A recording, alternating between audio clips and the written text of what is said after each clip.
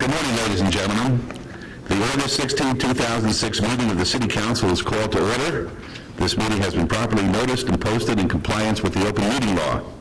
These proceedings are being presented live on KCLV Cable Channel 2 and are closed captioned for our hearing impaired viewers. The council meeting, as well as all other KCLV programming, can be viewed on the city's website at www.kclv.tv. The proceedings will be rebroadcast on KCLV Channel 2 and the web the Wednesday of the meeting at 8 p.m. and also on Friday at 4 a.m., Saturday at 7 p.m., Sunday at 7 a.m., and the following Monday at 1 p.m. We also make this announcement as a matter of course, not that we have any reason to believe that we'll ever need it, but we want to advise folks that we do have a state-of-the-art fire detection and suppression sprinkler system, and if alarms should activate, please leave through the exits, and once outside, proceed to the left and assemble on the Las Vegas Boulevard side of the property, where employees wearing safety vests or our city marshals will inform you when it's safe to re-enter the building. As I say, no reason to suspect or to think that anything's going to happen, but in abundance of caution, I've been asked to make that announcement, so thank you. Now, before we proceed with the agenda, I'd like everyone to please rise for the invocation given this morning by Reverend Robert Fowler, Victory Missionary Baptist Church, and please remain standing for the pledge. Good morning. Would you bow with me, please? Eternal God, we're grateful this morning for the privilege that we have of being able to be here. Thank you for the measure of health and strength that you have distributed to each and every person that is here today. We're blessed by a wonderful city that you've given to us to live in, and we thank you for its bright sunshine and for its popularity across the entire world. Thank you for that.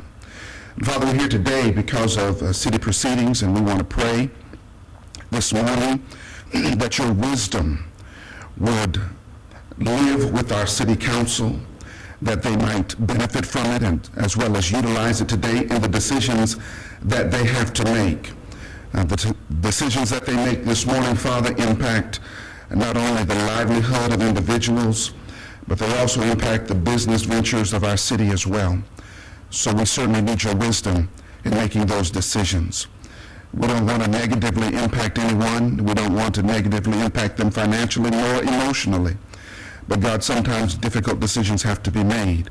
And so we ask for your wisdom to be distributed to each one of them as they do that today. We also pray, God, for their families who allow them the privilege of serving our city. We pray for their safety, we pray for their protection, and we pray for their prosperity. We again ask today, God, that you would reside with this meeting today.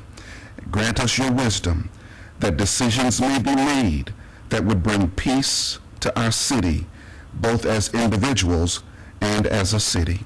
And we pray this in the name of the sweet Rose of Sharon. Amen.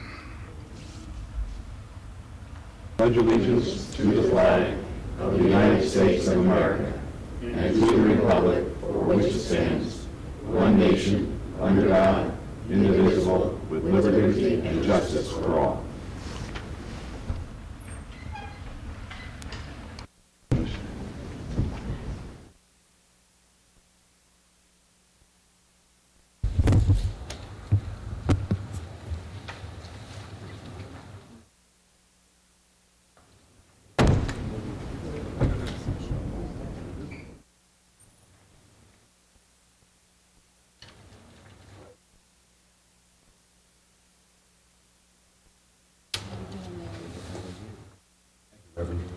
Thank you very much.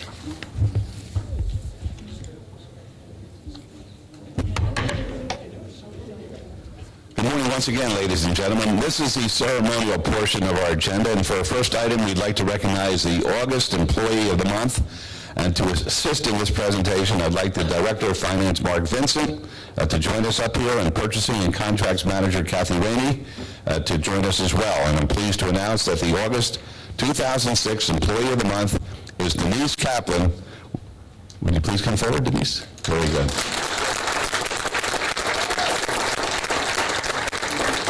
Denise has been with the city since January 2004 and is a contract specialist with the Department of Finance and Business Services. Denise was nominated for this honor because of her ability to consistently and effectively negotiate cost savings during contract preparation, saving the city millions of taxpayer dollars. Denise takes the time to understand exactly what the contract is supposed to accomplish and develops negotiating points that are fair to both parties. During the last 2 years, Denise has been able to negotiate approximately $2 million in cost saving on a variety of city contracts. For example, she assured that one contract was done in a particular time frame to take advantage of a 20% discount amounting to $70,000. You're the greatest. On behalf of myself and the entire City Council, I'd like to congratulate you for this honor. You're welcome.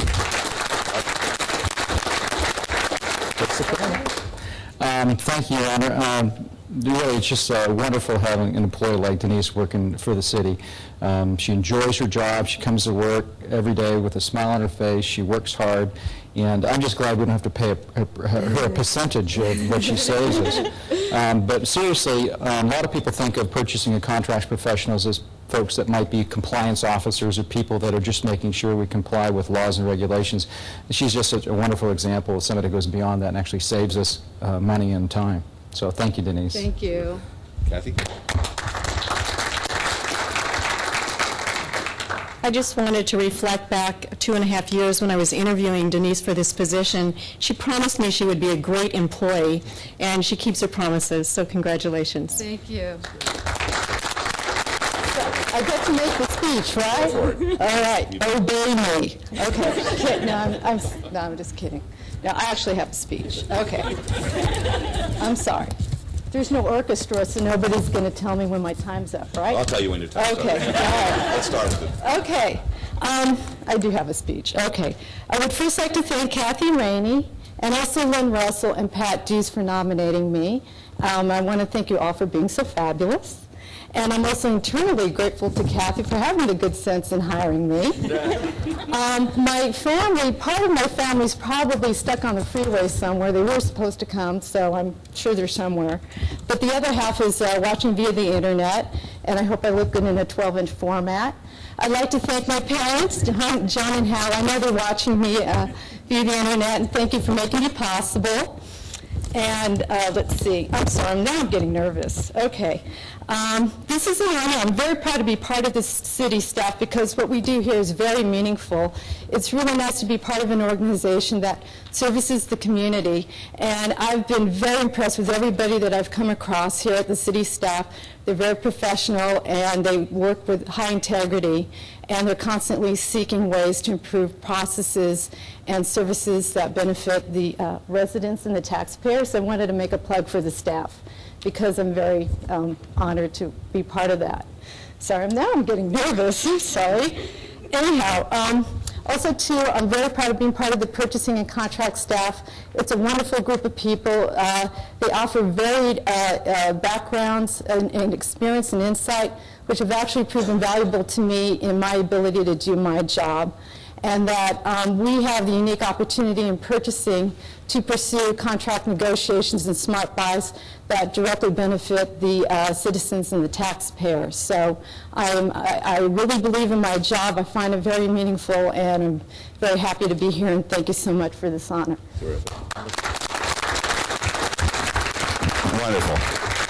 You made me nervous. I'm sorry. No. You were trying to go long enough so your family would be able to get here, but, okay, they're probably stuck out in the county someplace. I think so. Okay. No, don't laugh.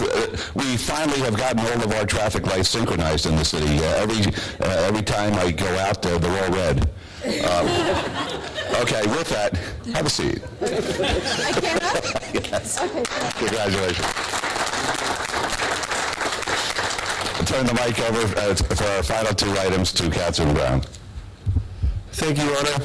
As you know, and the council knows, that the city is part of the Nevada League of Cities, and each year that organization gives out youth awards statewide to those young people in our school system that have made contributions to the community.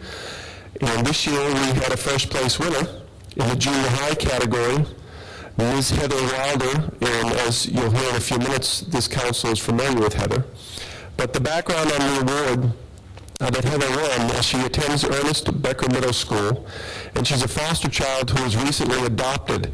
And she, as one of her goals to spread the awareness and education on fostering and the foster programs, she created a series of books, and she can talk a little bit about those.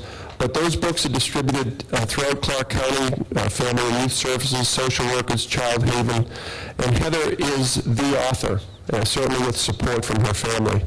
She's also participating in the toy drive for foster children, and throughout the school district collects books and supplies to assist in it. A few years ago, May 2005, Heather was recognized by the City Council as one of the winners in the Igniting Creative Energy National Science Contest. And if you remember, she came with the big matches, I think it was, and gave us all samples. And as the first place winner, statewide first place winner in the junior high category, Heather will receive $100 savings bond. So I'd like to welcome to the podium this morning, Ms. Heather Wilder.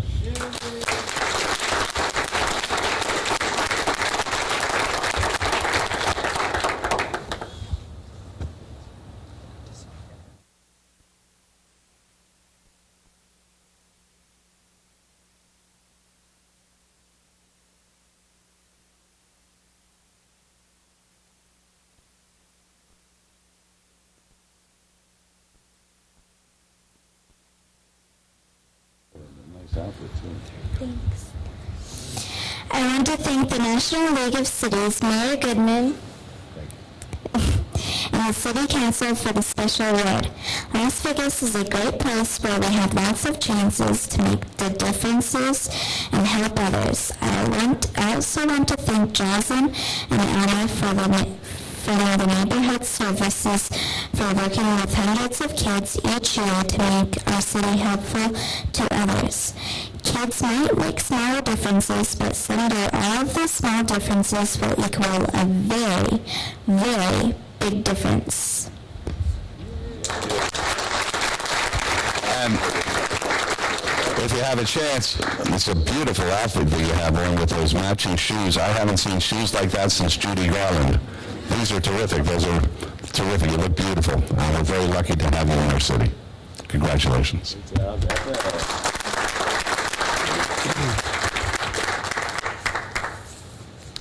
And Your Honor, this next recognition is pretty special, and I am wearing my baseball tie accordingly.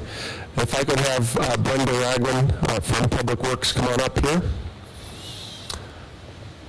Brenda's dad was recently inducted into the National Baseball Hall of Fame, and she's going to tell you some of the things about not only what he was as a player and as a person, but the whole experience back in Cooperstown.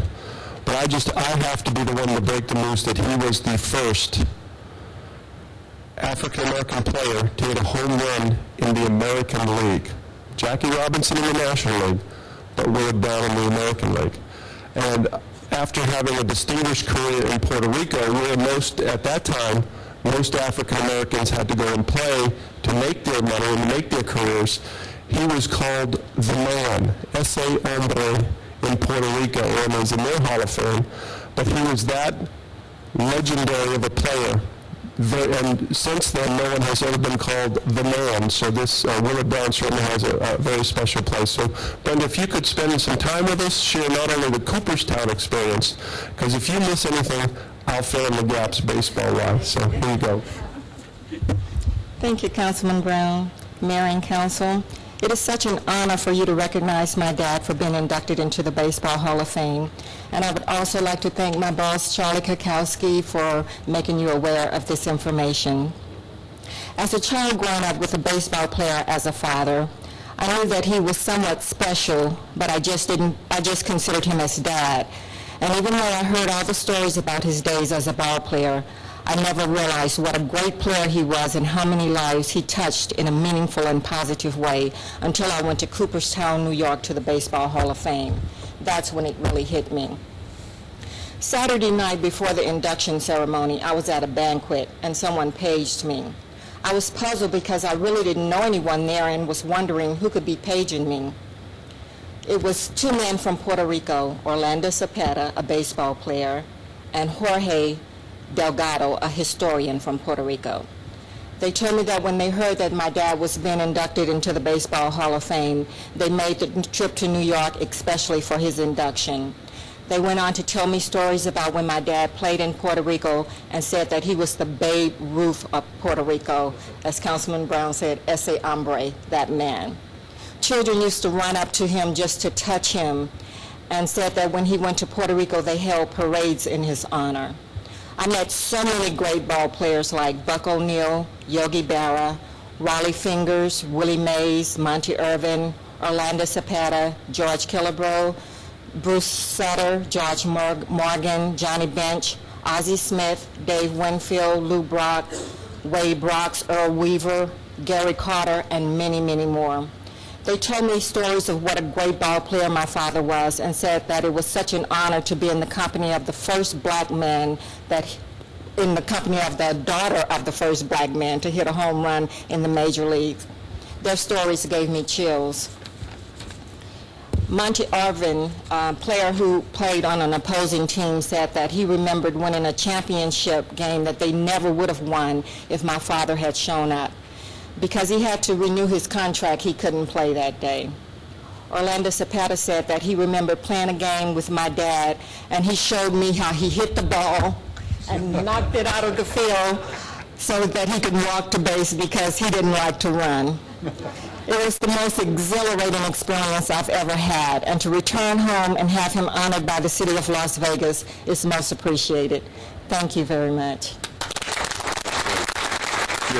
Thank you. That's absolutely great. I also have commemorative books from the ceremony for each of you. Oh, thank you very much. That's great. Card of his induction plaque. Isn't that terrific? That's great. Yeah, why don't you read it? Please. This is the card, and do you have some photos, David, that they're going to show? In the Hall of Fame, they have the bronze plaques of all the players, and then come out with these postcards.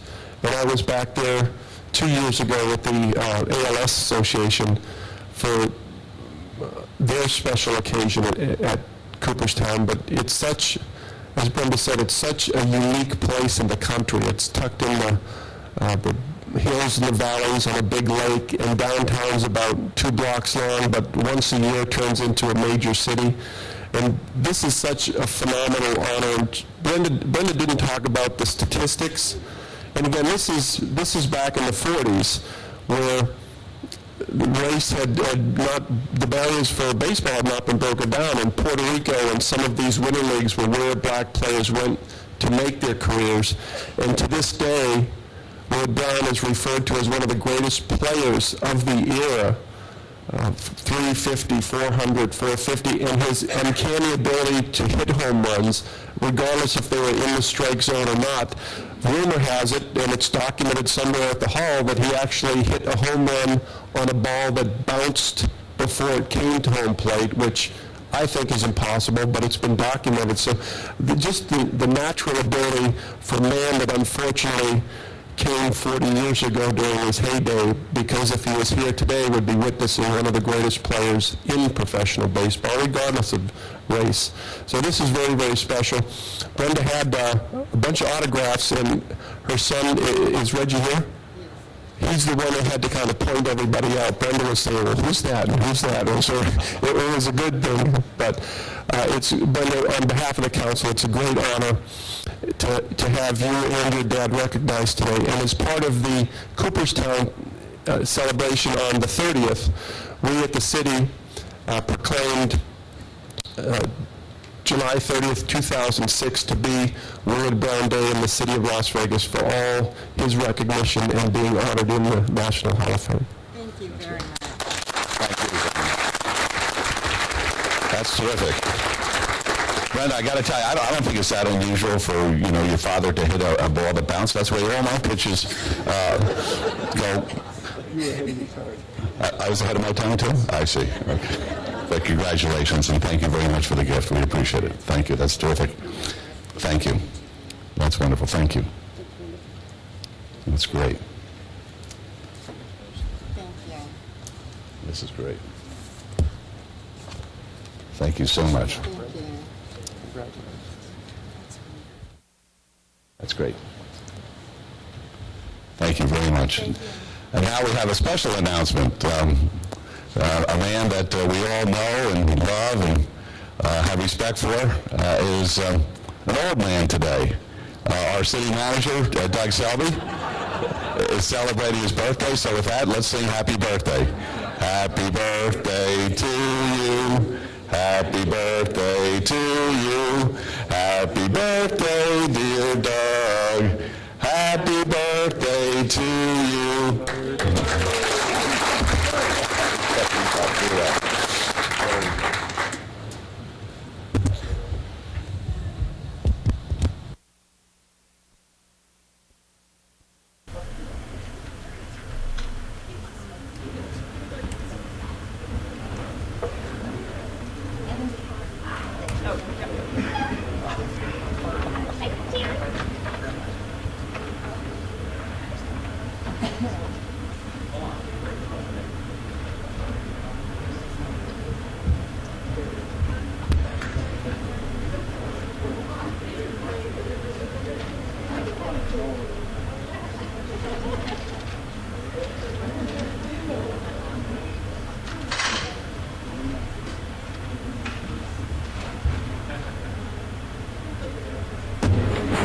Okay, item number 8, any items from the morning session that the council staff and or the applicant wish to be stricken or held in abeyance to a future meeting may be brought forward and acted upon at this time. Mayor Pro Tem. Thank you, Your Honor. We have item number 61 is a beer wine cooler off-sale license. Mulligata Bar, doing business at 4th Street Market, 113 North 4th Street, has been withdrawn by the applicant. Are there any other items we need to report at this time? Make a motion to move this item forward and take the appropriate action, please. Thank you. Let's vote on that, please. Opposed?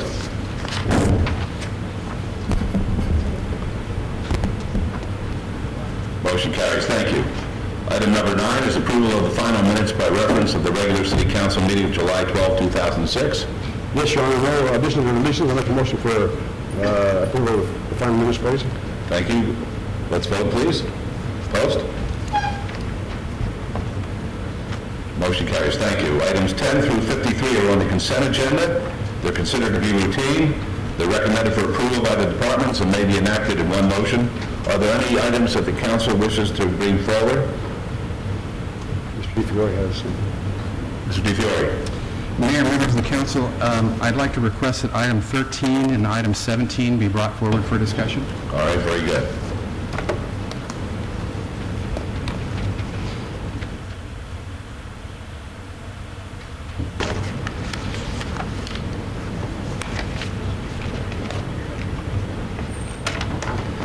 Item number 13 is approval of special events license for In or Out Inc., location Charlie's Bar down under 1950 North Buffalo Drive, date August 25th, 2006, type special event, general event, summer barbecue, responsible person in charge, Gary Heckathorn. This is in Councilman Brown's ward. And item number 17 is approval of a new massage establishment license, Sean Adu, doing business at Wellness Massage, 300 North Ranchville Drive, suite number 107, Sean Adu, 100%. This is in Ward 6.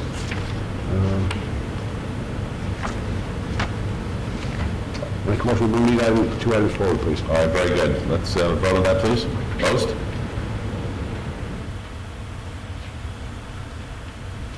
Motion carries. Thank you. On item number 13, approval of special events license for In or Out Inc., location Charlie's Bar down under at 1950 North Buffalo Drive. Mr. DeFiore? Mayor, members of the council, I just need to have the record reflect that the redistricting moved this from Ward 4, Councilman Brown's ward, to Ward 1, Councilwoman Tarkanian's ward. There's no area of concern on this, but I just need to have the record changed. Very good. So I'll have a motion from Councilwoman Tarkanian. Move to approve. All right, let's vote on that, please. Opposed? Motion carries. Thank you. Item 17.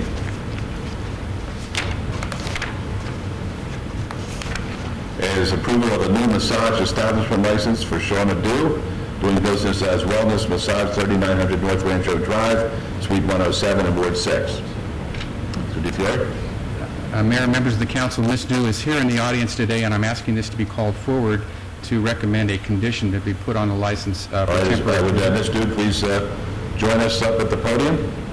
And for some reason, your mic is not as vibrant as perhaps it should be. How's that? How's that for being nice? Would you please identify yourselves for the record? 名字讲出来叫什么名字？ My name is Shuna Du. Could you punch the little button? There you go. All right, keep it in. It's on. It's on? Yes. It's on. Oh, boy. 声音大声。 Only cost us $100 million for the system. That's all. It's okay. But it was all fixed before we started. All right, what should we do? Do we have a handheld mic that could be used? All right, perhaps if you get closer to the mic. 声音小，这样 Can you try that? 靠近一点。 A little closer like that, please. Shuna Du. Okay, good. All right, Mr. DeFiore?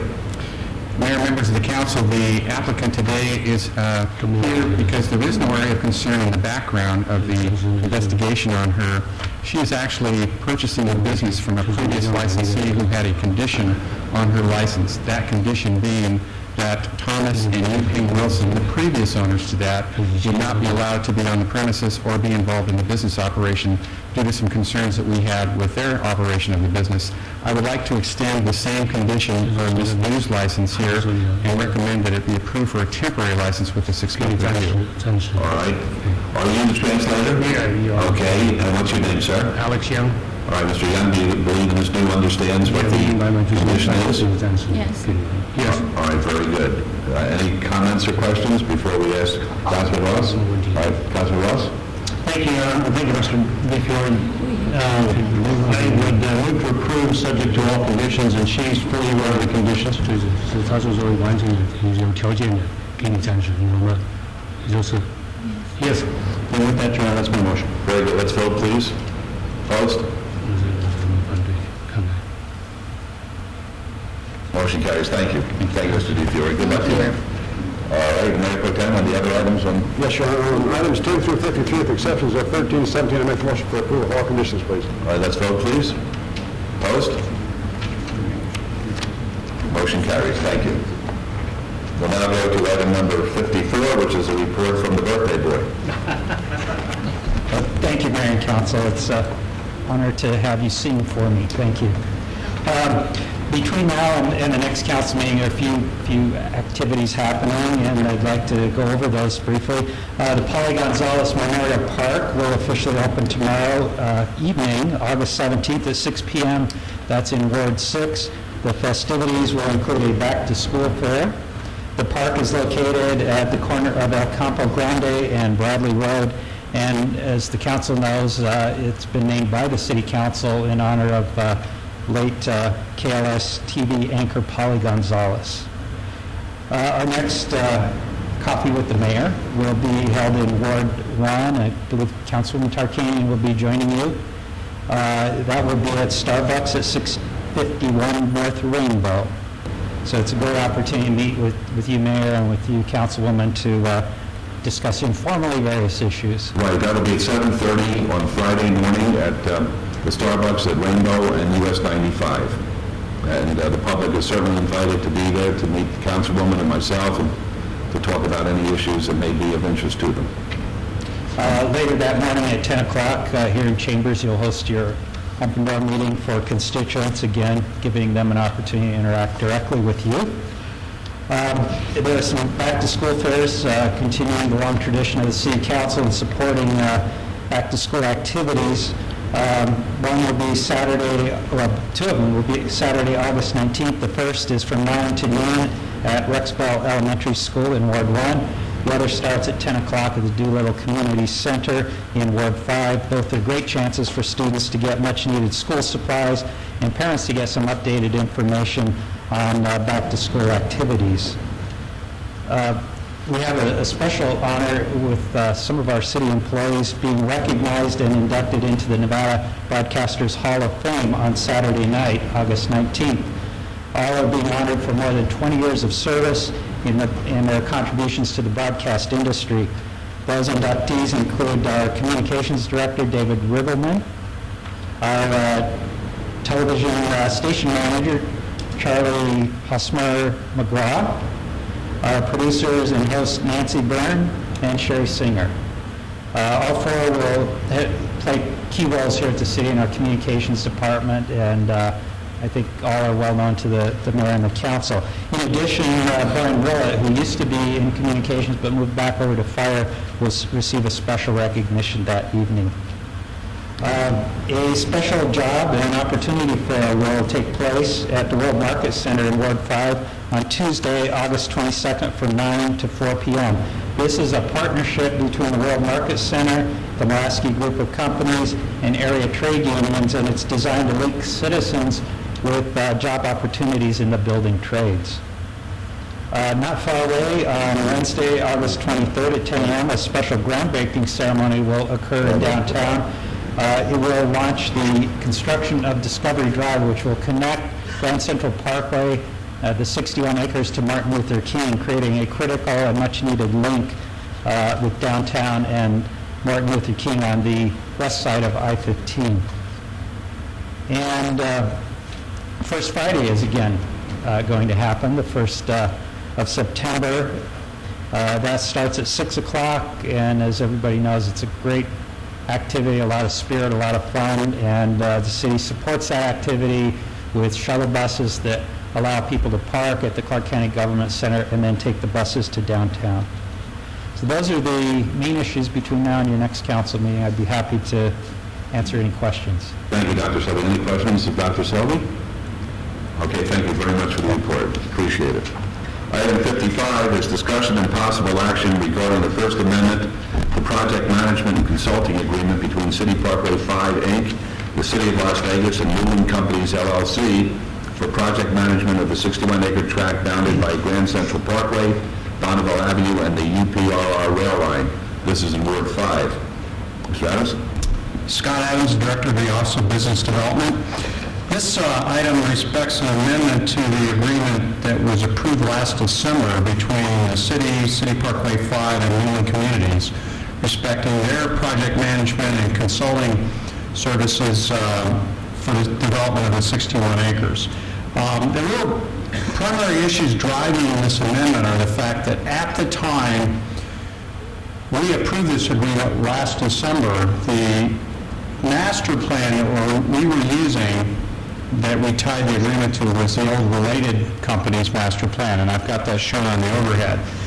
And in this agreement, there were really two basic business things that were done. One, hired basically Newland to be our consultant and advisor on the development of the 61 acres. And in that same agreement, granted them development rights to 4 of the blocks in the overall master plan that was in place at that time. And I'll point out, they had the rights to 4 blocks, D, E, H, and G, in the old related master plan. And the old plan had the Performing Arts Center at the very center of the site. Since then, you've approved the business plan earlier this year that incorporates a different master plan. It moves the Performing Arts Center off the center into a new location, this location here, and really provides a different layout of streets and array of uses on that street grid than in the old related master plan. So we had the issue of making sure that as we move forward under this agreement that we're using the new master plan, but also there was the issue of translating their development rights from the 4 blocks under the old related plan to blocks in this new plan. So what we've done in discussions with Newland is transferred those block rights from those 4 blocks to what will now be 6.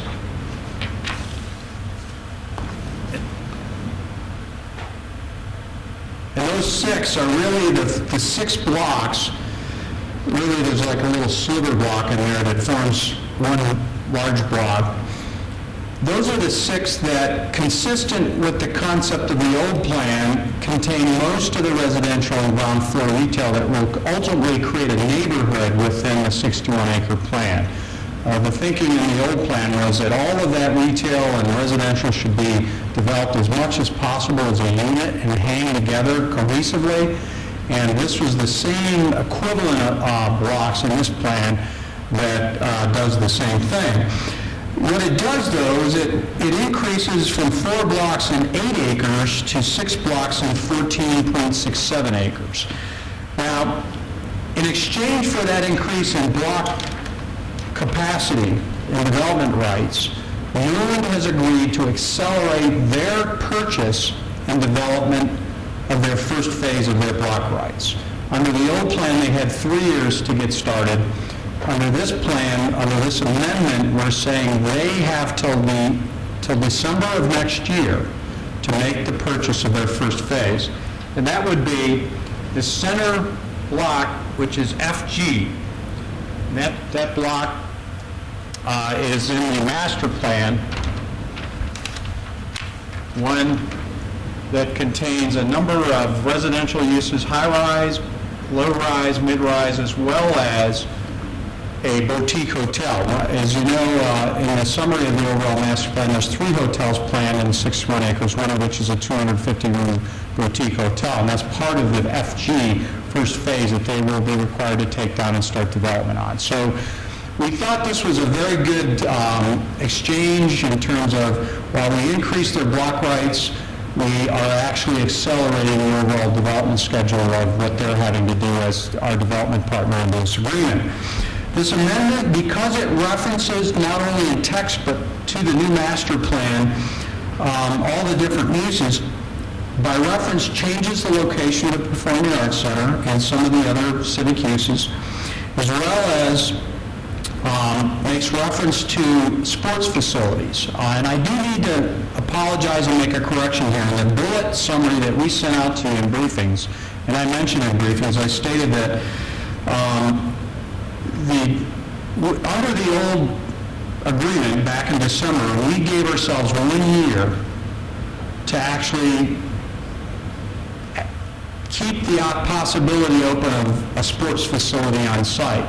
That 1-year deadline is still in place. I had erroneously stated it would be until December of next year. So the deadline for sports facility development is still December of '06. What we've done is simply soften the language of the definition of a sports facility. If you remember, we had a baseball park in the related master plan. We're now thinking of other different types of sports venues, so we've allowed for that option but kept the same 1-year deadline in place. So I needed to make that correction here. Those are the summary features of this. There's one other map that will be tied to this amendment, and that is the Phase 1 infrastructure plan. If you remember, as we laid out the Newland agreement back in December, we indicated that there would be a first phase of infrastructure development. There was a map associated with that. This map shows what the plans are for a first phase of infrastructure. And in all those streets outlined in gray, these streets here up the middle and here would be those that currently, and this is very tentative, would be the first phase of infrastructure for the, that we tie this amendment to and the overall project management and consulting agreement to. That is, I'm going to just state here very soft, because as you know, we are getting tremendous interest on individual parcels on the 61 acres, and we're going to need to make sure that the infrastructure is responsive to where the actual development is going to occur on site. So this is really a formality of making sure that we've recognized that Phase 1 infrastructure is going to change, and we're doing our best to guess where that might be going into the agreement, this amendment. So those are the basic features of the overall amendment. Rita Brandon is here. She would be glad to answer any questions from Newland's perspective that you might have regarding this amendment. Thank you very much. Are there any questions of Mr. Adams, Councilwoman? Mr. Mayor, The new amount of land would be 14.67 acres. That's correct. The old amount of land that we had Was 8 acres. Was 8 acres. So we're giving an additional 6.67 acres. For what? Time? For their willingness to accelerate the development of their first phase. They are still obligated under the agreement, the project management and consulting agreement, to purchase those at appraised value. So we're not giving them a concession on price. It's simply an expanded amount of property that they would have the rights to develop, but in exchange for the acceleration of getting it done sooner. And I'm showing both of these side by side or top to bottom if they'll make it into the view. Their old rights were these 4 blocks under the related plan. Their new rights are these 6 blocks in our new master plan. Right. Okay, I understand the acreage. What you're saying is that we're giving them the rights to purchase, but we're not lowering any of the amount of money that we would get. That's correct. Do we have other people who are interested in this that might pay more money, for example? Or is this, in other words, this isn't open up to anybody else, but you say you have a lot of people who are interested in this? Would they? Well, what I said was we have, on all the other sites throughout the 61 acres, we've got a lot of interest in individual block development. In the original agreement with Newland, we did commit to them specific development rights. And we're simply translating those old development rights to the development rights in the new master plan. In that translation, it gives them additional acreage because of the way the master plan lays out. But our concern was that increase in acreage, so we worked out an accelerated time schedule. And how much time are we gaining? Depending on the perspective, probably cuts in half the schedule that they would actually build under. They had a 3-year time frame, and they're now, from this point, accelerating by about a 1.5 years when they would actually build. So we're moving up 1.5 years. And for that 1.5 years, we're giving them the right to be able to purchase that land at currently appraised value. That's correct. Okay. I'm asking all these, by the way, because these questions have been coming to me about from different individuals, and that's why I just want to make sure I understood. Absolutely. One could also view it as accelerating that point at which this property goes from being tax exempt to being taxable and actually getting development on it. So if we're actually getting our tax base sooner than we would under the old schedule. And by approximately 18 months. That's correct. Thank you. Okay. Any other questions of Mr. Adams or Ms. Brandon? Okay. Councilor Ridley, motion, please. Yes, Your Honor. I move to follow staff's recommendation, please. Thanks. Let's vote, please. Opposed? Motion carries. Thank you. Thank you for your presentation. All right. Item 56 is discussion and possible action to add conditions to the privilege license held by Scotch 80s Limited DBA Squiggies at 530 South Martin Luther King Boulevard, Las Vegas, Clark County, Nevada, in Ward 5. I, as you know, abstained last time. I had no reason to change the reasons for that abstention because of my relationship with Mr. Piper, and I just feel that it would be affected, it would affect my ability to be fair. For the record, Your Honor, just to reiterate, that relationship is not a business relationship. It's one based on just friendship and living in proximity to your house and knowing him for a long time. Social relationship. Very good. The applicant's present, Mr. Jibber. Thank you, Mr. Mayor Pro Tem. I think this matter has been resolved. Let me just talk procedurally for a couple of moments. The next item on this agenda is the actual abeyance item from the last meeting to hear the disciplinary complaint.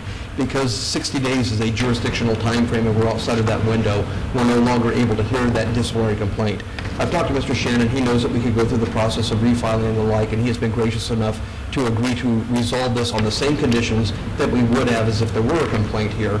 But what we're going to do I'm sorry, these microphones still don't seem quite up to snuff. What we're going to do is we're going to put new conditions on the license today along with a fine, and then after we get done with this item, we're going to recommend striking the next item, which is the abeyance item from the last meeting. Also, before putting these conditions on, I'd like to make an apology. At the last meeting, there was an attempt to negotiate the disciplinary complaint. It was rather last minute. It was with input from the Metropolitan Police Department, as agreed to by Mr. Shannon and his clients and our office. In the course of putting that negotiation on the record, I think it was offensive to a number of people in our community that don't expect conditions on a licensee of the type that they heard at that meeting. And so on behalf of the City Attorney's Office, I'd like to issue an apology, and to you too, Councilman Weekly. I think that we have some conditions ironed out now that are neutral and should be acceptable to everybody, and with your permission, I'd like to put them on the record. My clients and I also just one, please. Council people, are you able to hear down there? How about the audience? Can you hear what's going on? It's just, we can't hear up here. I'm having a hard time hearing too. Can we get a help, please? Mayor Pro Tem, could I ask, why did we change these? I asked the same question this morning, man. Mr. Marcellus says, we didn't have to be very asking again, yes. I said, why do you fix it when it's not broke? I didn't see any problem before. Mr. Chairman? Thank you. With the permission of Mr. Shannon, I'd like to just put the conditions on the record, unless Mr. Shannon has any data. Certainly. Should I state my name for the record? John Shannon, address 501 South 6th, Las Vegas, Jackson and Shannon. I will let Mr. Piper, president of Scotch 80s Limited, introduce himself. Danny Piper, 1900 Waldman Avenue, Las Vegas. Thank you. With your permission, Mr. Shannon, on behalf of his clients, have agreed to the following conditions to be placed on the license of Scotch 80s Limited, which is owned, of course, by Mr. Piper and Mr. Bunch. Number one, the condition that Scotch 80s Limited have agreed to sell the business, including the alcoholic beverage license, within 6 months. Otherwise, the licenses will be automatically revoked. If they have signed a sales agreement with a deposit in escrow, an application for transfer of ownership filed with Business Services, and a new gaming application filed with State Gaming and Business Services when the 6-month term expires, then Scotch 80s may apply to the City Council on a month-to-month basis for consideration of approval of an extension of this time period while the investigations on the alcohol and gaming licenses are being completed. I think we all understand it's 6 months, but if they meet those conditions, that they're in the process of selling as just articulated, then they can extend on a month-to-month basis. Condition number 2 will be that Scotch 80s will pay to the city in lieu of a fine $20,000 to be paid within 30 days. Condition 3, that last call to customers will be at 1 a.m. and the business will close its doors at 2 a.m., that's 7 days a week. Condition 4 is that admittance to the bar will be to patrons 25 years of age or older during this time period. 5, a condition that Scotch 80s Limited will provide adequate security for protection of patrons inside the bar and outside, limited to the parking area designated for Squiggy's patronage. And finally, condition number 6, a condition that Scotch 80s Limited acknowledge that the Business Services Director or Manager is granted the authority by the City Council to administratively suspend the licenses and close the business down if these conditions are violated.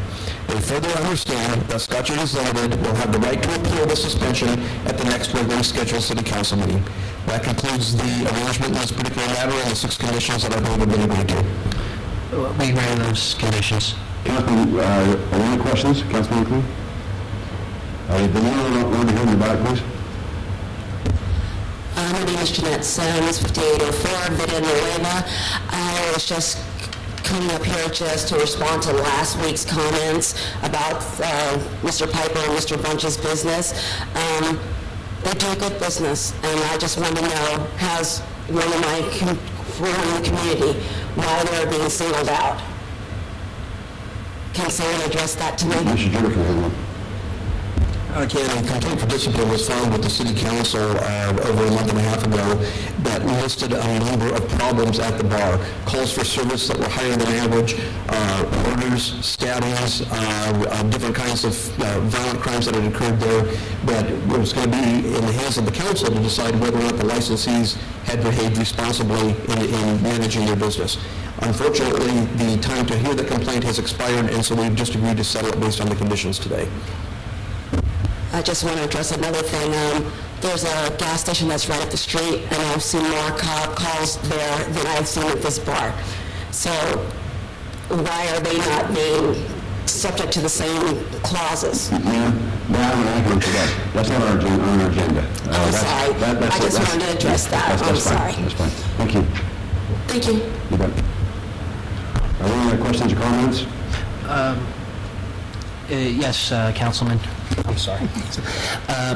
Basically, I also, on behalf of my clients, and I want to extend apologies also to certain members of the community that may have been offended by what was presented in the last hearing. Again, that was inadvertent. It was due to last-minute negotiations.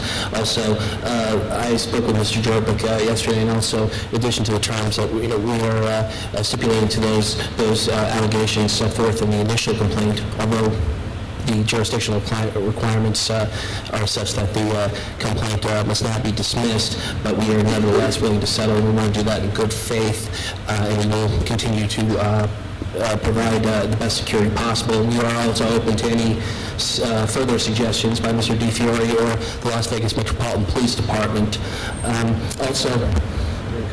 And my client also wanted me to advise that we are presently in possible contract negotiations with two different possible buyers of the premises and any business, so I think this should go forward without any further problems. Finally, I just also wanted to state that our stipulation, of course, we are stipulating to these terms, but my clients are not admitting any civil or criminal liability beyond that. Thank you. Are there any questions or comments? Councilman Hinckley, please. Thank you very much, Mayor Pro Tem.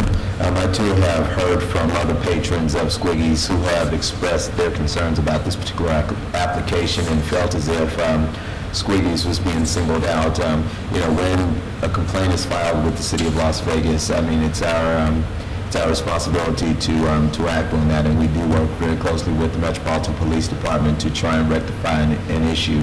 I do want to thank you very much, Attorney Shannon, as well as Mr. Piper and Mr. Bunch and Mr. DiFiore and Mr. Jerebic and everybody out there who worked on this application. We had an opportunity to meet and talk about the concerns that I had, and understanding that the men and women of Metro, they have a job to do, and there are times that their conditions are far more stringent than we would go, but that's how law enforcement operates, and we have a lot of room in there that we can come back and negotiate many conditions that are recommended to us by the men and women of Metro. And one of the things that I wanted to stress to Mr. Piper and Mr. Bunch is that these licenses are privileged licenses, and there are levels of responsibility as owners that we have to take. And so I'm very comfortable with the fact that these conditions we came up with after about 6 months, Squiggy's will no longer be there. And again, I've gotten an overwhelming response from the community that had a huge concern about the last conversation that we had, and it's my hope and my prayer that we don't ever have conversations like that again. We deal with it in a professional, compassionate type way. And so, with that, Mayor Pro Tem, I'd like to low and wait till you say what you're going to say. This is the public hearing. I thought this lady was with the applicant, so there was no lady standing back there. Did she want to be heard? Can we make comments? Yes, please. Thank you, council members. I do want to let you guys know, and I know that you've just addressed, thank you, Councilman Hinckley, the comments that were made. My name is Amy Bunch, and I've been a member of the Las Vegas community for over 17 years. I work for Scotch 80s, and I'm employed at Squiggy's on Martin Luther King as the swing shift bartender on Friday and Saturday evenings. It's my job to evaluate and familiarize myself with the patrons as they come in. I found that the most effective means of evaluation are to listen to people's nonverbal actions, to watch their demeanor, their use of language, the terminology that they use. With these stipulations that were put in place, if I use those as my guidelines, I believe that I would be doing a great disservice to myself, my employers, my patrons, and the community as a whole. The genres of music, many of them are played by many different peoples. Sometimes this even seems humorous because it's so out of stereotype. If I use personal appearance or cleanliness or clothing type, then I would be looking at the $1,000 a week construction worker, exactly the same as the gentleman that just walked in off of the street because he needs a glass of ice water and doesn't have a home. But the greatest mistake that I could make would be to profile by the standard of pigmentation of the skin that covers the people that I come in contact with. We should all just take a minute to remember that it was a white male that walked into our facility. He went to the jukebox and played a country song. He then robbed our facility and injured one of our patrons. I've always valued the fact that I work at a place where a very diverse range of society can come in and sit down and feel welcome. And it saddens me to hear the attempt at changes and the implementation of stipulations that could move our community away from unity and back in time towards division. I'm really thankful that for the most part, while I'm working, our patrons don't see me as white, female, and blonde. Most of us have had to work past stereotypes that we've been labeled with. And I would just like to urge the members of this council not to allow anyone to instruct us to place labels on others. Thank you very much for your time. I appreciate it. Thank you. Thank you, Councilman Lee. Ready for a motion? Thank you very much. I'd like to follow staff's recommendation with all those conditions as has been stated for the record, please. Are there any questions on the motion? Please cast your vote. Please post. Motion carries. Thank you, Mr. Mayor. Pro Tem, for the record, the conditions that I read, I'm going to file with the clerk at this point in time so they can be made part of the record. Okay, and item 57 is an abeyance item hearing, discussion of possible action regarding complaint seeking disciplinary action against Scotts Airways Limited doing business at Squeeze, 530 South Martin Luther King Boulevard, Las Vegas, Clark County, Nevada, for violations of the Las Vegas Municipal Code and Nevada revised statutes. This is in Ward 5, Councilman Wilkins' ward. Based on the action you just took, we're recommending you strike this item. Thank you. Are there any questions on the recommendation? The motion is to strike this item. Please cast your vote. Please post. Motion carries. Thank you. Item 50. 58 is hearing, discussion, and possible action regarding complaint seeking disciplinary action against Donna J. Lawrence doing business as VIP Massage at 3053 South Valley View Boulevard, Las Vegas, Clark County, Nevada, for violations of the Las Vegas Municipal Code. This is in Ward 1. Mr. Henry? Good morning, Mayor. Members of the City Council. Preliminarily, initially, I would state that this is before you on hearing on the disciplinary complaint against the massage license. Preliminarily, I would like to file with the clerk proof of service of notice of today's hearing.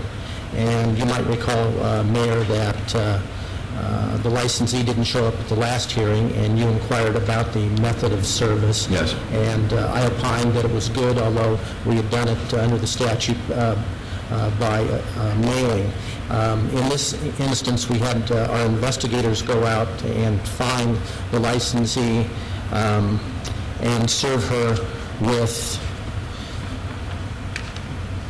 the order approving complaint and notice of hearing. And actually, I have a copy of their field notes where they copied down her license, Nevada license number, and also obtained her signature, which appears to be the same as on our documents. Okay, that's fine. Is Donna Lawrence here? Anybody here on behalf of Donna Lawrence?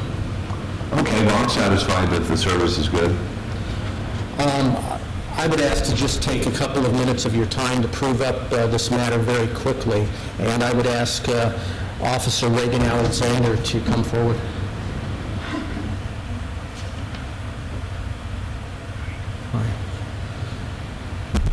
Let's share this, I guess.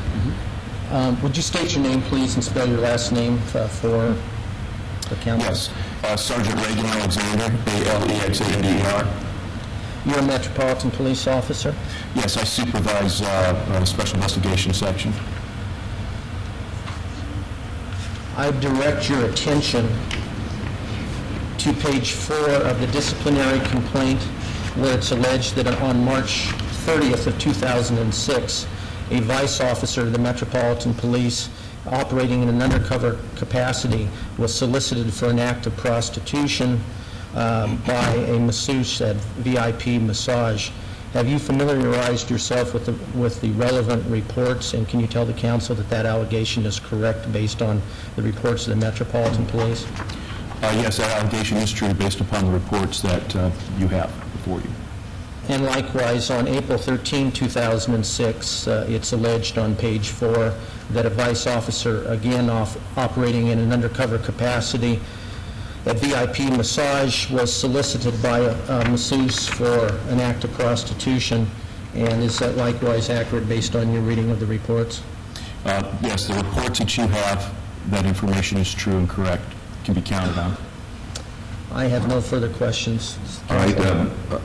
Basically, under the Administrative Procedure Act, and Councilor Wilson, correct me if I'm wrong, this type of testimony, which is hearsay, is permissible? Very good. It is under the city code. Right. Okay. You have no personal knowledge of this. You're relying on the reports that have been submitted. Is that correct? Mayor Goodman, that is correct. Thank you, sir. Very good. No problem. Okay. Are there any questions of Sergeant or Mr. Henry? Your Honor, I'd state that I chose not to ask vice officers to appear for the obvious reason. I would hope that had the licensee attended, that she would have had the opportunity to cross-examine those who prepared the reports, but she's not here. She's been properly served. As far as I'm concerned, this is permissible evidence and will be considered by us. My next and last witness is Linda Kruger, who's the director of the, I'm going to say Crime Lab, but I'm sure she'll correct me. Ms. Kruger. Morning. Good morning. It's actually the Las Vegas Metropolitan Police Department's Forensic Lab, sir. Thank you.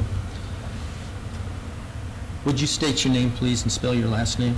My name is Linda Kruger, K-R-U-E-G-E-R.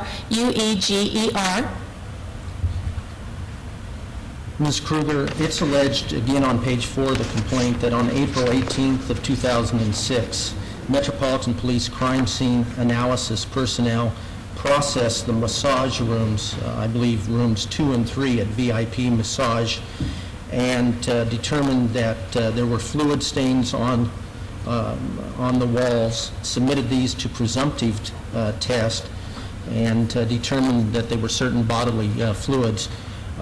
Would you tell us if that's correct based on the reports that you have? Yes, sir, that is correct. At my request, did you then take these samples and submit them to further testing so we have something more than a presumptive test here? Yes, sir.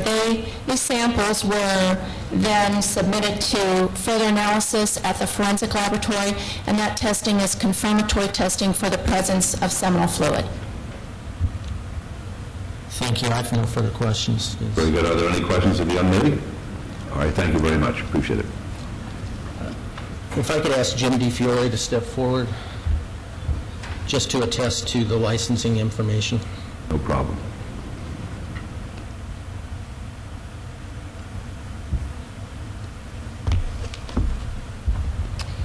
My name is Jim DiFiore, D-I-F-I-O-R-E, the Manager of Business Services for the City of Las Vegas.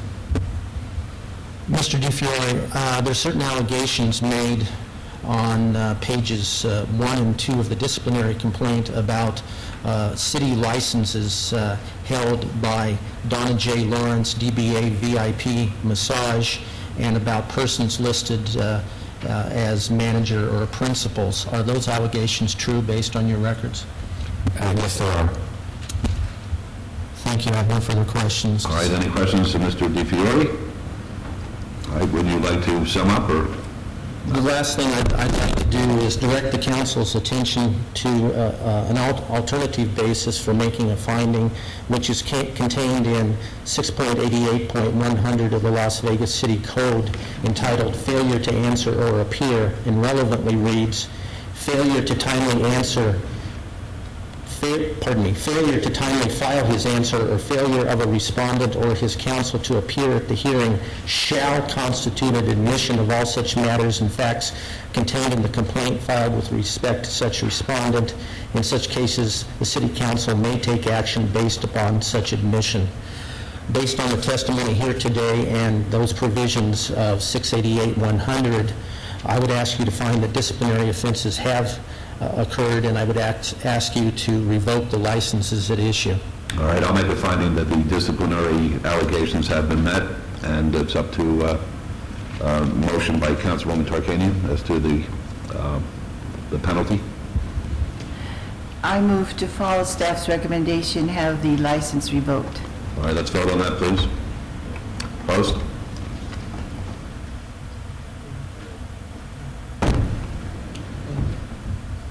Motion carries. Thank you. Thank you, Mr. Henry. Yes, sir. Does this, Mr. Henry, does this finding go somewhere in any of our business license databanks or Metro's databanks, so that if this lady in the future, whether it be in the city of Las Vegas or Clark County, for example, were to apply for any other kind of specialized license, that this would, a red flag would show up so that everybody would be aware? And the next question is it available to other licensing bodies in other states? I think Mr. DiFiore can probably give a more definitive answer, so I'm going to hand the microphone to him. Mayor and Councilman Wilson, to answer your question, yes, this does go into our data banks for business licensing. She's precluded for a year to file another application if she wishes to open up. Additionally, the Metropolitan Police Department, as you know, does the investigations on Lesage for both the city and the county, so they will have this in their database as well. Any law enforcement agency or any business licensing agency that may contact us now, since this is public record, we would be able to disseminate that information to them about the proceedings today. Your Honor, if I may. Certainly. Mr. DiFiore, does that include the other individuals stated in the complaint? Are those names also recorded and tracked for future reference? Yes, they are. We've already taken administrative action on one of the individuals that's named in the complaint, and she does have a right to appeal a denial of her license that may come forward here shortly. Thank you. Thank you. Any other comments or questions? I'd only add one thing, Councilman Wilson, is at the end of these proceedings, if there's a finding that discipline is taken, I prepare findings of fact, conclusions of law and order, and submit it to the mayor for his signature, and that goes on file and becomes a public document as well. Very good. Thank you, Mr. Henry. Okay, item 59 is discussion and possible action to acquire 1505 Laurelhurst Drive, Unit 9, 1513 Laurelhurst Drive, Unit 1, and 4909 Westmoreland Drive, Units 49, 50, 51, and 52, and to settle Theodore Morrison, Teresa Egypt, and Patricia Holbein versus City of Las Vegas et al., case number A488217 in the 8th Judicial District Court of the State of Nevada. This is in Ward 5. Good morning, Your Honor. What we recommend this morning that this item be held in abeyance, but before taking a vote, I just wanted to make a brief record on this. We had a little confusion in our office as to who had briefed on this, and because of that, I'd feel uncomfortable having the council vote without a complete briefing on it. I wanted to make a record so that those individuals who entered into a settlement with us don't think that we're backing out of the settlement. We intend to recommend the settlement that's on today's agenda, but because of the complicated nature of the litigation in this matter and the fact that there's some outstanding attorney's fees also due, I think it's just prudent to hold this matter for 2 weeks so we get everybody in the loop and you feel more comfortable voting. So with that recommendation, we'd recommend you hold it in advance. All right, is this the matter that we discussed this morning? No, this matter would not be discussed if you hold it in advance. No, I'm saying, is this the matter that we discussed in my office? That's correct. Okay, very good. All right, any questions of Mr. Jerka? All right, a motion to obey for 2 weeks? Yeah. Yes, Councilor Weekly. I'll support that motion, being that this is a new part of Ward 5 as a part of redistricting. So with that, I'll move for approval, please. All right, let's vote, please. Opposed? September 6th. Very good. I just want to reassure the people in retaliation with us that we intend to recommend the settlement at the next meeting. Part of it. All right, thank you, Mr. Jerka. All right, item number 60 is discussion and possible action regarding approval of a new liquor caterer license, Scotch 80s Limited, DBA Squiggies, 3805 West Sahara Avenue. This is in Ward 1. Once again, I guess I have to abstain based on the same rationale that I used in the other matter pertaining to Squiggies and to Mr. Piper. Thank you, Your Honor. Mr. DiFiore, please. Mayor Pro Tem and members of the council, I believe Attorney Shannon has a recommendation that he's going to provide the council to consider. Thank you. Thank you, Mr. DiFiore. Yes, members of the council, I've been advised by my clients that they will withdraw this application at this time. Is that with or without prejudice, or does that matter? Mr. Gilbert? Is that with or without prejudice, does it matter? I'm sorry, I asked the question, I was confirming Mr. Henry. We are with item 60, we are withdrawing, Scott Shady's Limited, Squiggies is withdrawing. Without prejudice application. So, Councilman, do you have any choice, with or without prejudice? No, I'd go on advice of staff. Yes, Mr. Shannon, do you intend in the future to reapply? My clients like to reserve the right to reapply at a later date. I don't think out of prudence in the if I ask Mr. Shannon and his client to let him withdraw without prejudice and we can reach the merits of the issue in the future if necessary would be the wise course of action. Thank you. Councilwoman, any other questions? No, I would move to follow that recommendation. Thank you. We've heard the motion. Please cast your vote. Please post. Motion carries. Thank you. Thank you. Item 62 is discussion and possible action regarding temporary change of ownership and business name for a beer, wine cooler off-sale license subject to the provisions of the fire and planning codes and health department regulations from Orca Express to Huey's Mart at 4371 North Rancho Drive. This is in Ward 6. Mr. DiFiore? Mayor, members of the council, I believe the applicants are here today, and based upon the consideration for a temporary change of ownership and business name, the applicants do meet the prerequisites for that consideration, and my recommendation would be for the council to approve these temporary changes with the conditions imposed. Thank you. Gentlemen, would you identify yourselves for the record, please? My name is Peter Zepka. This is my son, Joe Zepka. We own it together. Very good, thank you. Are there any questions of the Zepkas or Mr. DiFiore? All right, Councilman Ross? Thank you, Your Honor. I wish you guys all the success in the world. That is a gold-line corner for being in business, and I don't understand why that location has been troubled so much in the past. But I wish you all the luck in the world. And with that, Your Honor, I would follow staff's recommendations for approval. Thank you. Very good. Let's vote, please. Opposed? Motion carries. Good luck, fellas. Thank you. You're welcome.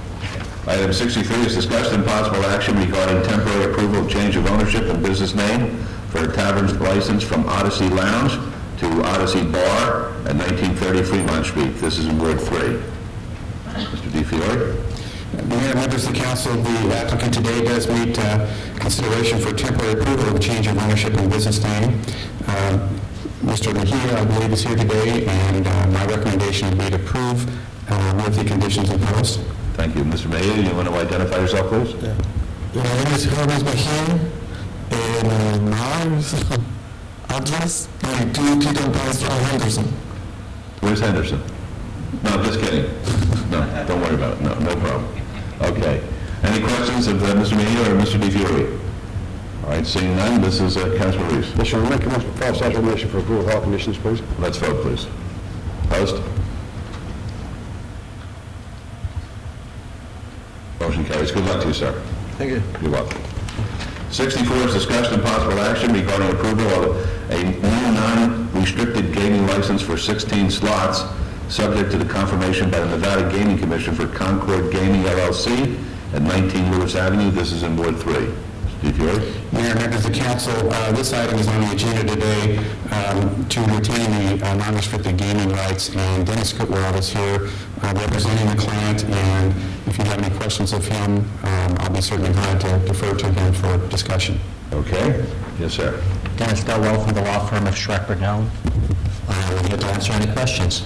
Where is this located? I know it's 19 Lewis Avenue, but what building is that?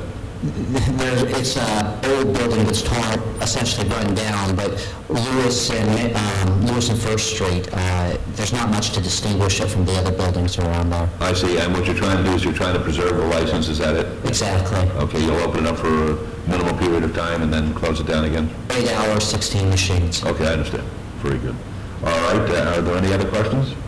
All right, Mayor Pro Tem? I move to follow staff's recommendation, please. Let's vote, please. Opposed?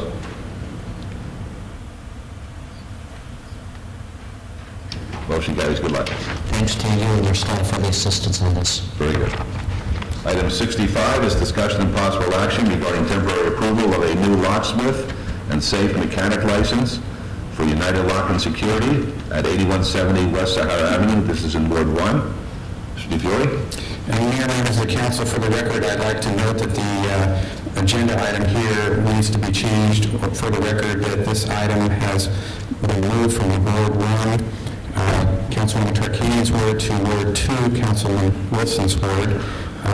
There is no preliminary area of concern on this, and the applicant does meet consideration for temporary approval of a new locksmith and safe mechanic license, and that would be my recommendation with the conditions. All right, thank you. Gentlemen, would you identify yourselves, please? My name is Keith Farrar. And my name is Peter Levy. All right, thank you very much. Any questions of the gentleman or Mr. DiFiore? All right, Councilman Wilson. My motion would be for approval consistent with staff conditions. Let's vote, please. Opposed?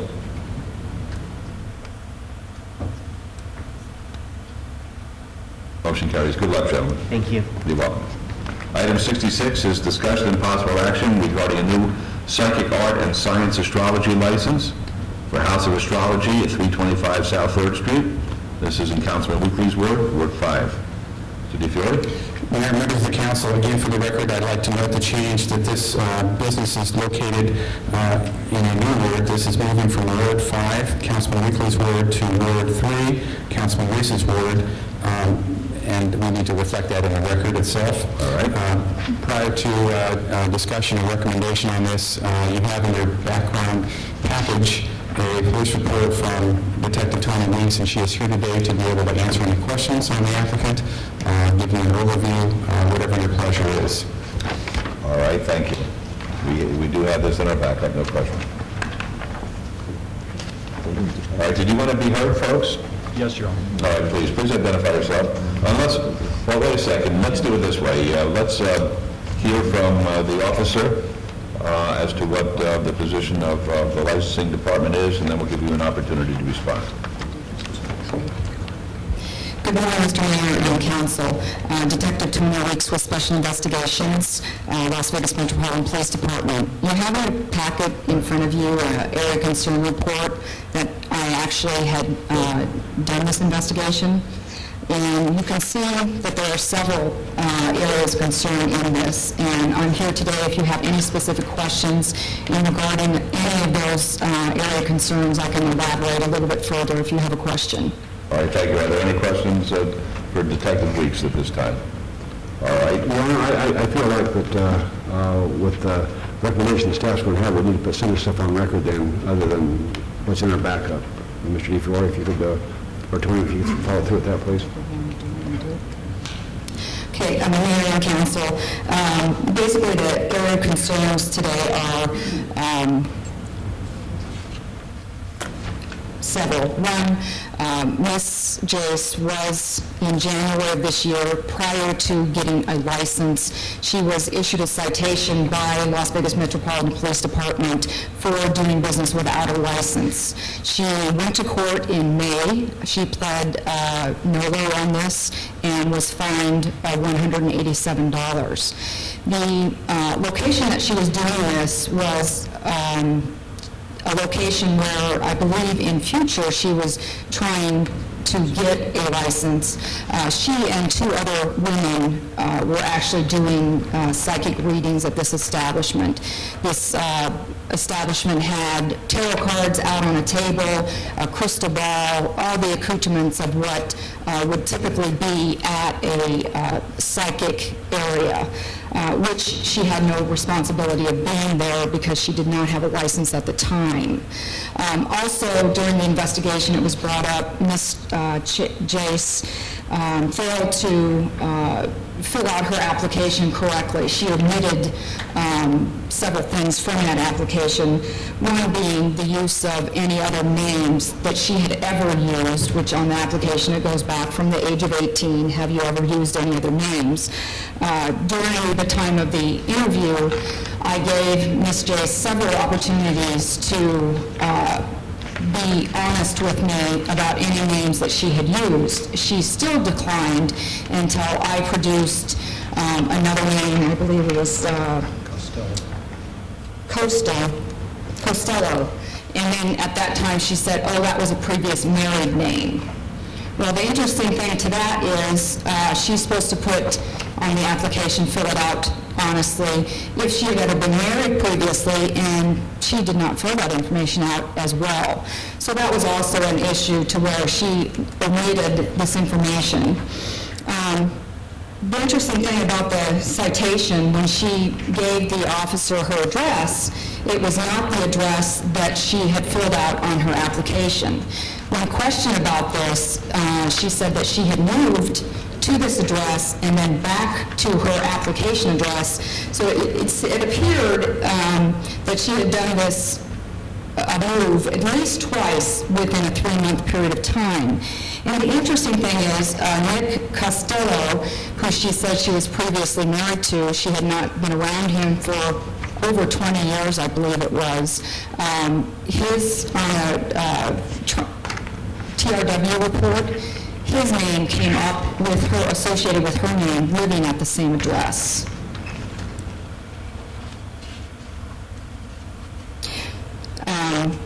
In conclusion to this, according to to the city code, for this type of licensing, honesty and integrity is necessary in that. And I don't believe, because of the things that, the false information and also doing business without a license, which she was cited for, that Ms. Joyce has presented herself honestly to the city or to the city codes for that matter. Thank you, Tony. All right. Are there any questions of the detective before we hear from Ms. Jace and her attorney? All right. Yes, sir. Please identify Good yourself. morning. My name is Paul Godet. I'm here on behalf of Etta Jace. Ms. Jace is next to me. I have had the opportunity to review the report of Detective Weeks, and I'd like to respond to some of the areas of concern that are referenced in the report. I'm going to try to address those areas of concern in the order in which they appear. The first area of concern is the citation, which my client, in fact, was issued on January 15th of 2006. I think most important for your consideration there is the fact that the application for this license was submitted by my client during September of 2005, a period of some 4 months preceding the date of the citation. My client retained an attorney, went into the municipal court, pled no contest to that citation, was fined $187, did in fact pay the fine. My point is, she owned up to her obligation, her responsibility for conducting business without a license. She paid the fine, and here we are today. The remainder of the areas of concern, with all due respect to Detective Weeks, I believe are misunderstandings as to what's going on or what has gone on in my client's life. I want to start off with this issue of Costello being a previously used last name. My client was never married to Nick Costello. My client has 2 children who are the issue of Nick Costello, one child being 20 years of age, I believe the other one being 23 years of age. She has not resided and or had any contact with this Nick Costello for a period of approximately 2 decades. I assume what has happened, although I haven't been provided with the backup information, is somewhere along the lines a credit report was run and the last name Costello is referred to in that credit report. My client's here today to tell you that she's never utilized that name, she was never married to Mr. Costello, and why it would appear in her credit report she does not know. Issue number 2, actually issue number 3 in the report is Nick Costello having resided with my client at this address on Wigwam. My client's here today to tell you that that simply has never happened. I had an investigator run a background search on Mr. Costello, and I'll represent to you that nowhere does it indicate he resided during 2005 or 2006 at that Wigwam address. Of most importance here is the fact that my client's youngest son, whose last name is Costello, not first name not being Nick, Frank, did in fact reside with her at that apartment for a period of approximately 2 months. There's apparently issue being raised over my client having moved after a 2-month period of time of residing in the apartment. Yes, at the time she submitted the application almost 11 months ago now, she was residing at a different address, that address being Providence Street. She subsequently moved into the apartment which was located at Wigwam. Because of an inability ability to conduct her business, she could no longer afford the apartment, and she moved back into the Providence Street residence. Is she being dishonest in that regard? No, she's not being dishonest, and I can't find anything that would indicate that Frank Costello, this man, Nick Costello, this man who's the father of her two children, actually resided in that apartment. There are some other issues with regards to Social Security numbers and dates of birth. I'll represent to the council that we actually had a background search conducted by a private investigator with regards to Ms. Jace, and I could find no information that would indicate that she had utilized a different Social Security number or a different date of birth other than that which was reported or disclosed in the application that she submitted. My client's honesty is being called into question as the basis for her not receiving this license to conduct her business to earn her living. And I would respectfully represent to you that it's simply a matter of misunderstanding. And if the detective could sit down with my client and discuss these things on this could be easily resolved. There does appear to be a personality conflict here. I do want to represent to the council, my client has no formal education. When it comes to filling out, she does have limited reading ability, limited writing ability, and of course she does speak the English language, but when it comes to completing the application, she has trouble doing so, and she has to use the assistance or the help of other people to do so. But I would believe that if we could sit down and discuss these issues intelligently, that the council would make a determination my client is not being dishonest and that this license should in fact be granted. The license application should be granted. Thank you very much. Very cogent presentation. All right, are there any questions? Ms. Jace, did we do this? Detective? Mr. Mayor and Council, with due respect, Ms. Jace, in the interview, told me that she was married to Mr. Costello. Common law marriage, I believe, is what she referred to it as.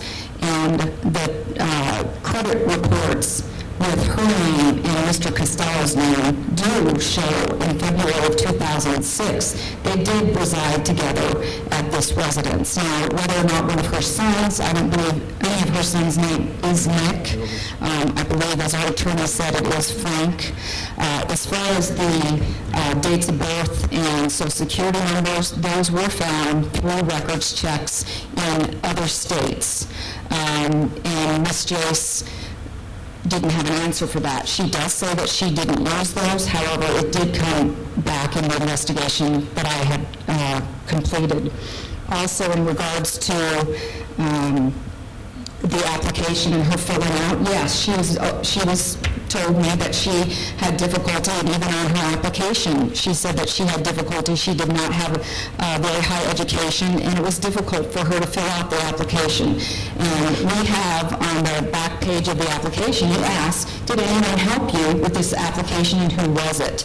And she actually did. The person that helped her fill out this application was also one of the women who were cited for doing business without a license at the same time Ms. Jace was. Okay, Ms. Jace, would you like to be heard? No, I just want to get a chance to be heard about this situation. No, I understand that. Would you like to tell us something today, or? I was being as honest as possible. I was being as honest as possible to her questions, and for the record, I'm not legally married to Mr. Costello, and I haven't resided with him since the past 20 years. Did you represent that you were common law wife of his? No. That was never discussed, or those No, it words was were never never used? discussed. Okay. With the application, with Mrs. Weeks, yes. I see, okay. All right. Okay, any other questions? Yes, sir. Yes, Councilor Wilson. Thank you, very good. Detective Weeks, I want to, thank you, Councilman. I want to focus on the use of different dates of birth and social security numbers, because that bothers me a lot. How did you learn that she had allegedly used different dates of birth and social security numbers? Was it a phone call back to Florida and some agent from some agency back there told you that this is the information that's on those forms? Did you get those forms, and how did you ascertain that information? The information was ascertained actually by written letter, because we do not no longer communicate verbally over the phone because we always like the documents. This information was through DMV checks in Florida.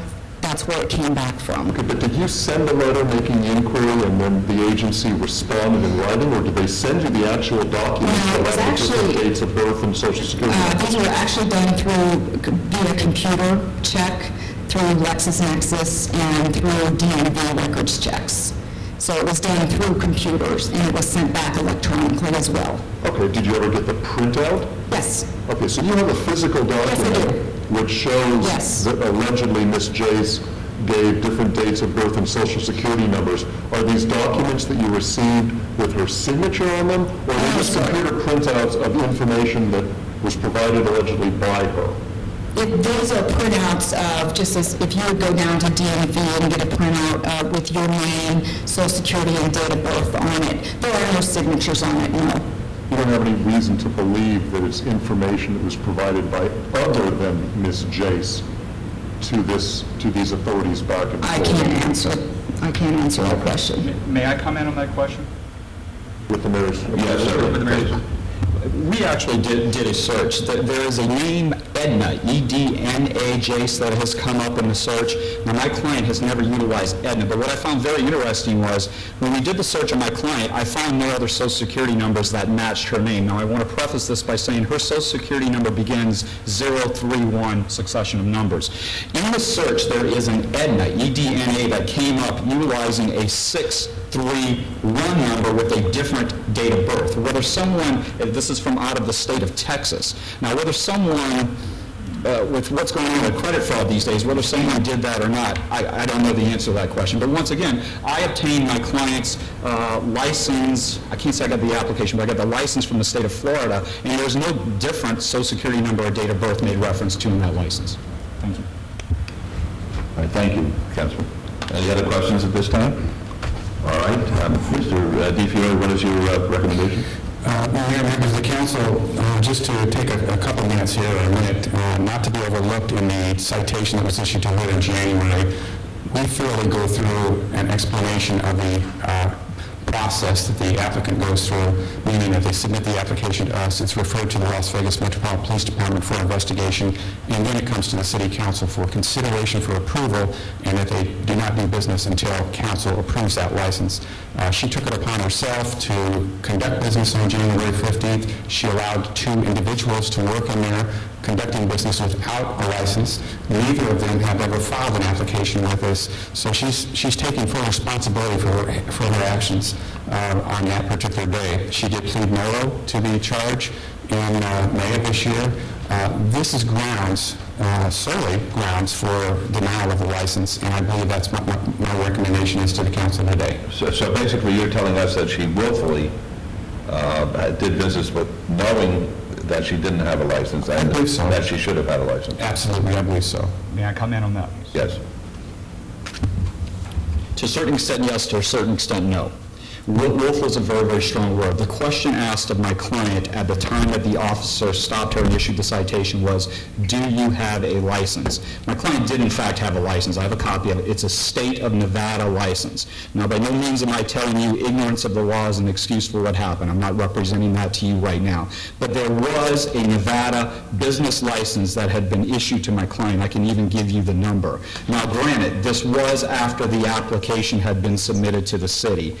But the use of the word willful is a very, very strong word. Well, basically, was your client told when she made her application to the city that she could not open up until the application was approved? Yes, but my client was also told that there could be a temporary, the issuance of a temporary license, and my client was also not told that it would take 11 months to have this matter be decided. Now, once again, ignorance of what's going on is not an excuse, and I'm not attempting to do that, but this lady had entered into a lease that she was paying a sum in excess of a rather large sum of money, and she felt she was at a point where she had to do something. The old saying, do it or get off the pot, and that's what she was faced with. She was coming out of pocket money. She just couldn't afford to do this. But I want to make sure you understand there was a state license, granted not the license required by the city, but there was a state license in place. All right, Detective, last word. Mr. Mayor, I just want to make a comment about that license. That is a Department of Taxation license. And that is for anyone who is going to be doing business within the city, that they have to go down and file with the Department of Taxation. It does not give them the authorization to operate that business until the city council has deemed that necessary. All right, thank you very much. All right, I think we've heard enough. Can I make one comment? Sure. And Counsel, you've done a great job representing your client, and I want you to know that. But these are golden licenses as far as I'm concerned. When someone applies for a privileged license within the city of Las Vegas, and they have a responsibility to uphold that they are the best type of businesses that are available to the residents of this city. I'm not concerned who she's been married to or where she's lived. I'm more concerned about one comment in the investigation, detective, is that she was very evasive on several issues. And that statement alone bothers me, because if you're asking the city to give you a privileged license, you want the city to know everything about you. You want to paint a great picture of who you are and what you're going to be. You don't want to be evasive with questioning. I happen to support the detective on her findings when it comes to the honesty and integrity portion, that this person possibly does not possess those qualities necessary to hold this privileged license. And I just want to make a comment about that, Your Honor. Thank you. All right, thank you. All right, this is Councilman Reese's board. Yes, I feel the same comments that Councilman Walsh just made. I certainly support Metro and their findings, and I'll go with Mr. DiFiore's recommendation for denial. All right, let's vote on that, please. Opposed?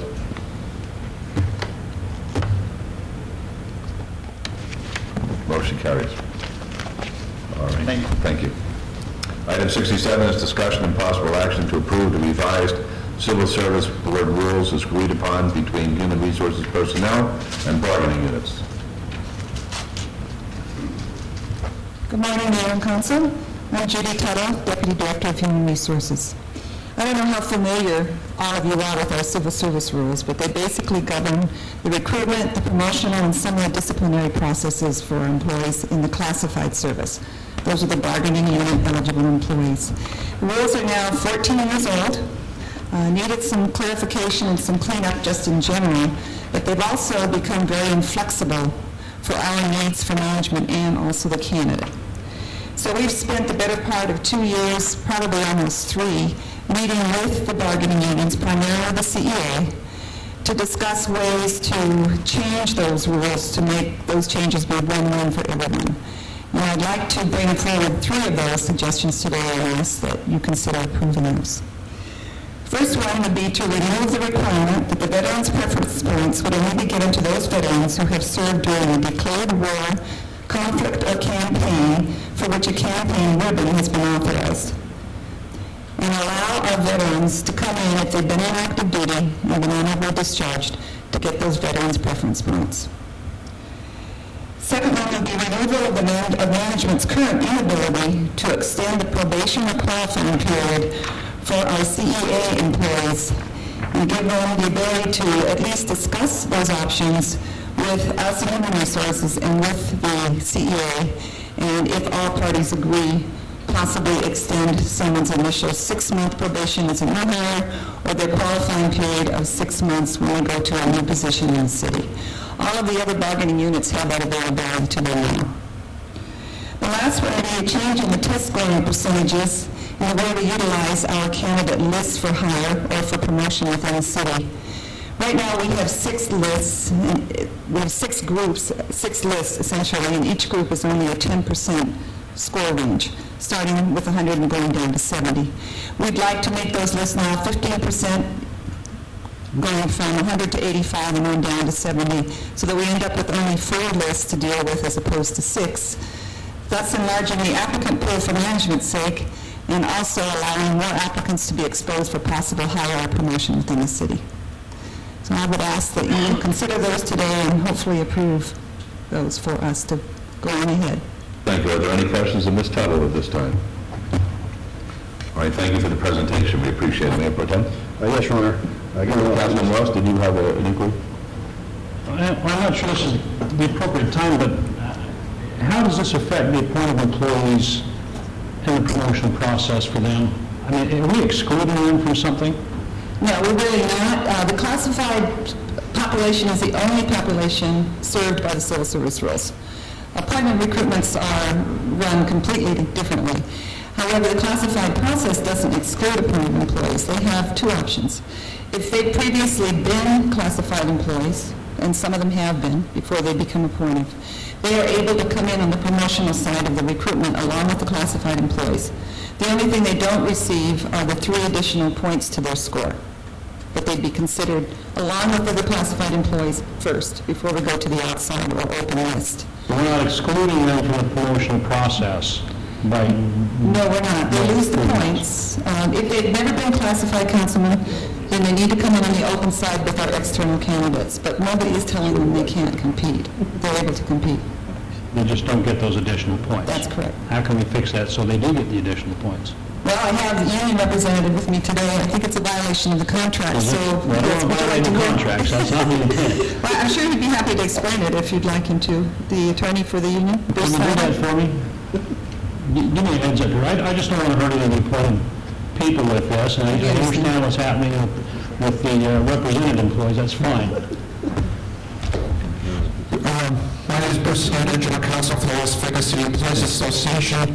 On behalf of County Records, Article 24B states that appointed employees, as Judy Tuttle said, who had previously been a classified employee may compete on the promotional side.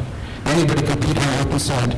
So if you were to change the civil service rules to allow appointees to apply on the promotional exam without prior being a classified employee, that would violate Article 24B. And it would be, I guess, a grievance.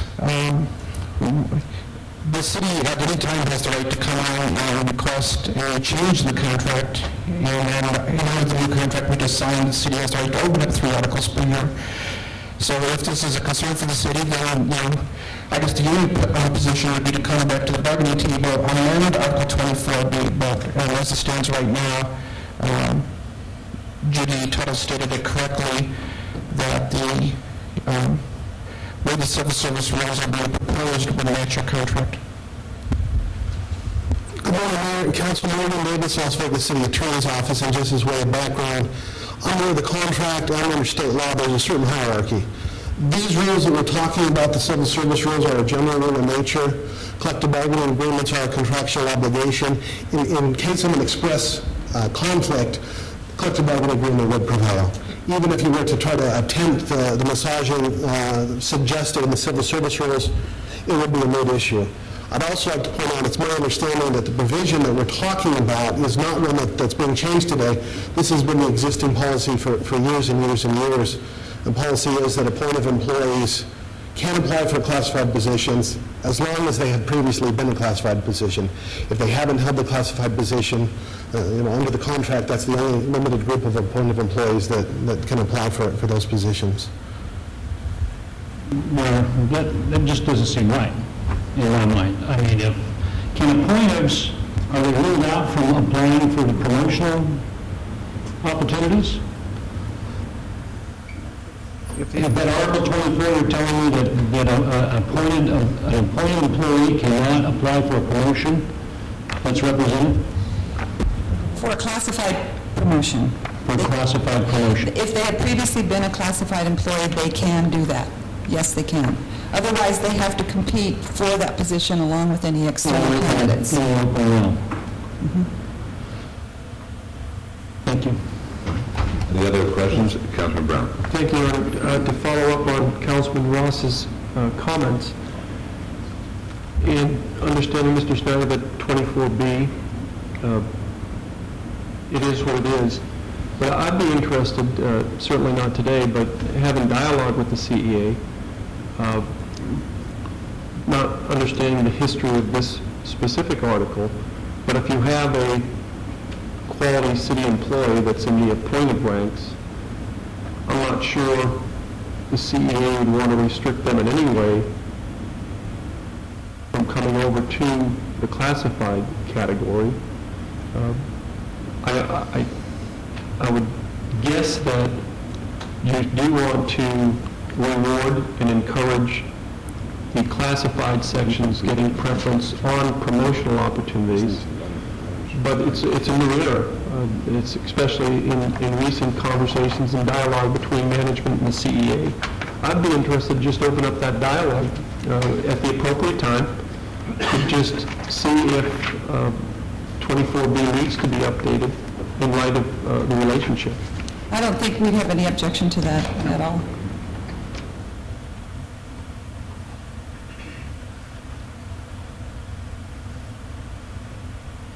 A good employee is a good employee. That's true. And Mr. Mayor, I was going to say that I agree strongly with that. We should look into it.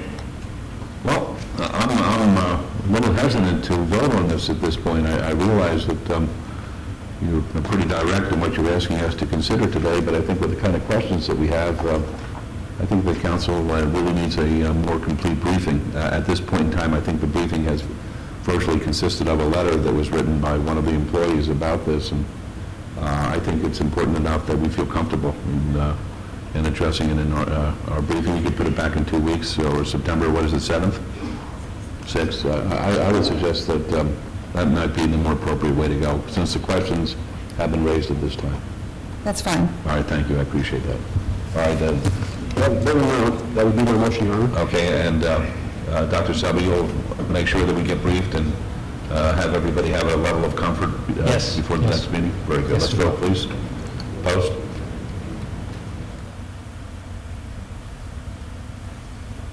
Motion carries. Thank you.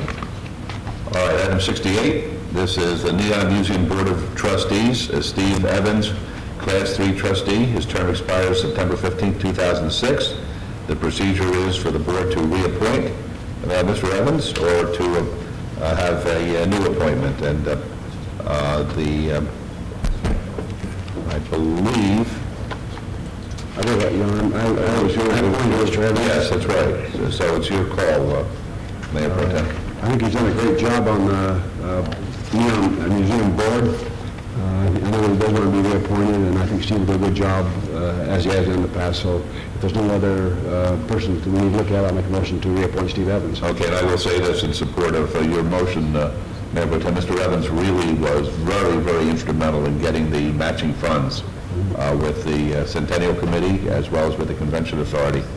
So I think he's a very worthy representative on this board. Thank you. With that, let's vote, please. Post. Motion carries. Thank you. May the record reflect that Councilman Weekly is excused. He's attending Mrs. Barlow's funeral at this time and representing the entire council and myself.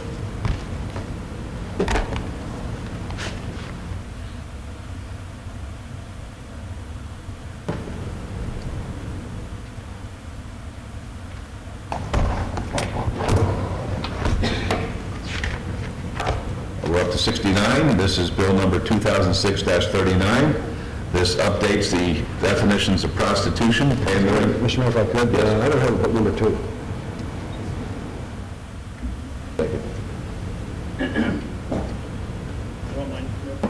No, but I don't know.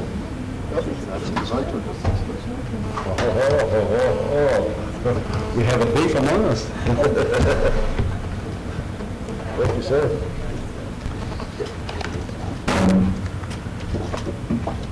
Sorry, are you covered? Yep. All right, very good. This bill number 2006-39 updates the definitions of prostitution, pandering, and loitering for the purposes of prostitution. Councilwoman, do you wish to have it read? Yes, Mr. Mayor? Thank you. Thank you, Councilman. Bill number 2639, in order to expand the definition of prostitution or pandering, redefine the crime of loitering for the purpose of prostitution, and provide for other related matters. Right. Councilwoman, do you have a motion, please? Move to approve. Let's vote, please. Post. Motion carries. Thank you. Item number 70 is bill number 2006-40, prohibits vomiting, urinating, or defecating in certain places as well as related activities. Councilwoman, do you wish to have it read? Yes, please. Thank you. Thank you, Councilwoman. Bill number 26-40, an ordinance to prohibit vomiting, urine, or defecating in certain places, as well as related activities and private related matters. We are, and members of council, before you hear this bill and the bill that you just voted on, 2006-39, appeared before you because previous ordinances were examined by the Muni Court and by the District Court and were found to be unconstitutional. So this was an attempt by our office to work with Metro and other agencies in replacing those ordinances with ordinances whose language would be not subject to the kind of scrutiny that the previous ordinances were. This particular ordinance, I've been asked a lot of questions about, and particularly with respect to prohibiting vomiting. There is, of course, in the ordinance a provision that states that it is an affirmative defense to the crime if you do this as a result of a medical condition. And a lot of people ask, what is a medical condition? What isn't a medical condition? Because there might be some confusion in that, I just offered up to the council today, we don't have any problem if the council wants to eliminate vomiting from one of the classifications of prohibited activities that is in this particular ordinance. And I hope I don't ever have to say that again. Okay, fair enough. Okay, did you read it? I think you will. Okay. Before we have a motion, I'd like to state that this review by the city basically is in response to some of the issues that we've had to deal with in some of our public parks, and in particular in Circle Park off of Huntridge. And it's interesting that an event took place over the weekend that hasn't received any kind of publicity, but it reaffirms what we're trying to accomplish as far as keeping our parks safe and having certain issues there that really are very, very disturbing to the quality of life of others. There were two fellows who were in the park. One took a 2x4, started banging on the other's head, and then the fellow whose head was being banged took out a knife and stabbed the banger 23 times. 22 times? Okay, don't call me a liar for one time. And it's that kind of activity that, to me, is reprehensible. It's abhorrent, and the city council is going to do everything we can to stop it and make those parks safe and make the neighborhoods very habitable for our constituents. Well, with that, Councilwoman, do you have a motion? Move to approve eliminating the vomiting. All right. Just for clarification, what we will do is we will go through Bill 2006-40 and remove any references to vomiting as a prohibited activity, and we would present that to you at this time as First Amendment. So if your motion is to approve Bill 2006-40 First Amendment without vomiting, we're glad to prepare that. That would be my motion. All right, let's vote, please. Opposed? Motion carries. Thank you. Item 71 is Bill number 2006-41. This authorizes the issuance of City of Las Vegas, Nevada General Obligations Limited Tax Various Purpose Bonds, additionally secured by Pledge Revenue Series 2006C, in an amount not to exceed $32 million. This is proposed by Mr. Vincent, our Director of Finance and Business Services. Do you wish to have it read? Councilwoman? Yes. All right. Thank you, Councilwoman. Bill number 2006-41, First Amendment, ordinance authorizing the issuance of the City of Las Vegas, Nevada General Obligation Limited Tax Adjustment with various purpose bonds, additionally secured by Pledge Revenue Series 2006C, in a maximum aggregate amount of $32 million for the purpose of financing building projects, drainage and flood control projects, environmental remediation projects, park projects, off-streets parking projects, recreational projects, sewer projects, street projects, and water projects of the city, and providing for other matters relating thereto. All right, thank you. Councilwoman, do you have a motion? A move to approve. Thank you. Let's vote, please. As a First Amendment. Thank you. Opposed, please. Motion carries. Thank you.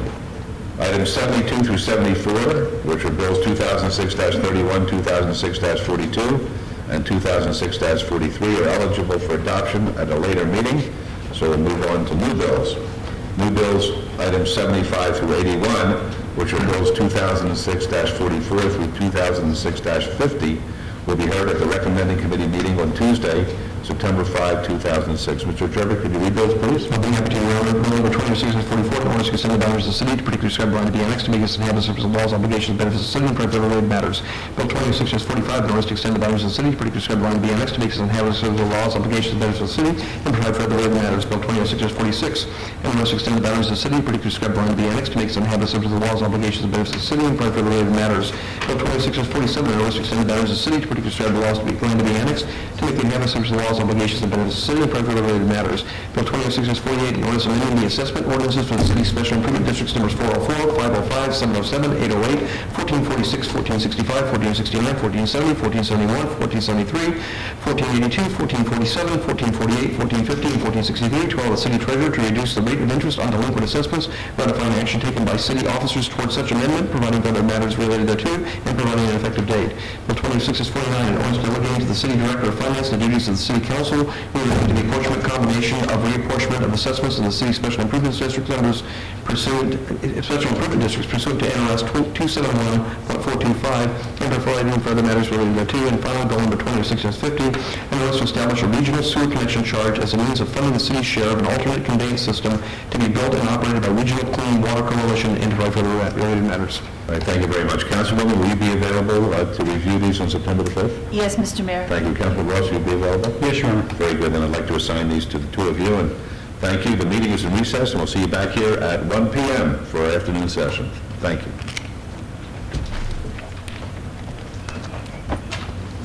Don't lose that. You're going to lose it. You know it.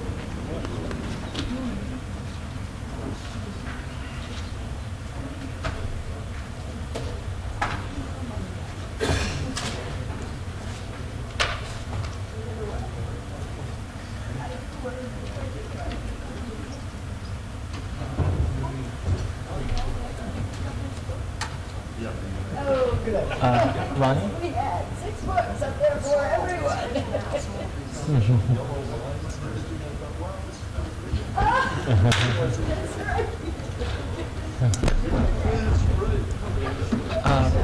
And that's why I'm looking for it. I'm sorry. That's okay. Oscar. Oh, yes. Thanks for the bobblehead. See you later. For signature?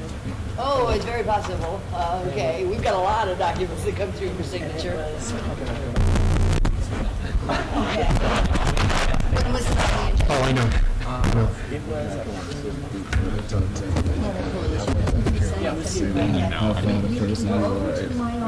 Sure. I don't know. Stacy Campbell. Stacy is the one that handles the processing. And she'll be able to find it. Okay, yeah, because the mayor has signed and the attorney has signed. It could very well be sitting, waiting for somebody to pick it up. Okay. Yep, because the last step is my attesting. I know I signed everything. And I asked for again? Stacy? Stacy. Yes, for Stacy. Thank you so much. You bet. Thank you. Here's Mr. Marcel.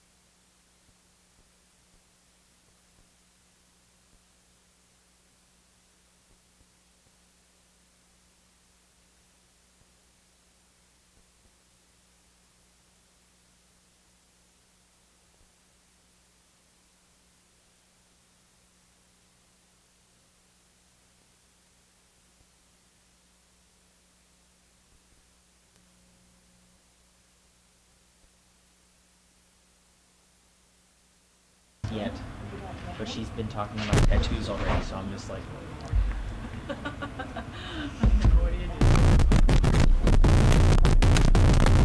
This is the only issue there. And that's because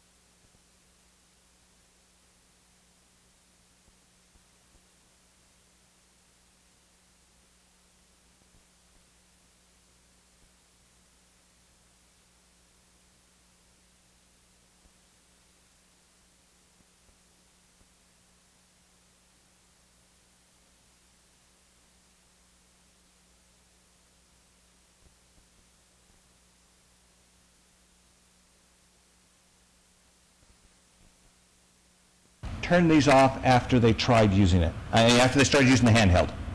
That one was on when I just walked over there. Okay. Because when I saw Brad, he did this.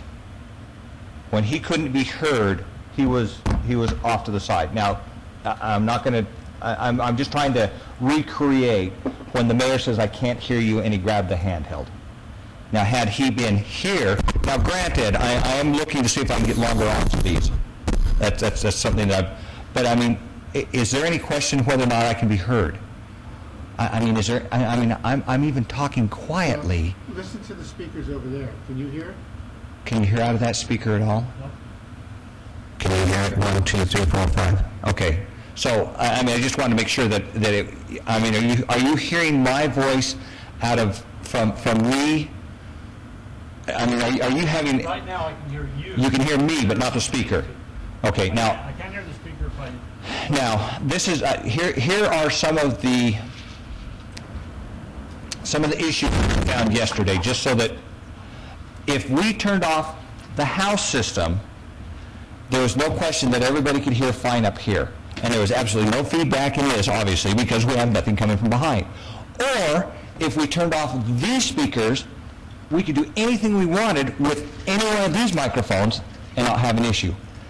Those speakers right there in that tabletop are troublesome speakers because basically what they're doing is they're creating a whole speaker out of this entire system here. And we were getting feedback through that speaker through this microphone. And so we did have to turn those down. Now, I can turn it, I mean, we may have turned it down too much. I can turn that up, which will give that, but once again, we're getting into that because of the location of the speakers, we're getting into that feedback realm. These, without a doubt, these 3 microphones are our problem microphones. I concur 100% with Ronnie.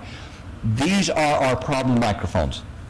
And this center microphone is without a doubt the worst one because of the way it's set, the gain structure that it has to have because of the distance it's away and because it's pointing into the house. That, without a doubt, that is the most troublesome mic. But these 3 are our problems. We can bring that gain up. We can bring up, we may be able to bring up the council speakers a little bit. But we're going to be that much closer to feedback, and we don't want that. That's even worse than what we've got. There's no question. I just don't know where to go. I truly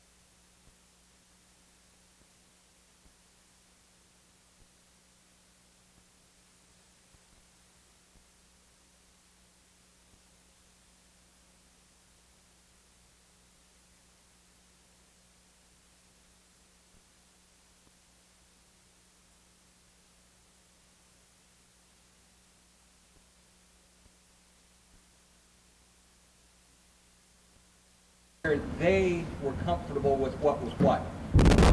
Where was it working? I am whispering. And now it's not. I am whispering. Where was it working? Can you hear me? First, the one thing is that it's not working poorly. There's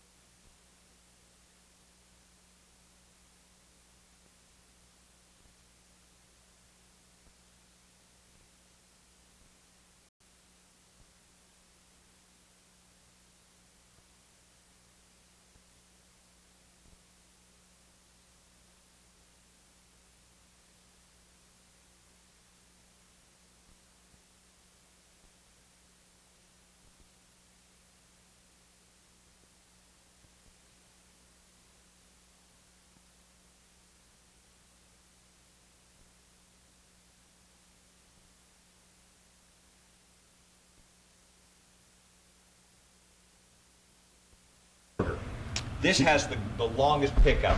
So with this one, you can stand all the way back, but it doesn't have quite the pickup to the side. Where an omnidirectional, you have to stand closer to it this way, but it picks up more around. And it's more of a ball.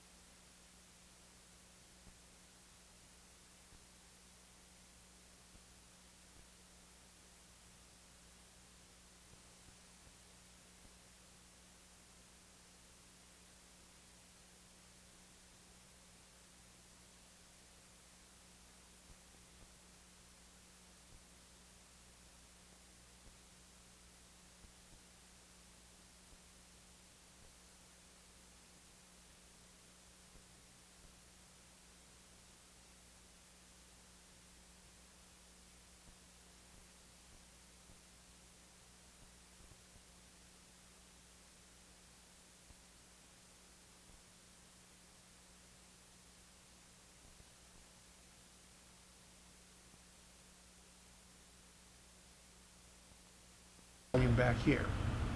Now, what if part of the issue is that those speakers there, say, bounce off the wall and come back, correct? When you turn them up too high,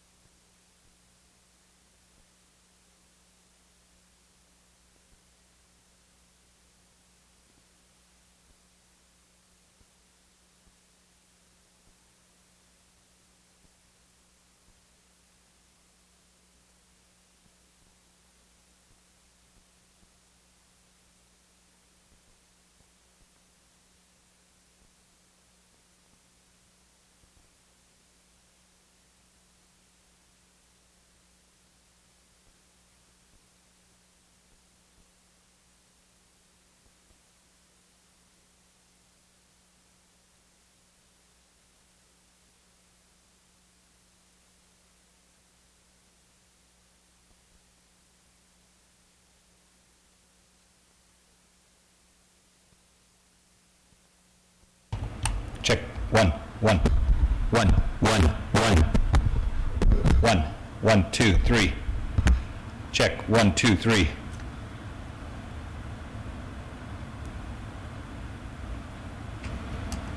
Check, 1, 2, 3.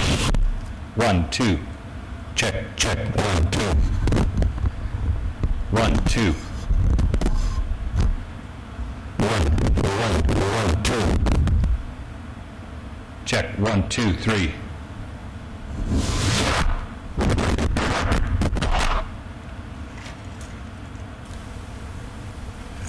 Check, 1, 2, 3.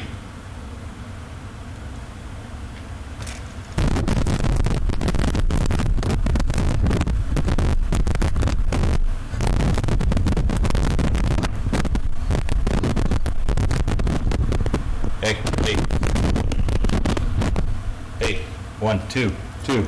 Hey, 1, 2, 3. Check, 1, 2.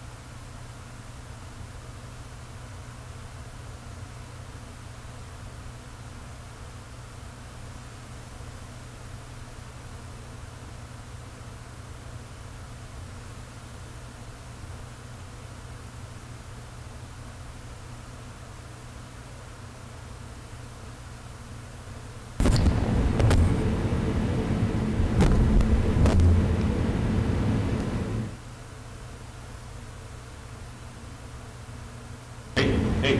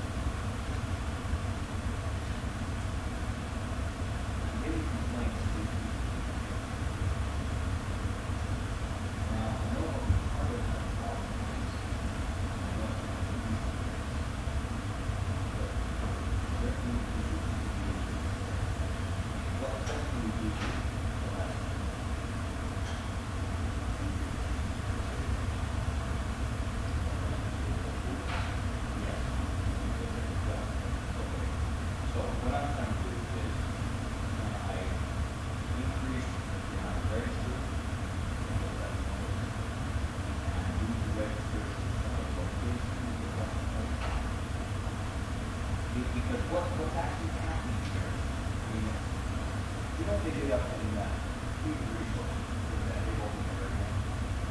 They're doing what's called white. This is white. What it's doing is it's muddying the sound of the speaker. And so when I'm in here balancing this thing, there's 8 of us in here, and it sounds fantastic. The sound is loud. And then we walk in here and get 100 people in the room. And this lady says, I don't do this wrong. Aaron goes, and not even more, and you're going, what? How come your place is sound system? It's terrible. And I'm going,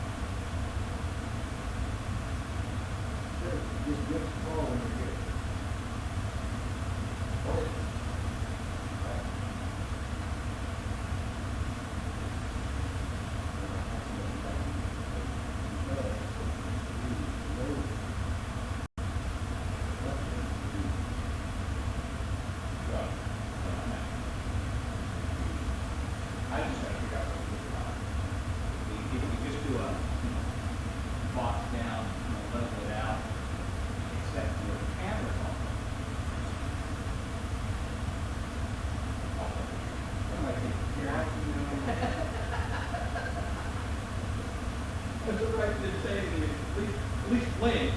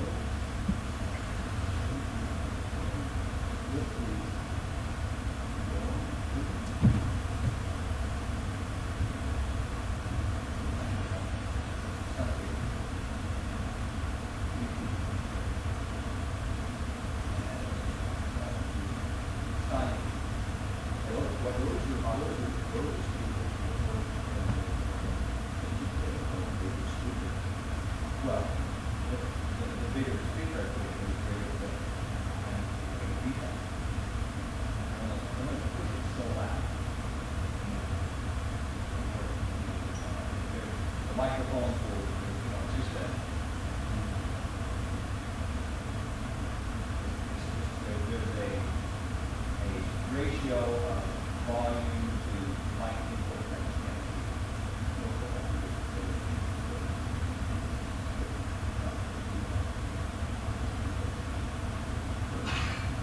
Now, no, please, stay there. The reason I'm moving down is so that I can turn it on a microphone that will be picked up by your Speaker. Okay, this is Councilman, who am I here? Am I weekly? No. Brown. Councilman Brown. Now, are you having any kind of trouble hearing me at all? No. I mean, I just sound just as loud as could be. And you know, the public microphone is going to be sounding just about like this. And I'm thinking, yeah, I mean, the gain levels is real close to the same. That microphone down. Hey, lad, can you hear me? Could you step up to that microphone right there for me? Is the light turned on? Yeah. It's on the side. Okay, go ahead and talk. Nothing if you ready. What'd you need me to say? The same one, give me your name, Rank and serial number. your address, location, and spell your name. Okay. John, John, from planning. Yeah, and you're having no trouble hearing him at all, are you? You're John from planning. Yeah. Now, your microphone's not turned on. Yeah, because I can't hear. Yeah, turn your microphone on now. Now, are you having any trouble hearing either one of us? I hear you. And you hear me? Now I can hear you. Okay, could you spell your name fully? Your first and last. John, Holliway. Once more, please. John, Holliway. John is in my head. I can hear him that well. I know, that's what I say. I don't know what I can do. All I can figure is that if I can reduce the background noise, maybe I can make it more audible. That's all I can figure. I don't know. This Marshall. Don't come it on us. Most of them. No, this is beyond reason, John. Oh, it is. It is. Well, I can fix that problem for him. I'll just turn that freaking air off right there. We'll see if that solves their issue. None of the, you have Tarkanian, like we did with Mom Creek, give her a Give me a hearing aid. the hearing device, so she can, because she's the main one today again. And I turned her volume up even more. Well, Mrs. Tarkanian is married to Mr. Tarkanian. Yes? Yeah. She was an attendee of many school functions, basically basketball games, etc., etc.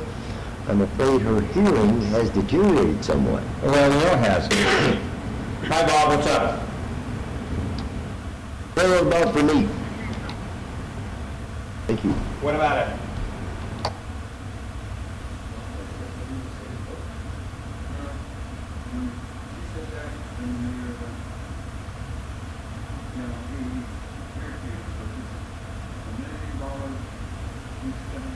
Okay.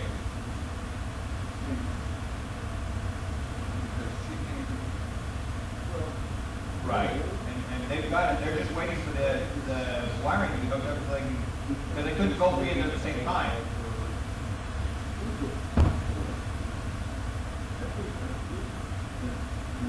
Yeah.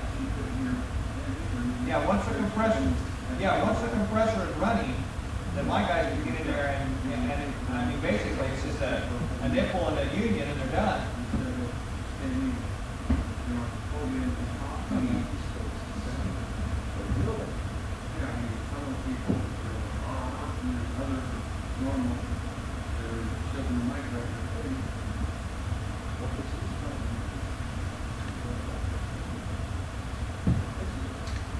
It's a combination. Yes. Air, grease, and... Yes.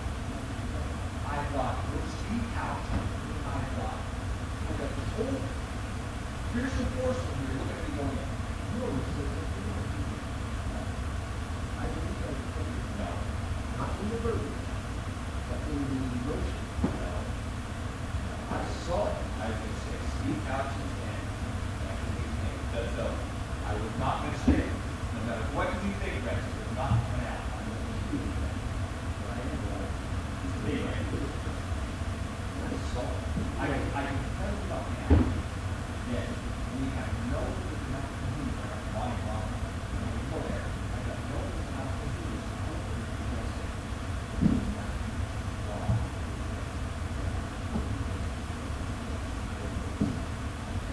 they don't have those either. And so I have to do something to make an appearance that we're trying to make it better and wrong or better. That's have to make it better.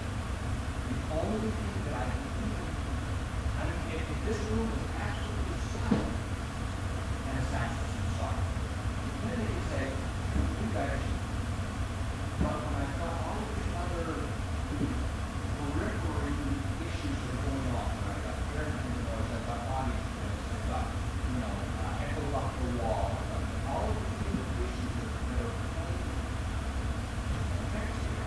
I've got to eliminate and sweeten as many as I can. We've already put the cut body that I used to that back wall. That can help if you do the exactly. Get rid of that echo sound that it is so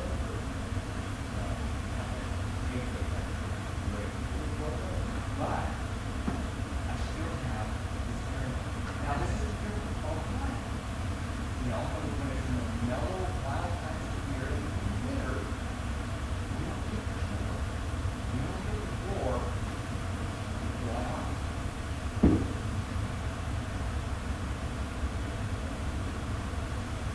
What?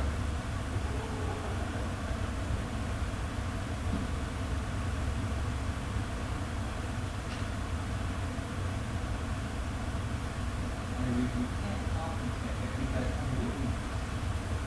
when they're out in the center part of the room, they're still not going to compensate if they're locked. And if they're we were coming down the elevator, coming with the boat, like a bus, that's just this dark. It's not loud, it's not cold, it's not. And she's sitting over, she's having a bad day right off the bat, so already, later on.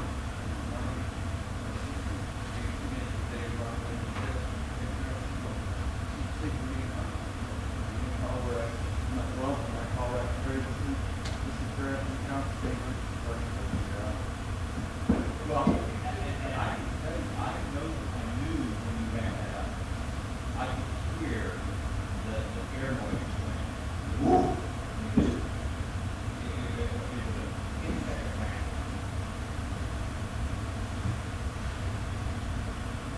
And that's right about when I started getting complaints with sound. Partly, there were no complaints during the ceremony session, there were no complaints during the waving and ironing. I mean, it was all, when Scott Adams got up and did his stuff, nobody said boo. One little Chinese lady gets up there, that, oh, what's there in the waiting room? I know. You notice when she did that, what was the mayor's reaction? Oh my gosh, the sound system's broken again. Get her hand. Not. Then Brad Jerry gets up there. And what does he do? Here's the microphone.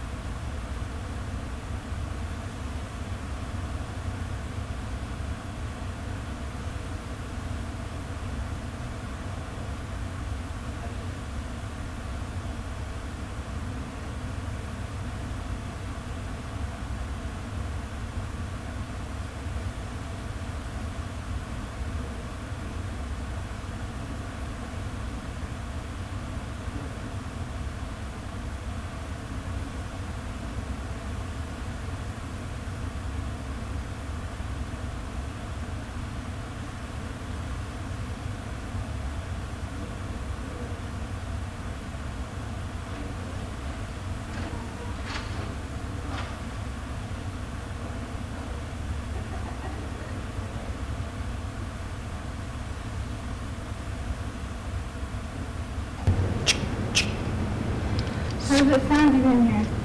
Depends on who you ask.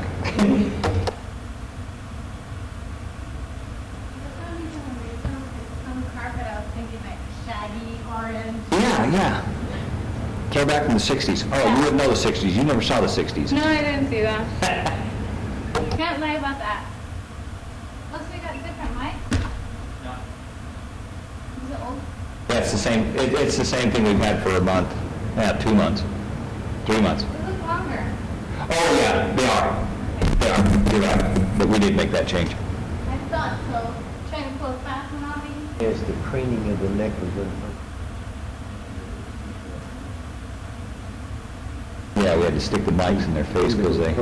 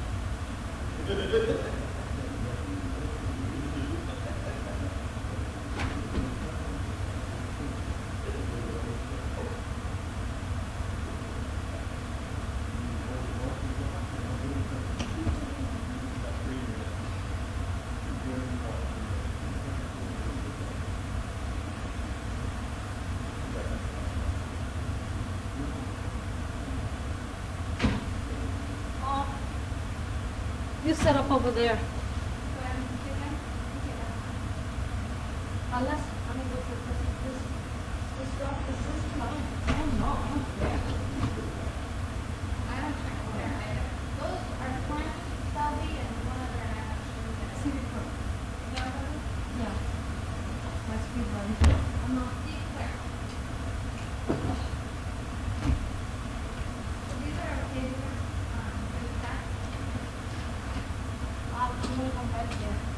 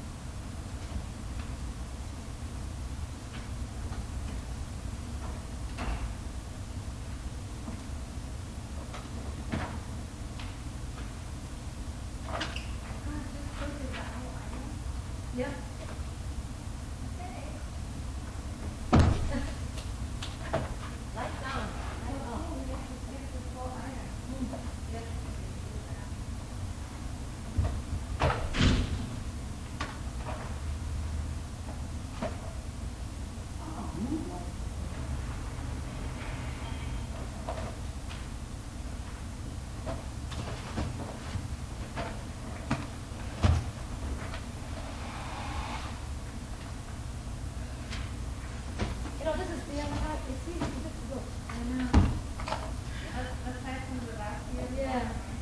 Yeah, I get the 124. So I'm glad that Vicky did it this way. I don't know who to put anything.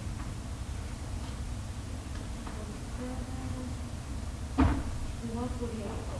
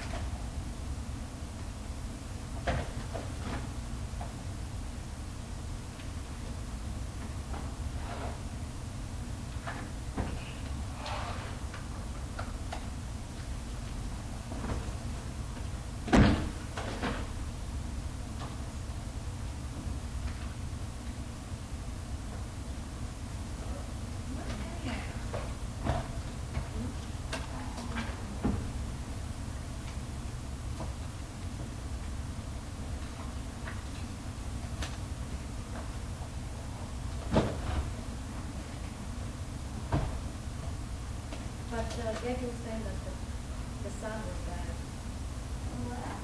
The sound. Did she really? Really bad.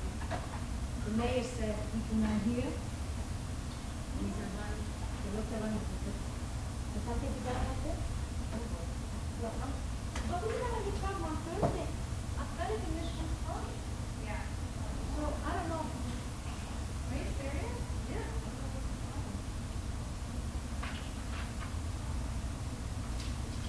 Okay, ladies, coffee cup. Next is, you're so nice for taking on that, dude. Maybe just take it to you. I know, I'm gonna get some coffee hour.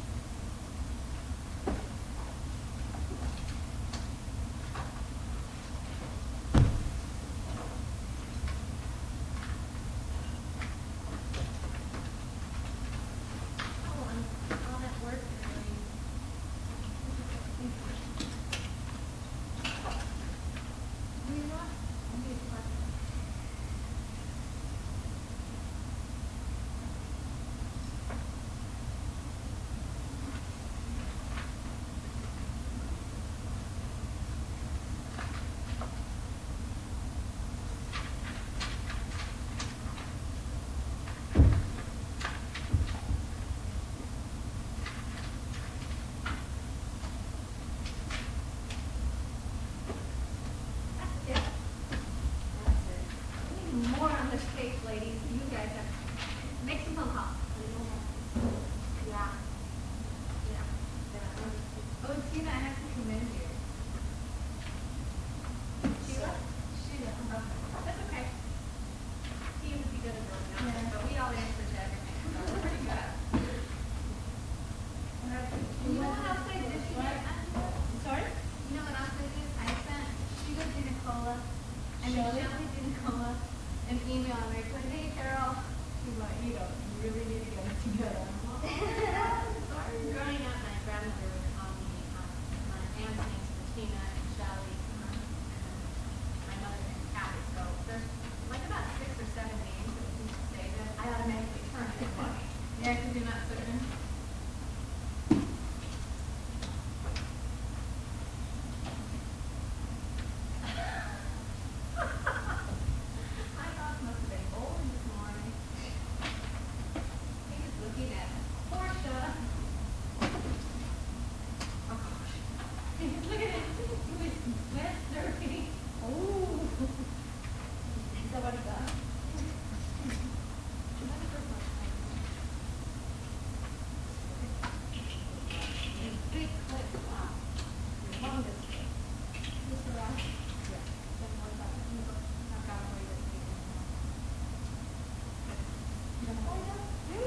I'm getting to go, he's going, I'm getting to go for the table.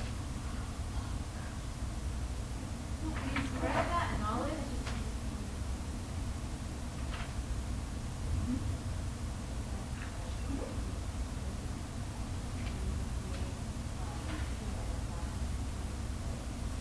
Well, everything that he needs, I put right here. So if it's one of our items, and we had all this to me, nothing. I would just say, this is butter, and that's what he would have on that item. He would have how many proteins. Very good. I've got his report. I didn't want to say yesterday. All they did was say, well, it's not like 12. But if you choose to extend it to and a second street comes up and you move that over your second, you can still use your foot. Whatever you want to do, you can use your word. It doesn't have to be on that. Only thing you can take the hospital still is marking that second thing, after that period of work, I don't use it. They can use that. I was so far.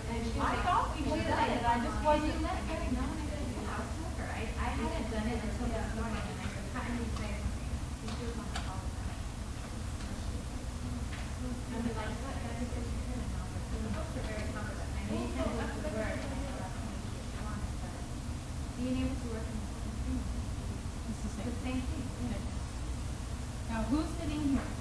Me. Edith. And you're gonna run the last. I have my stuff on the other side. The screen is all expanded for you. Okay. So? Debbie was saying the sun was not that great. Oh, no. Was it? You know, plenty commercials. You know how the last time, or Carrie was with me, but the last time they used strictly the handheld? When they don't use the handheld and they were using that, although the diodes can't hear it and we can't hear it in-house, it records fine. Yes, because it's feeding straight through the system, but the council couldn't hear it.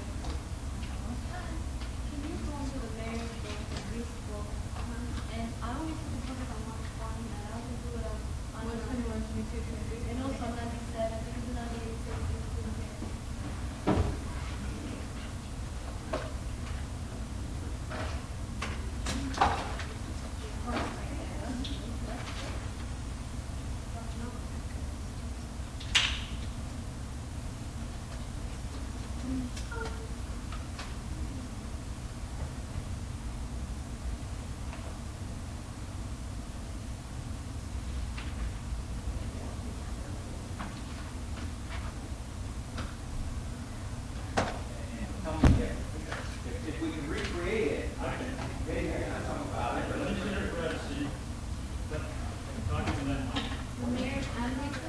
And it was this one right here. 1, 2, 3, 4. Can you hear me?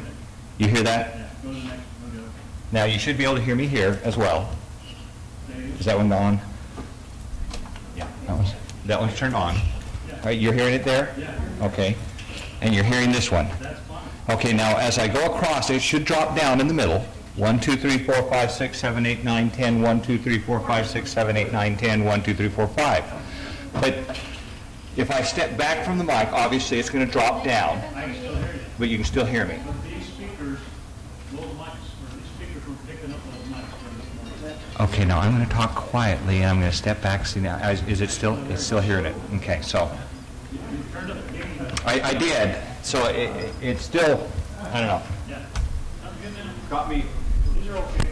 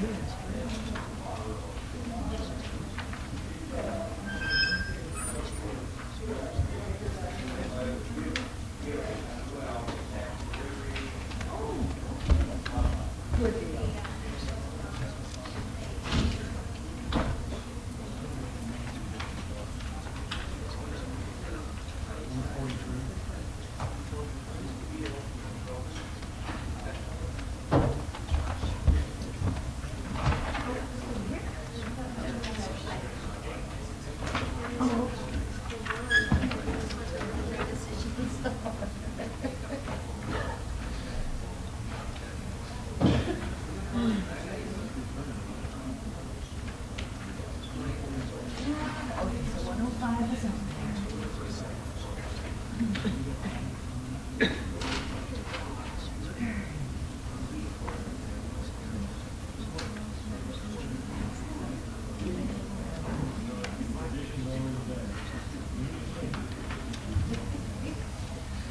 I need this, Mr. Marcella? Do I need this or no? Good.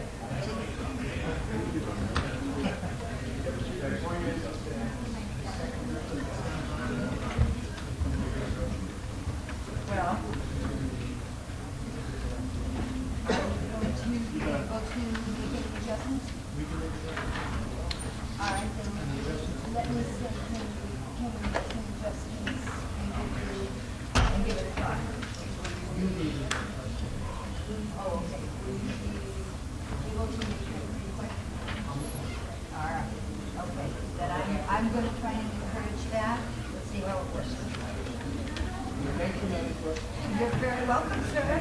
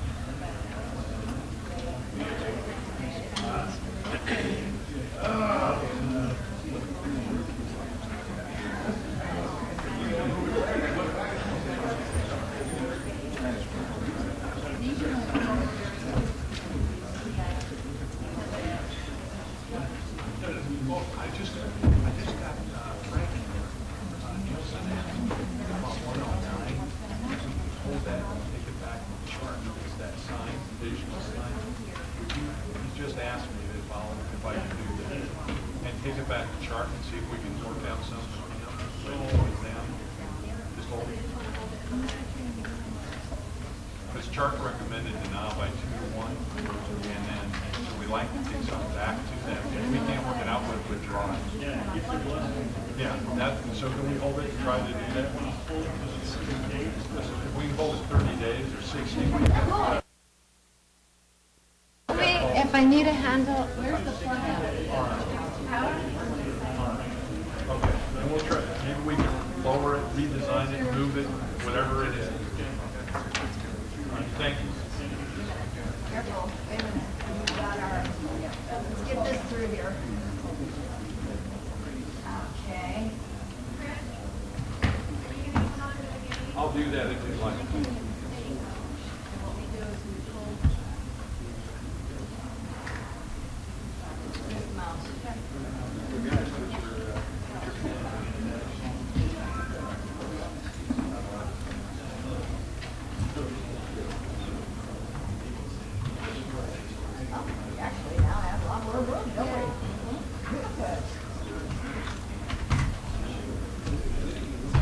You just can't unplug the blue cord. Okay, so that's the one that kind of, That's the thing to the end. okay. You done like that?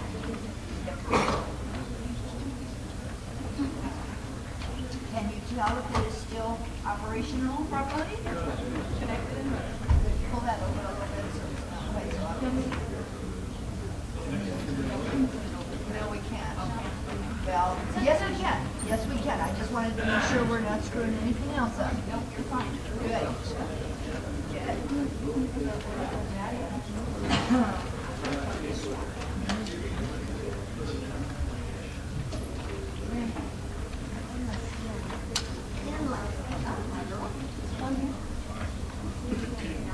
I can pull it off. Julie called, she, like,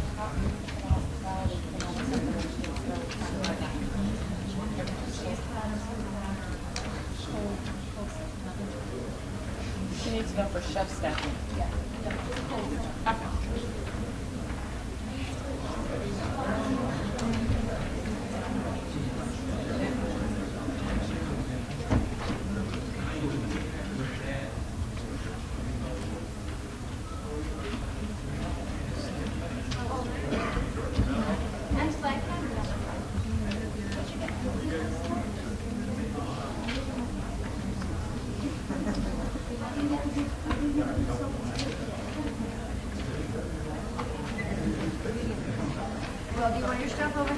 Yeah. Okay. Yeah, you want to bring her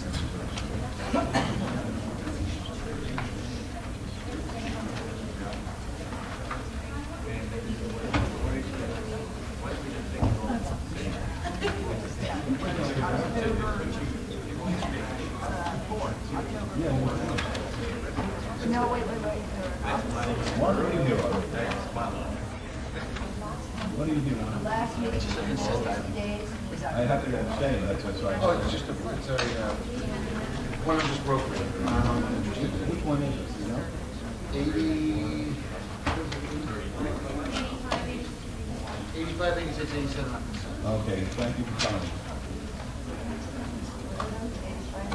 Yeah, I have to abstain on that.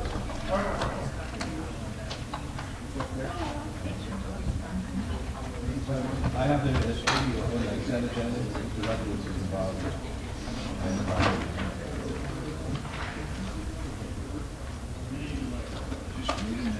you. All set?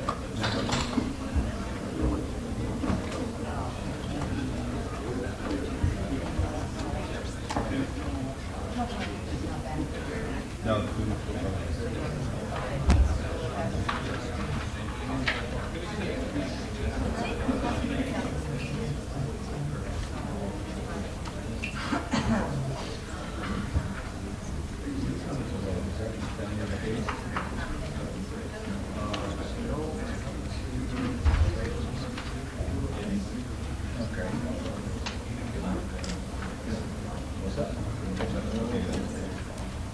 Good afternoon, ladies and gentlemen. We'll begin our afternoon agenda, and by calling item number 82.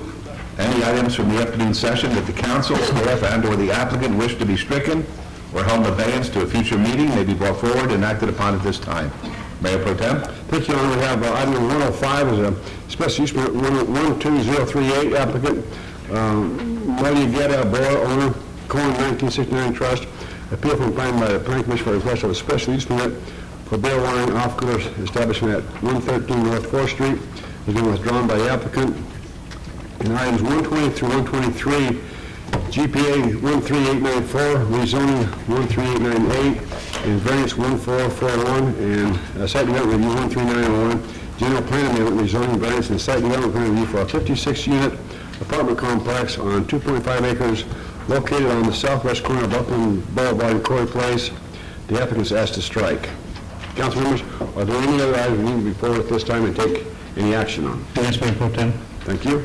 What are they? Agenda item 109, applicant is asked to have this item obeyed for 60 days to the October 4th meeting.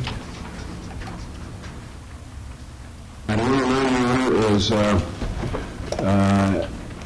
base item ARC 13764, public hearing, applicant owner, Montecito Marketplace LLC, appeal filed by the applicant by the denial of the Centennial Hills Architectural Review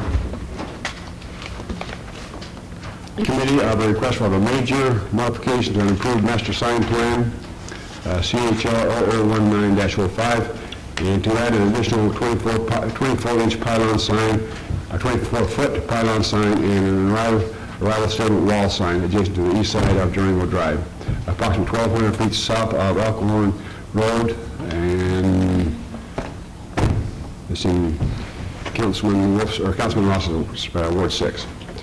I'd like to ask, before we take action on this, is anybody here on the, on 109? Yes, Mr. Kemper, is Bob Shulman involved in that at all? Yes, sir. He would be a partner in the Montecito companies. Okay, fine, then I'm going to have to abstain from 109. I have a partnership interest with Mr. Shulman. Okay. If I may, I'm sorry. Yes. Mr. Mayor Pro Tem, items 101 through 103 are shown on your agenda as having been withdrawn, so that action would need to be taken at this time also, please. 101 through 103? Yes. They're on the It's on the agenda. Yes. You're absolutely right, the note, sorry. And if I can get clarification, please, items 120 through 123 are to be a table instead of a strike. It says strike. It does. Where it's Table. correct, it is a table. Okay. So 120, 123 show that the applicant asked to table that item. In items 101 through 103, item 101 is a GPA 12274 abeyance item. Public hearing, applicant owner Maricela Cardona, request to abandon a portion of the southeast sector plan of the Western Plan from LO density residential to M medium density residential. And 102 is rezoning 12276 abeyance item. Public hearing, applicant owner Marcela Cardona, request for a rezoning from RE residence estates to R3 medium density residential on 1.62 acres at 814 North Tonopah Drive. This is 105. And 103 is a site development review 1227 to abeyance item. Public hearing, applicant owner Marcela Cardona, request for a site development review for a proposed 32-unit condominium project to waiver of the preliminary landscape buffer width standards on 1.62 acres at 814 North Tonopah Drive. And also been withdrawn by the applicant on 101, 102, and 103. Mayor Pro Tem? Yes. If we could specify on 101, 102, 103, and 105, if those are with or without prejudice for the withdrawals? I have no idea. Be without. Okay, without. Without. Without prejudice. 101, 102, 103 without prejudice, and 105 without prejudice. And 109 is going to be, asked to be held in abeyance for 60 days until October 14th meeting. Are there any other items or any clarification on those items that have been brought forward this time? Mayor Pro Tem? That item, I think, it should be 109 for October 4th. 4th. October 4th, yes. I wrote down 14th, October 4th. Any other items? Any clarification? Okay, Your Honor, I make a motion to bring items 101, 102, 103, 105, 109, and 120, 121, 122, 123 forward and take the appropriate action, please. All right, thank you, and may my abstention be shown while voting yes on the others. Opposed, please?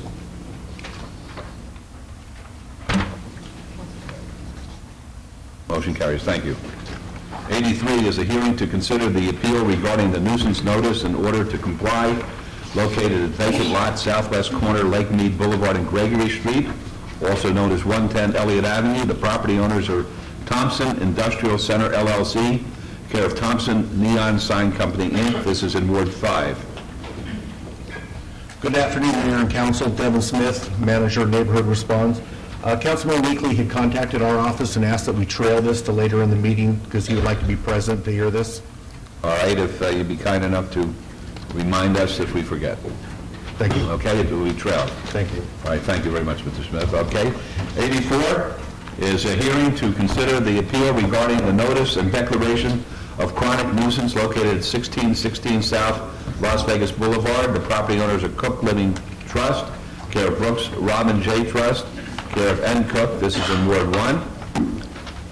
As of August 6th, this item is located in Ward 3.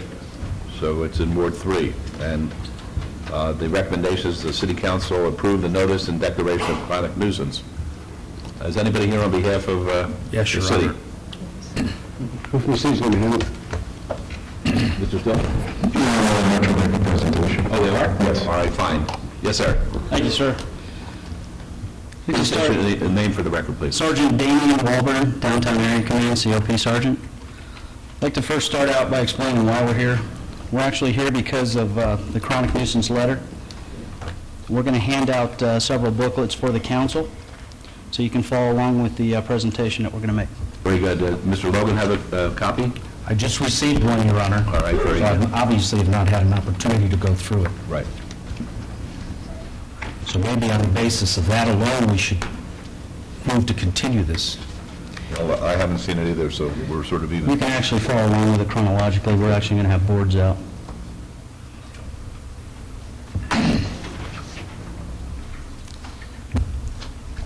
Well, for the record, Your Honor, we'll ask for a continuance. Okay, would you please state your names for the Gary Logan, attorney at law, representing the Brooks Trust and the Cook Trust. All right, And I'm Robin. very good. Yes, sir. Thank you, Mayor. The chronic nuisance letter is sent certified mail to respective owners of problematic properties. This is done to hold them accountable for impropriety by their tenants. Community-oriented policing has been sending chronic nuisance letters out for over 2.5 years. In over 70 certified letters that have been sent out by our chronic nuisance detail, this is the first chronic nuisance appeal. To this point, we have managed to meet with both management teams and owners to abate any problem and establish a working relationship. How this project started at 1616 the Boulevard South. In April of 2006, a patrol sergeant conducted a designated patrol activity in the area of Oakey and the Boulevard South. The patrol sergeant advised me that he conducted an arrest on a subject for narcotics paraphernalia. The subject advised the sergeant that the contraband was purchased at the Oakey Discount Market located at 1616 the Boulevard South, which we actually have pictured here. This is a front west and side view of the store, and this is a rear side view and southwest side of the store. The picture that we have here is a Nevada driver's license. This is actually the tenant and business owner at the Oakey Discount Market. Furthermore, that this location is a common place to buy glass roses and Brillo pads. Both these items collectively are commonly used to smoke crack cocaine. The subject advised the sergeant that the contraband is kept behind the counter and that you have to ask for it. This information was then given to my community-oriented policing officers. On 4/13 of 2006, both COP and the Special Investigations Section conducted an undercover narcotics paraphernalia buy at the discount market at 1616 the Boulevard South, specifically the Oakey Discount Market. Mulugeta Boer, also known as Tony Boer, who was also pictured in the driver's license as a tenant there. May I ask, Sergeant, whether Mr. Boer is here today? May I check, please? Boer here? Yes, sir, Just he make is. sure you're here. Okay. All right, fine. Tony Boer was behind the counter and the only employee at the store at the time. The undercover officer asked Mr. Boer for a setup, which is used for the illegal introduction of a Scheduled I narcotic into the human body. The officer paid $3.50 and received one Brillo pad and a glass rose inside a paper bag. Seized from the property on that date was 319 glass roses, also used for smoking pipes, 148 Brillos used to filter cocaine, one sign as viewed in the boards as advertisement that I'll show you, and one brown paper bag. Mr. Bohr was arrested for the felony sale of narcotics paraphernalia. He was also cited by Special Investigations Section for having an expired health permit. The permit had actually expired on 6/30/05 the year before. Tony Bohr's felony arraignment in front of Judge Mosley currently is scheduled for August 24th, 2006 for arraignment at this time. When did the arrest take place? On the same day that I read here, which is the 13th. Of what? April. Was he taken into custody? Yes, sir, he was arrested for a felony. And then released on bail? Released on bail? Yes, sir. Also of note and importance, Mr. Bohr stated on April 25th of 2006 to Officer Minnelletti, who's standing behind me, that he profits between $1,000 and $1,200 cash net each and every month.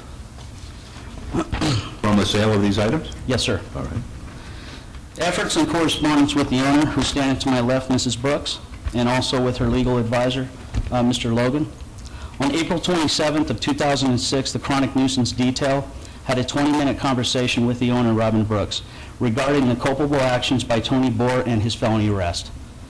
The officer discussed terminating the lease for Mr. Bohr. On May 1st, 2006, the chronic nuisance detail sent a certified chronic nuisance letter to Robin Brooks. On May 15th of 2006, the chronic nuisance detail spoke with Gary Logan, her legal advisor to my left, and Mrs. Brooks, legal advisor, and advised us that they would be appealing the process. At the end of May, Robin spoke with the chronic nuisance detail and told Officer Minnelletti, standing behind me, that Tony's case had been dropped.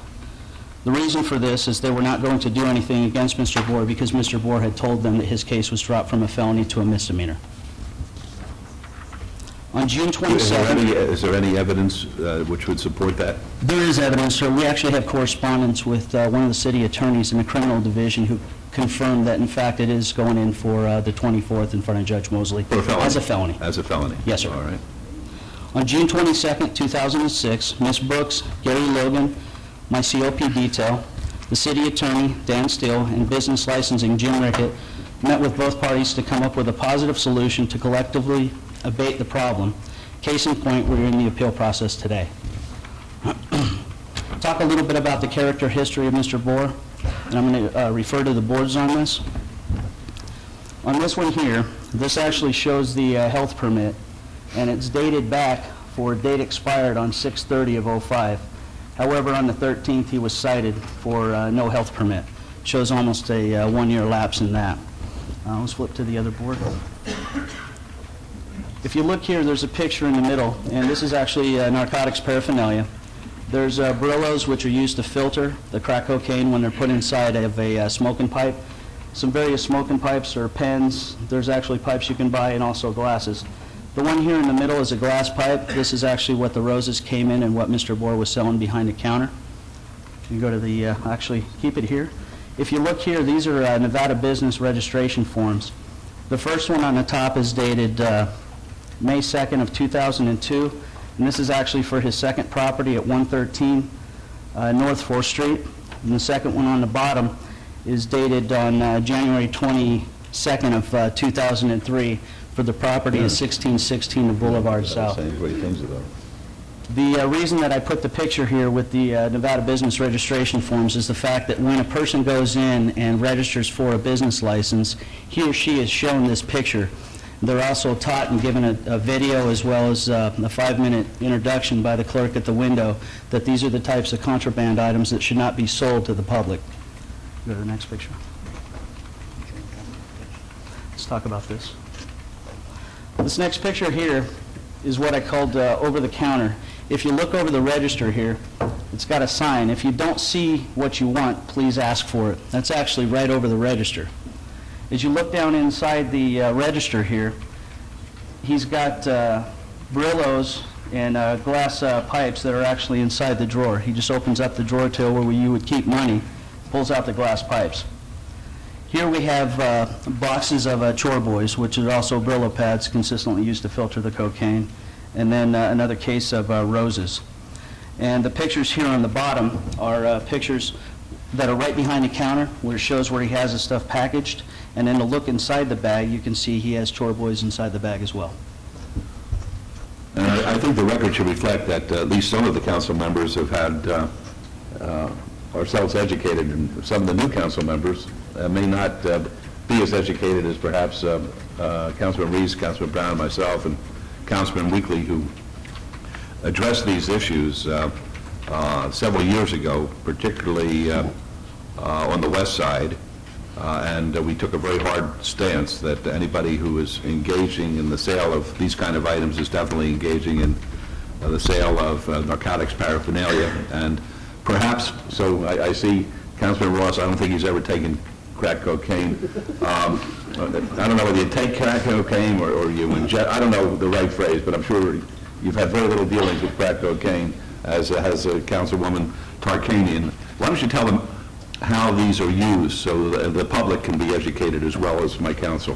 Sir, I'm glad you asked. And actually on this board here, this is actually it. We start here at the top with the... I wonder whether you could put it down so we could have the overhead, because I think this is an important lesson. What appears to be, and this is what confused me when I first began to consider these kind of items, everything seemed to be legal and, legit. But when purchased and mixed together, it definitely is a vehicle to ingest crack cocaine. Are we able to see it on the overhead? No, sir. No, okay. All right, well, we tried. Is it on? Okay, good. Yes, we are. I'm actually going to try and move this around just a little bit. Good, all right. If you look at the top, I have it titled Advertisement. You see a sign that is attached to the cigarette advertisement over the register. It says, if you don't see what you want, please ask for it. If you add that sign or advertisement with the next picture, we actually have the Chore Boy filters with the next picture, which is actually the glass roses. This is what you get on the bottom. It's also called a setup, which is what he was selling it for. It comes in a paper bag. You get a Chore Boy and a glass. When you take some of the filter out and you put it inside the glass pipe and you have to break the end off of it, a person who's codependent on crack cocaine will actually put the crack cocaine inside the glass and smoke it with a lighter or a match, and it'll heat and filter up and through. That's how that's used, sir. Next, I'd like to show some forms that come from both taxation in the state of Nevada and also through city business licensing. On the top here, we have a form where it actually shows in the year 2002, dated August 15th, pre-agenda inspection by Agent D. Outland with business licensing, found behind the counter mini baggies, Chore Boys, and blunt wrappers at his other address. Second, there's a letter here from Jim DeFiore, who's present today in council, and this is in regards to 1616 South Las Vegas Boulevard, where the city warns Mr. Bohr because he was taking beers out of six-pack cans and selling them individually, which is also against Nevada revised statute. On the bottom here, I have a picture, and what you'll see there is a bucket, and next to that you see an open pack of cigarettes, and next to that you see individual cigarettes. It's illegal to sell those separately. However, he was caught doing that, and those items seized on the same date of arrest on April 13th. And how do individual cigarettes play into the smoking of crack cocaine? Well, just the impropriety alone shows his character and his behavior and what he's actually willing to do to make a dollar. Okay, but it doesn't have any relevance as far as the crack? No, sir. Okay. And to the left of that, I actually have a form, which was a follow-up done by taxation, where he was warned again for improprieties on his property. Thank you. The other thing that I'd like to talk about is the timeline and the county and city hours that have been invested to this point. For total person hours on our unit, and this is combined with SIB, we have 129 hours. Total hours with the City of Las Vegas, business licensing, code enforcement, Las Vegas Fire, taxation, and gaming, we have a total of 148 hours from the time this thing was walked down the hall by the patrol sergeant to where we stand vested here in the council. I had talked to communications earlier, and I also have a video that I'd like to cue up. It's about 3 minutes where Mr. Bohr was actually in this council here today, 2 weeks after he was arrested on a felony crime, and 3 respected persons of the board here had asked him if he's had any improprieties at the same address that's in question now. And I'd like to play that up if we may. I wish you wouldn't play it, and I'll tell you why. Okay? Yes, sir. Yeah, I'm going to let you play it, but I'll tell you why I wish you wouldn't play it. Because I'm hot. Yes, sir. I'm really hot at Mr. Bohr. He stood before us and let me say nice things about him because I used to walk past the establishment where he worked on 4th Street and would say good morning to him, and I thought that he was a decent person. And he let me say nice things about him when he knew that he's not a nice person. And I'm angry at him. I want you to know that. So let's see it.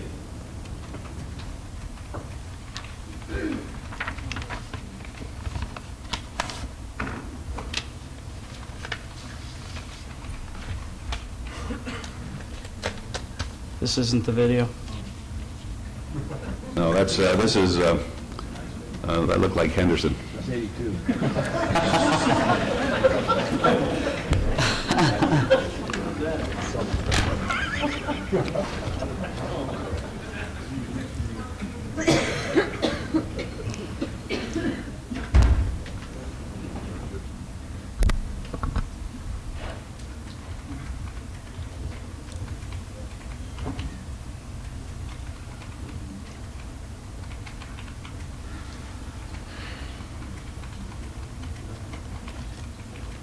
Can we go to the next video? I believe so, sir. It should have been queued up and right on par, 3 minutes and I think 25 seconds.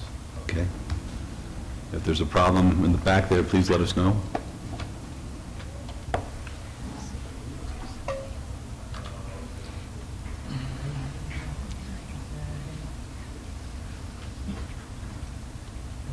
It's on its way.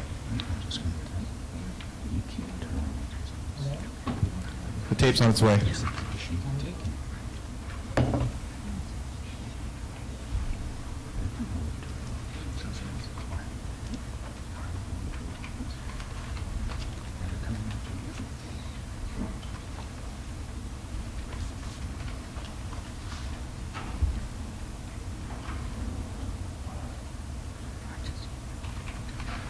Here we go. Is there a audio as well? Is there Yes, sir, sound there to it? is audio and Okay. video. Yes, sir. Seeing none, I'll declare the public hearing closed. Comments from commission members, please? This is before the planning commission. Yes, Mr. Patricia. Mr. Simon? Do you sell alcohol in your store now? No, no, sir. Not at all? Not at all, no. Do you have any stores where you do sell alcohol? Yes, sir. Yes, sir. You do have other ones. How many other ones do you have? One, this is the second one. This is the first one, I have another one, sir. Do you have a clean record with Metro relative to your other store? Yes, as far as I know. Okay. Mr. Chairman, can you identify where the other store is? 1616 South Las Vegas Boulevard. Okay, thank you. That's April 27th, is that before or after he was arrested? This is 2 weeks after he was arrested on a felony, Mayor. Right, didn't have any problems at 1660, No problem, right? sir. Okay. Is that- Boulevard in Okie? Yeah, yeah. Is that the site of the old XO liquor store? Yes, yes. So where did you take into there? Been there almost 4 years, since 03 March. Is that not the store that Is it good, sir? they revoked the permit? Not from, The XO liquor? yeah, they did from the previous owner, and on that I went inside there, applied all over again, like new and stuff, I got this, that's not with me. So, but you haven't been there for 4 years, I think. March, January 03 I start, but actually the permit, the license approved everything's in March, so 03. I'm sorry, I don't mean to prolong. The site, and I realize it's a different site, and I think it speaks to the application. The Okie facility, it's Las Vegas Boulevard and Okie essentially, right? Yes, sir. How long have you been the owner of that store? That's what I said, since 03 March, that's 3 years, a little over 3 years. And my next question is that now a store that they revoked the license? Not from me, sir, that's what I'm trying to say. But I didn't want to talk about the previous owner, that's why I just applied. Okay, thank you. Thanks. Mr. Goins, did you have a question or comment? Please. Commissioner Davenport, please. I apologize for being in the back room, but it's my understanding then that you have had no violations from Metro at your other store? There's been no complications with Metro coming in there and having violations at the Oki and Las Vegas Boulevard? No, I wouldn't say, they come all the time and start checking me and stuff and everything, but I wouldn't say there's no totally, I don't have no violation stuff, nothing really, you know what I mean? So sometimes there's no health card and stuff, maybe before when I just open, I don't have no single license bill. Sometimes bill single stuff missing, all those kind of things I have, just generally I do, but nothing really, you know. I don't know what seriously does, but... Okay, no, I'm just asking, you know, to make sure that Metro hadn't came in and there been any complications with Metro on your license or any violations or... They come a lot of times, They come a lot of times, but have they ever cited you for anything? Yes, that's what I was just saying. When you get a citation stuff, and like before, I'm not supposed to sell single and stuff. There's some missing beer and they see like 6 packs sitting there. It's missing one beer, they still cite you up for that. Is that you cut the catch yourself and pound or whatever, don't matter, it shouldn't be missing. So those kind of stuff all have to come. Okay, thank you. That's the end of the video, Mayor. Right, that was not before the council, that was before the planning commission. Yes, sir. Yes, sir. In conclusion, I want to make something perfectly clear. We're not looking for any civil penalties against Mrs. Brooks. In closing, I'd like to set 2 goals and respectfully request for that. Long-term goal is a revocation of Mr. Boer's business license. Short-term goal, and I believe a solution at least until a revocation could be set forth if it was granted, is that the owner be required to provide 24-hour 7-day-a-week vetted by LVMPD security, which is armed, licensed, and bonded, and cleared through us before those persons be posted. And there's also some witnesses in the audience that are here to testify against the property at 1616 Boulevard South, Mayor. All right, fine. Do you want to have those people address us, and then we can hear from Mr. Logan? Yes, sir. If I may, I'd like to call Joanne and Glenn up front, please, from Vegas Adventures Weddings. All right, when you come up, please give us your name and address. Good afternoon. Good morning. Good afternoon, Mayor. I'm Joan Bohorkis. We have just come up into getting the wedding chapel, which is on the north side of the strip mall. And just as of yesterday, we received a temporary occupancy pending a couple things getting done. So we are ready almost to open up. During this period of time where we've been under the renovations, we have so many people hanging out in our parking lot. The single bags with single sold something, alcohol, whatever. The gutters completely lined with trash. They sit on the parking bumpers in front of our store. They hang out by our door, put their feet up on the wall. I'm concerned because they open up the door. We're going to be open into the evening. My wedding coordinator is petrified. I'm afraid. So all of this trash that keeps coming through, by our front door, there's urine. Our customers then go right around the corner to Eileen's Formal Wear. This is daytime. Puddles of urine, boxes of trash, garbage everywhere. At night, the problems are going to get worse. Eileen's closes before we are going to be open late into the evening. I fear for myself, my wedding coordinator and I have discussed bringing our dogs. How many wedding chapels have dogs inside so women working there trying to make a living are going to feel comfortable? Our windows get washed, they're just going to come pee on the windows.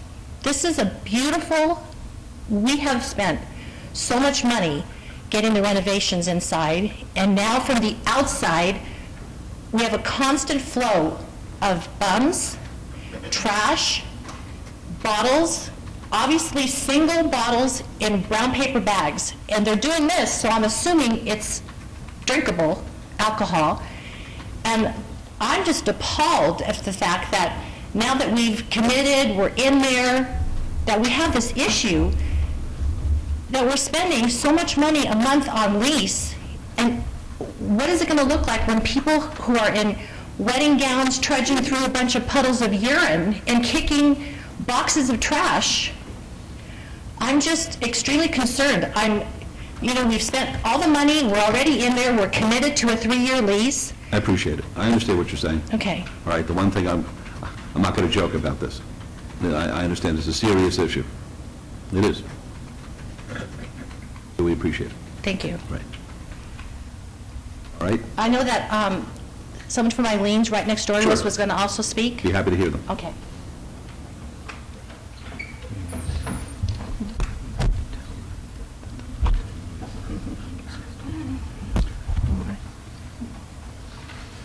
I'm Steve Hauser from Eileen's.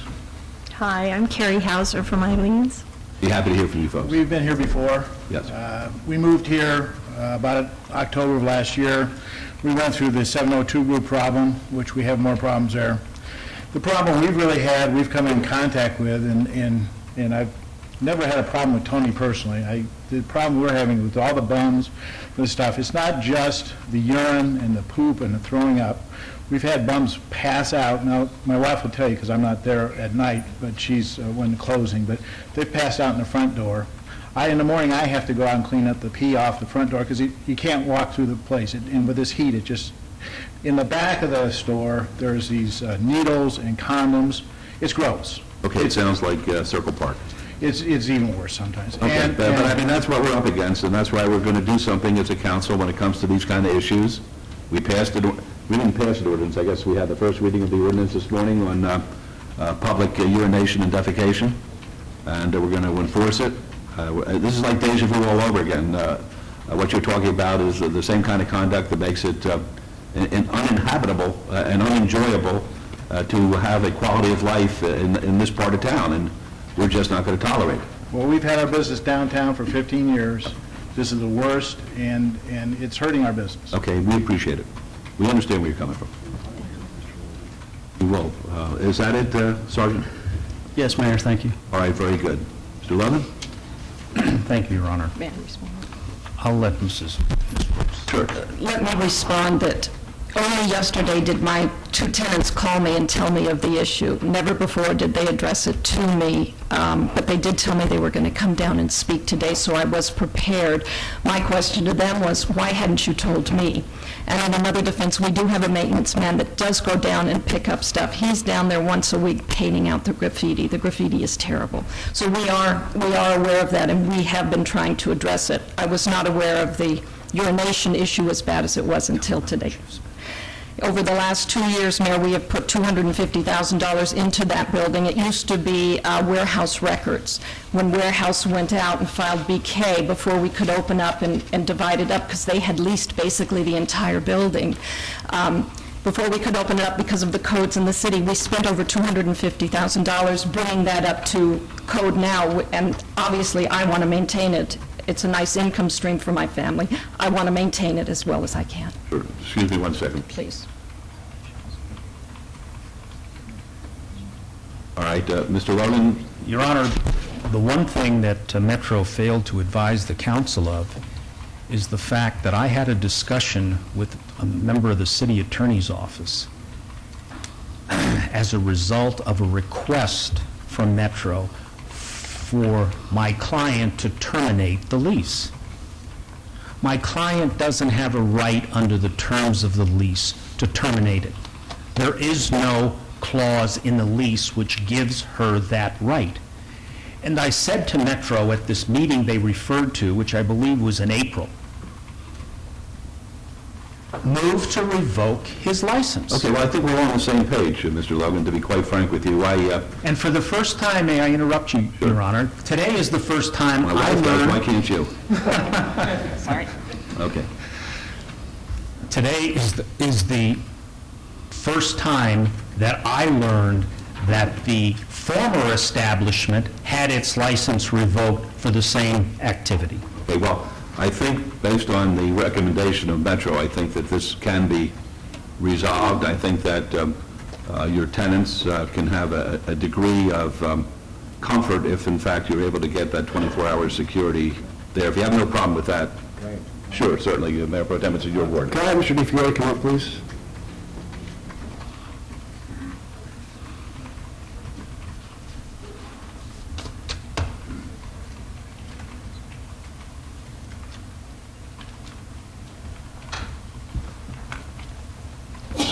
Now, with your permission, I'd like to ask Mr. DiFiore if he's heard enough evidence today, does he think that we can have this brought forward at a later date for revocation of this license?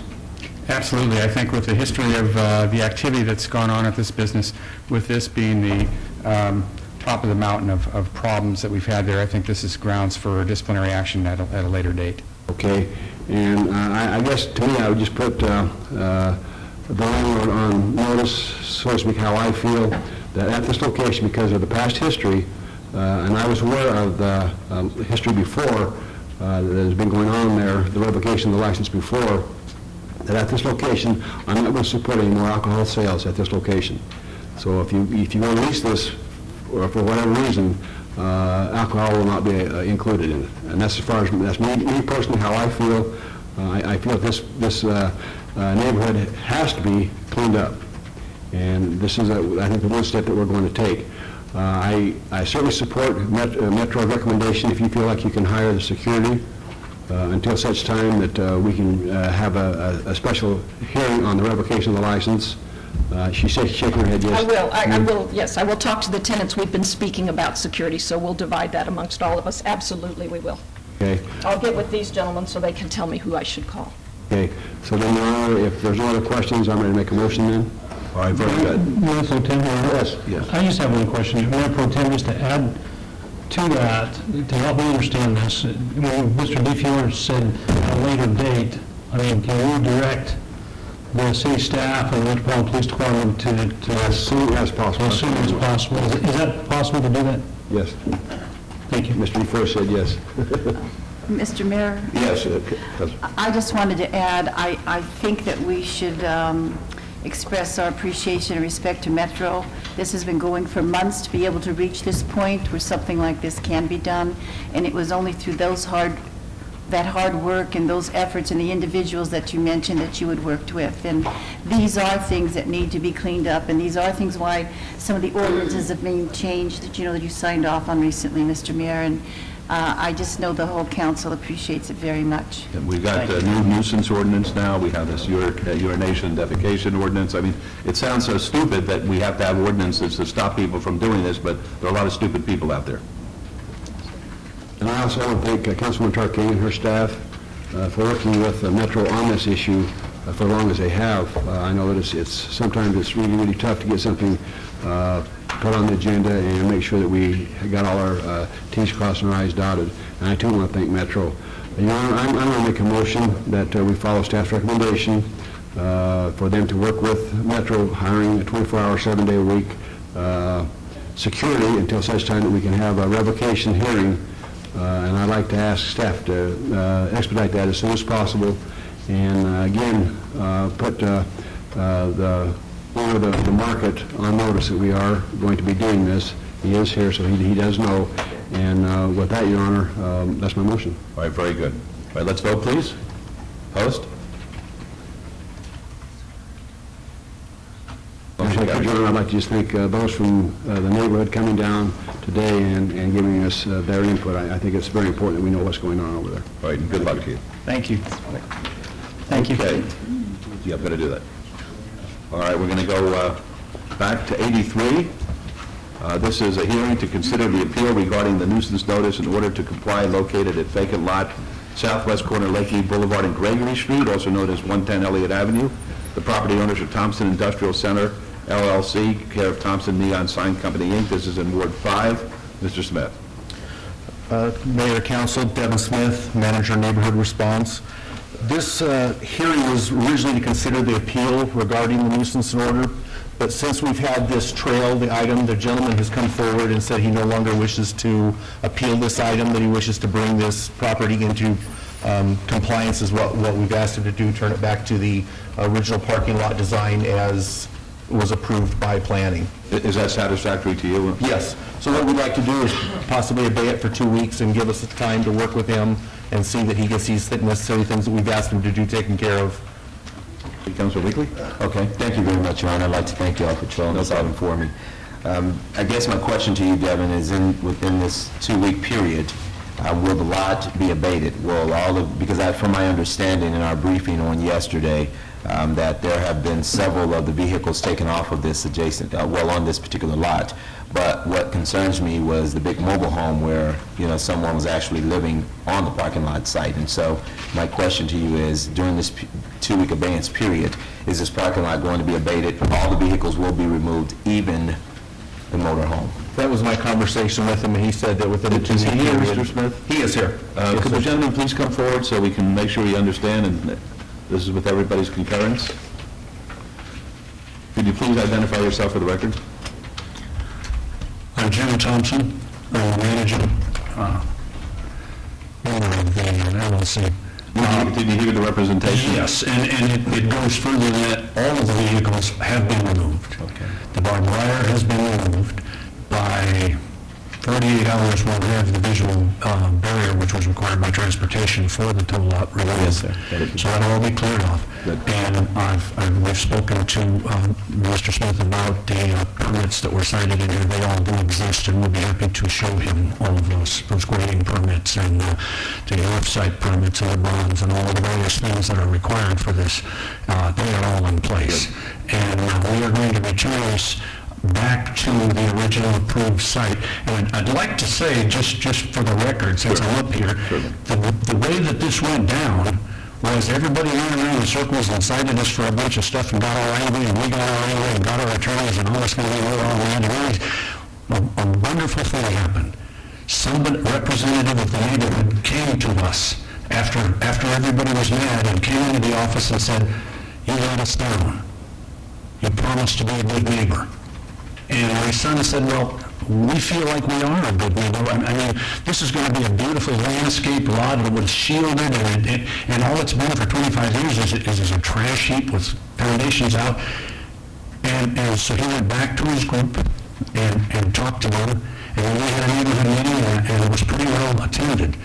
And we presented, isn't there some way we can all in on this? I mean, I'm getting over $2,000 a month as a tow yard for this. And the answer was no. They said, no, there's no way. And so I said, all right, I promise you I'd be a good neighbor, we'll just take it off. But that zoning is approved for that tow lot. I mean, I realized that I didn't realize at the time, but staff was willing to issue us a permit based on just having a barrier fence and the paving in place. That was an approved use. Now, the fact that it's legal doesn't necessarily make it right for the neighborhood. And when they came to me finally and convinced me that there was no way for everybody to be happy about that, then I said, all right, we'll take it out. But I'm not taking it out because somebody's beating me over the head with the law. I'm taking it out because it feels right. I don't want anybody mad at me. I don't want to fight with the city. I don't want to fight with the neighbors. We've got a big development in our neighborhood that we're proud of.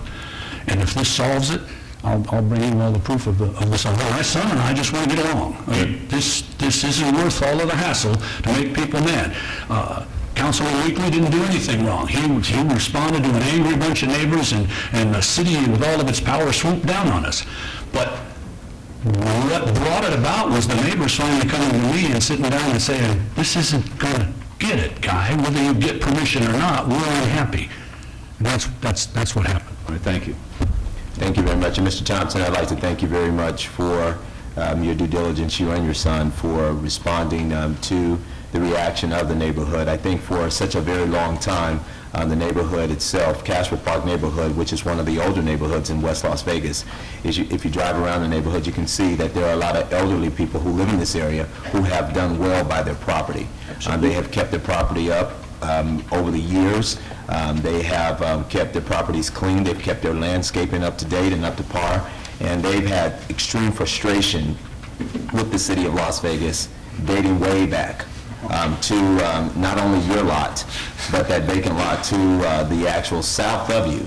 And since then, we've come in and we've been able to purchase those lots through Neighborhood Services, and that was during Deputy City Manager Orlando Sanchez's tenure as in that position there. We were able to come in and purchase those lots and establish a beautiful partnership with Habitat for Humanity, in which this council has approved 7 new homes that will be built there. And so to go and put a towing yard right next to 7 new beautiful homes, the neighborhood was just kind of like, this is not going to work for us. And so, again, in all due respect to you, I know that you had a neighborhood meeting that you wanted me to attend, but that evening we had our own special council meeting that day where I could not attend, but I appreciate your representation there and you talking with the neighbors and just trying to do your part. And sometimes it turns out like that, where the neighbors and the applicant just don't, the rubber doesn't meet the road, and we part ways on a professional level. And I just appreciate you being here today and you showing your support. Thank you, Councilman Lincoln. Yes. Before you were on the council, Councilman Reese advised me when we started up this development that the only way this would work was to get the neighborhood behind that. And my son and I we visited every house within a 600-foot radius and sat down with them with our drawings and convinced them that we were going to be a good neighbor. And we are going to be. And I believe that. And in closing, Mayor, not to belabor this conversation, this is a good conversation. But I'd just like to say, the men and women of the city of Las Vegas, many of them do an excellent job in their capacities. But there are many times that I can't speak for anyone else up here on this dais, that I don't agree with many of their recommendations. And that's simply because you can look at a neighborhood from a map and make a determination what you think is acceptable or what you think is compatible to a neighborhood. But until you get inside of a vehicle and you travel to that site and you go and tour the neighborhood and you go and speak with people who are watering their lawns and you find out what their vision is and what their hope is, just because this is an area where maybe their houses are not valued at a $500,000. This is a neighborhood where people take great value in their neighborhood and they take great pride in their neighborhood, and so they want better. And so, that's what we're here to do, and I appreciate those folks speaking up. I did receive a large petition from them, stating that, this is something that they would not want to have. Not only is this affecting you, but there is another piece of property that's right maybe 3 blocks over from this neighborhood that's looking to do a wreck and towing yard that the neighborhood has been fighting for years. The applicant, like you, is a very nice man who's just trying to run his business. But unfortunately, this is just something that's just not compatible with the neighborhood. And again, I just appreciate you working with staff and working with the neighborhood. Thank you, sir. Thank you so very much. And so, Your Honor, with that, I'd like to follow staff's recommendation on this, and that'll be my motion. All right, let's vote, please. Post.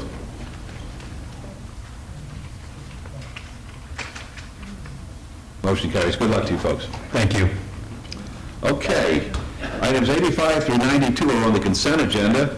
They're considered to be routine. They're recommended for approval by the Department of Planning and Development. I have to abstain on items 85 through 87. One of the principals, Mark Lefkowitz, is a partner of mine in some real property, so I won't be able to vote on that. I'll turn it over to you, Mayor Pro Tem.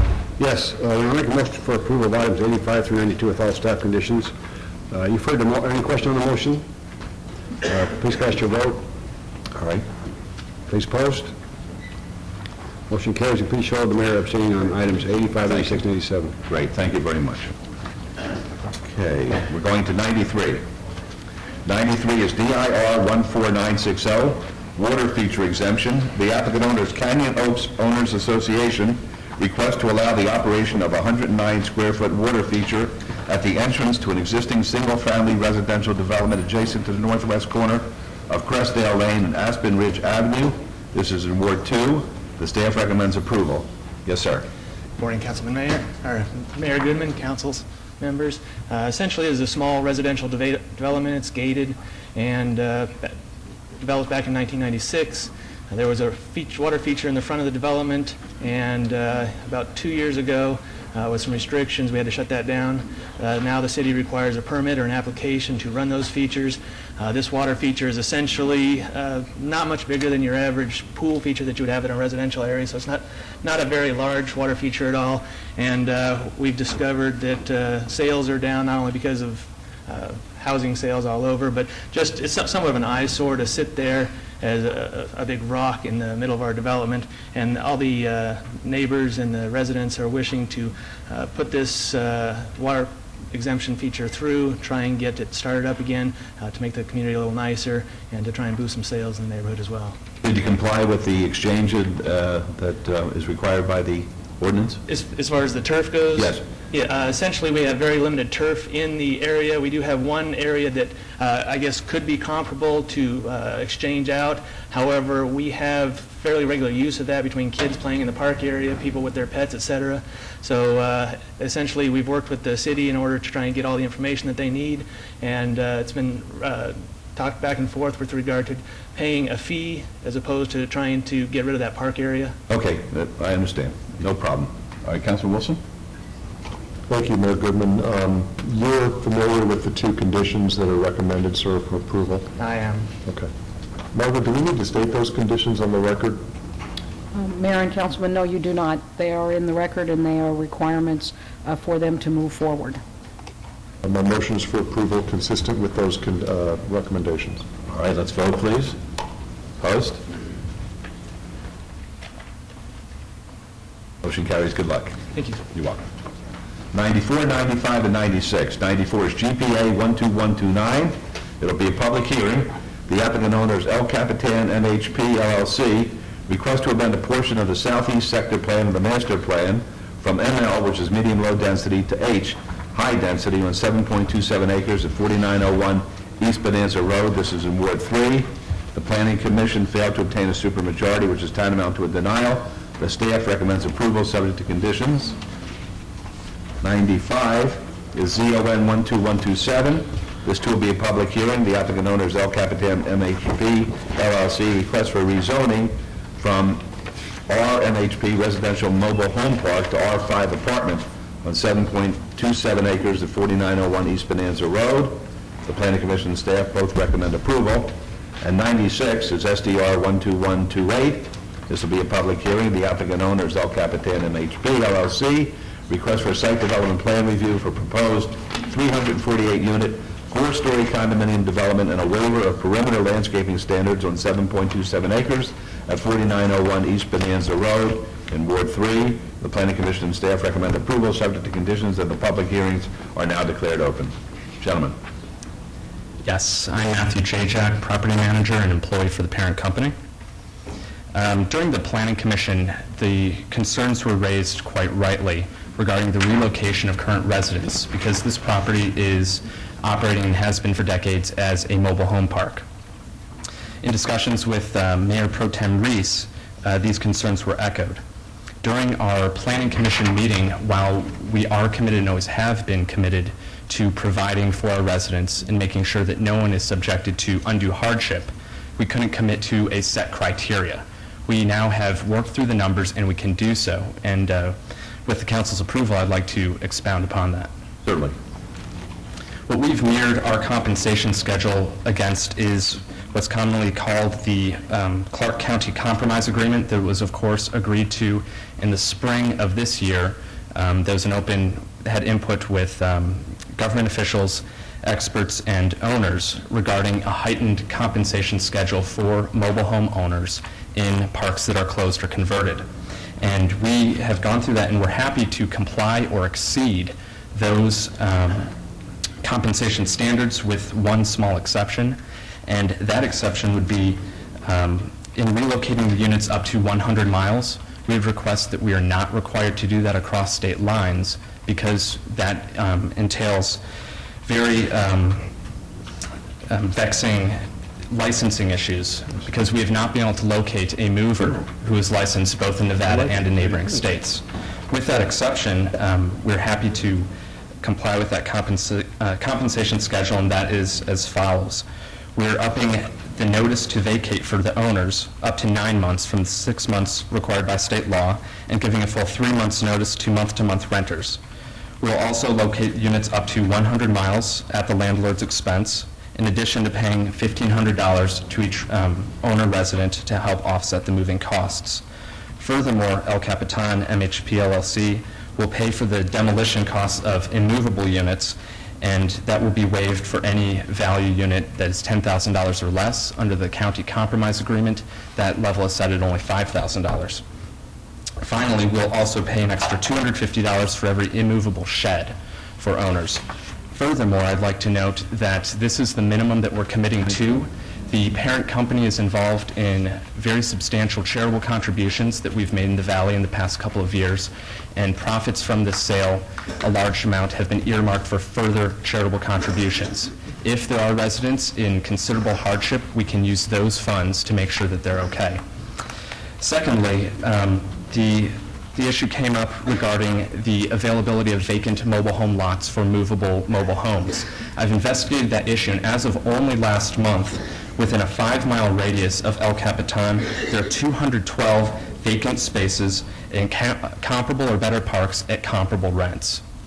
So we're really not going to be putting anyone out unduly, and we are, of course, paying for the movement of these mobile homes as well as accessory structures, including skirting, awnings, and things of that sort.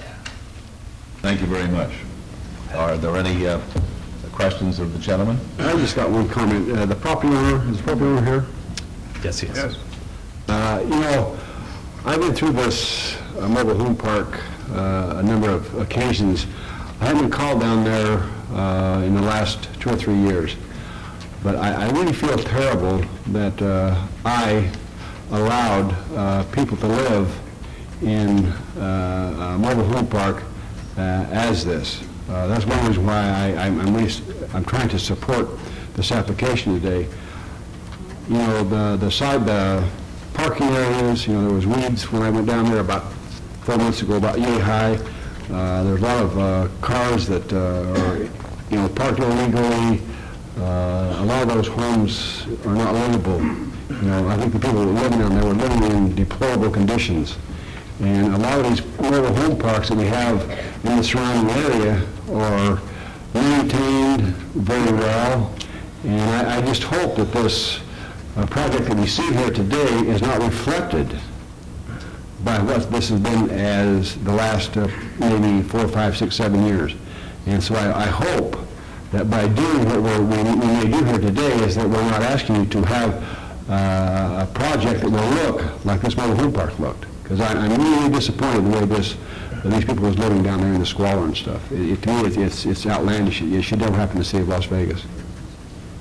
And I felt like I had to make those comments before we go any further with this hearing. Councilman Reese. Yes. Robert Lannon, managing member of Arvest Forest Charitable Fund. I fully agree with you. And we're moving in that direction to correct this. We're in full compliance with you. All right, did you want to be heard, sir? He's the architect. My name is Paul Fark. I am the architect for said project. I can just give a small description of the project. My firm has been noted nationally and internationally for doing award-winning design projects. I've also been described in newspapers as being one of the most environmentally sensitive architects in America. And in doing the land plan on this project, that was my full intent. You're allowed to go 5 stories here. What we have is 3 stories over parking, and then I provided a large, if you go to the site plan, you'll also see in the elevation that's on the screen that there's a rhythm in the skyline. It just isn't one big straight line from Bonanza.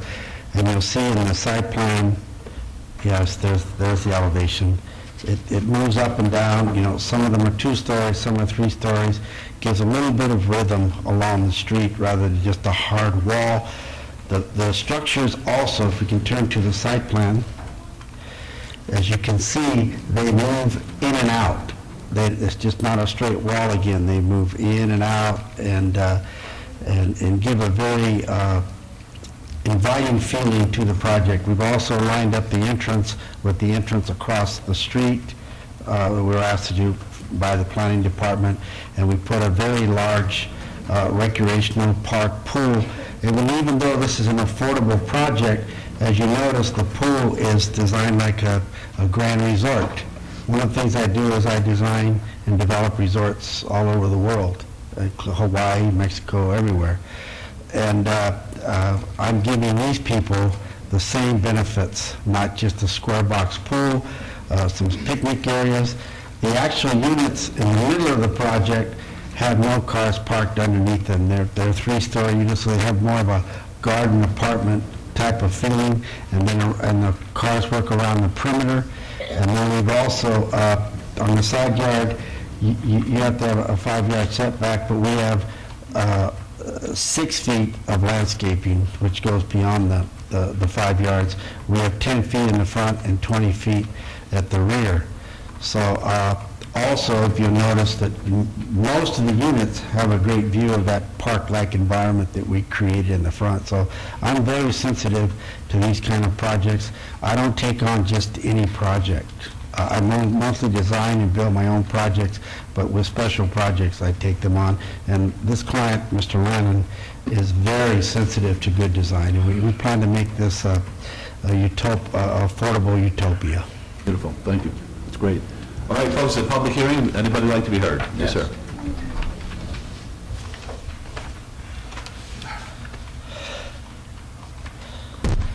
Tom Allen, Las Vegas resident.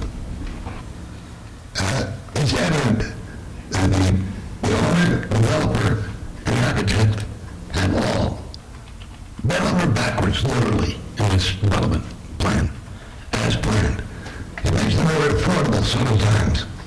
What is the range of price of the condominiums within the scope of affordable?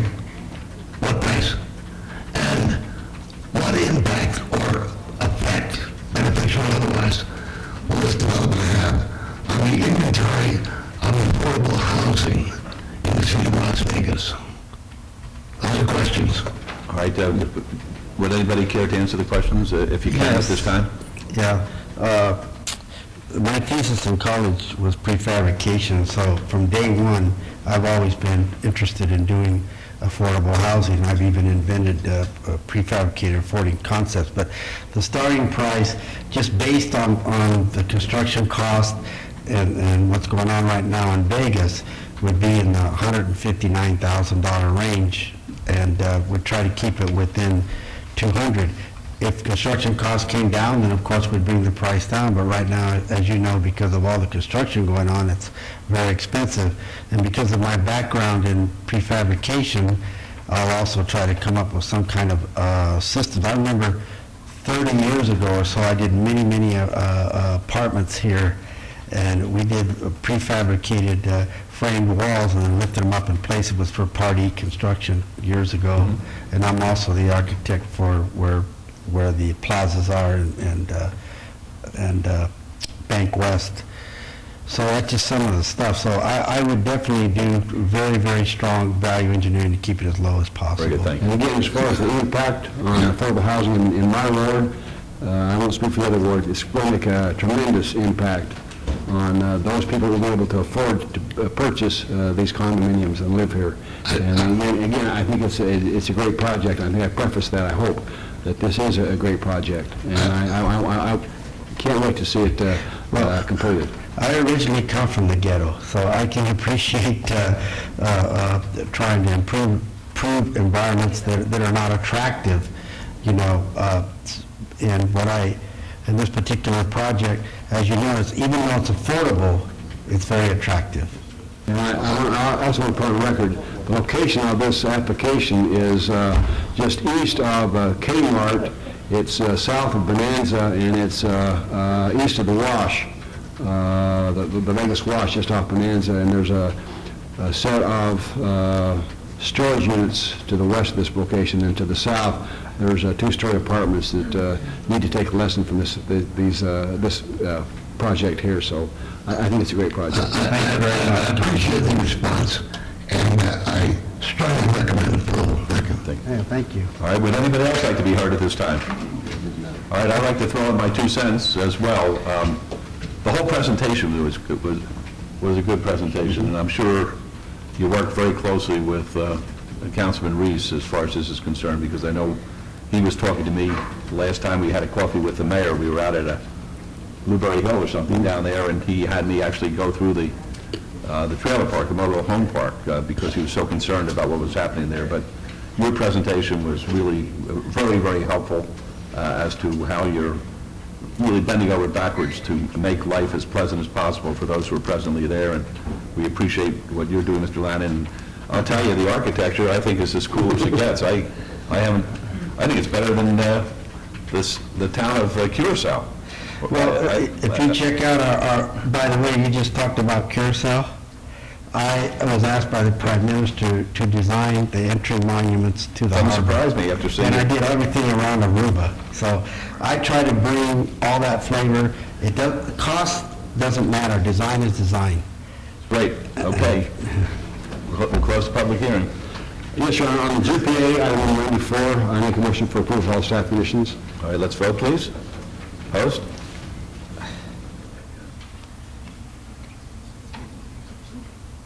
Motion carries. And on 95, I want to make a motion for approval. I also would like to have those conditions that was read into the record. I'd like to have them incorporated, Margot, that Brian, that the applicant... The conditions with regard to their treatment of the tenants? Yes. Fine, I think we probably need to put that on the rezoning, if you want to do something That's like what that. I'm doing on the rezoning. You on the GPA? Does he have those? Does he have the conditions written out we can put into the record, or? Yes, I can reread them. Unfortunately, I don't have another copy. Well, we can copy it if you don't mind, unless you have personal Absolutely. notes on it. No, we have a clean copy. Okay, then why don't we do that? Why don't we make your copy, you have a clean copy, thank you, we'll make that part of the record then, that's good. Okay. And with that, Your Honor, I make a motion for approval of item number 95 with those conditions added. All right, let's vote, please. Opposed? Motion carries. And on item number 96, the site development review, again, I want to compliment the architect as well as the owner and the builder. This is going to be a great project in this part of town. Just to the east there, half a block, we have the county. And I hope some of the county residents are jealous of what we've done over here, because a lot of those apartments they have over there that they're renting and selling over there, nothing like this. This is one of a kind, I think, in the city of Las Vegas. I do want to put on one condition, though, that it will be limited to 348 units. I know some of the residents of the area was concerned about, they heard that there was going to be up to upwards of 700 units, down to 500 units, and so on. So if you don't mind, I would like to just limit that to 348 units. And with that, Your Honor, I make a motion for, yes, Margot. If I may, Mayor Pro Tem, on that condition, then number 3 would read that all development shall be in conformance with the site plan for 348 units, and building elevations, color, and materials, date stamped March 1st, '06, except as amended by conditions herein. You agree? Yes. That's fine. Okay, that would be my motion, Your Honor. All right, let's vote. Opposed? Motion carries. Good luck to all you gentlemen. Thank you very much. Councilman Reyes, Mayor. Thank you.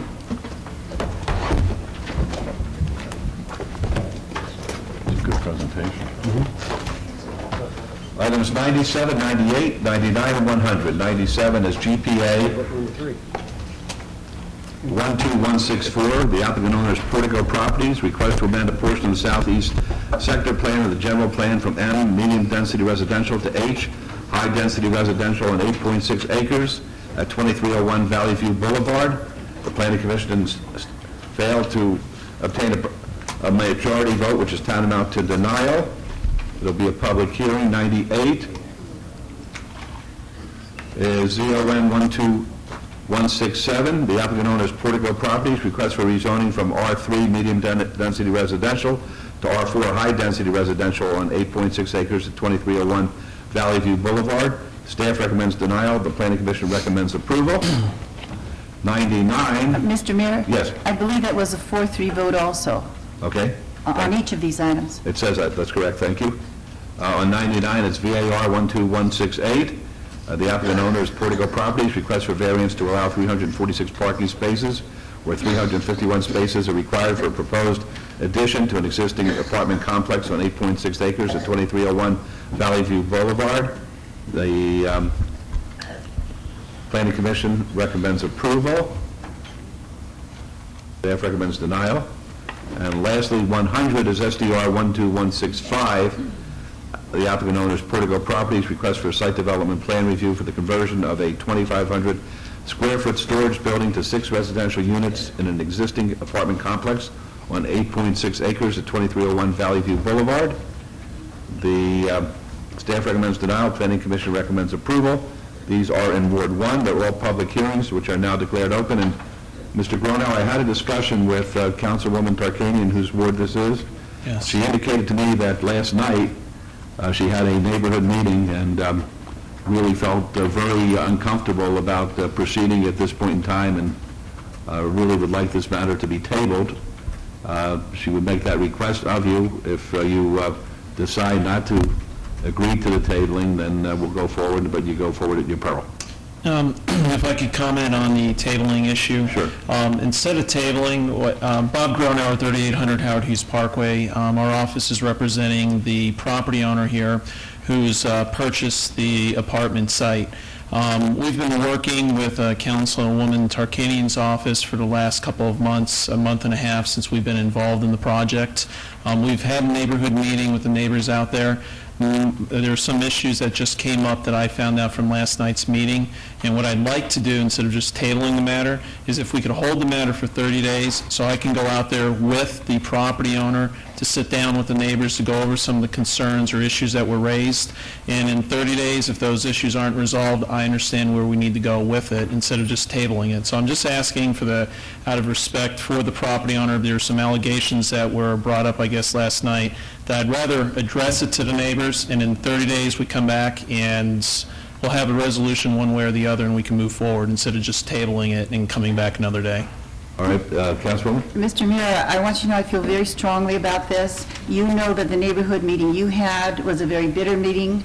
A lot of anger was there at the time, and at that meeting, those residents said they're coming over the wall, they're causing problems, and pretty soon one of us is going to get killed.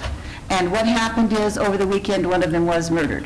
There's a high emotion over there now, and as we looked into it further, it wasn't just that. It's numerous code violations, the El Capitan with the strewn shopping carts, the people working on the cars, the parking filled up, and as we looked into it more, we find little space for children to play, little open space, and you want to add very small apartments, which would increase the density quite a bit.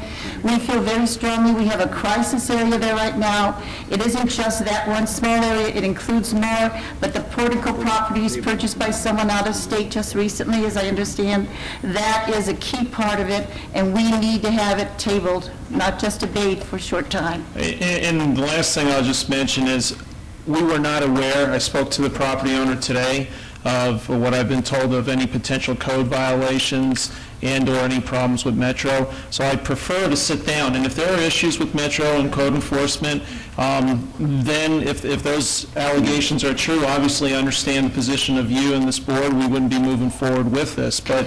Except, excuse me for interrupting, but I just want to tell you, we met with you. We told you about the parking. We talked, at that meeting, they talked about needing to have some red curbs there. They talked to your people. Yes. But nothing has been done, nothing was moved further from there, and now it's only increased. It's a big concern there right now.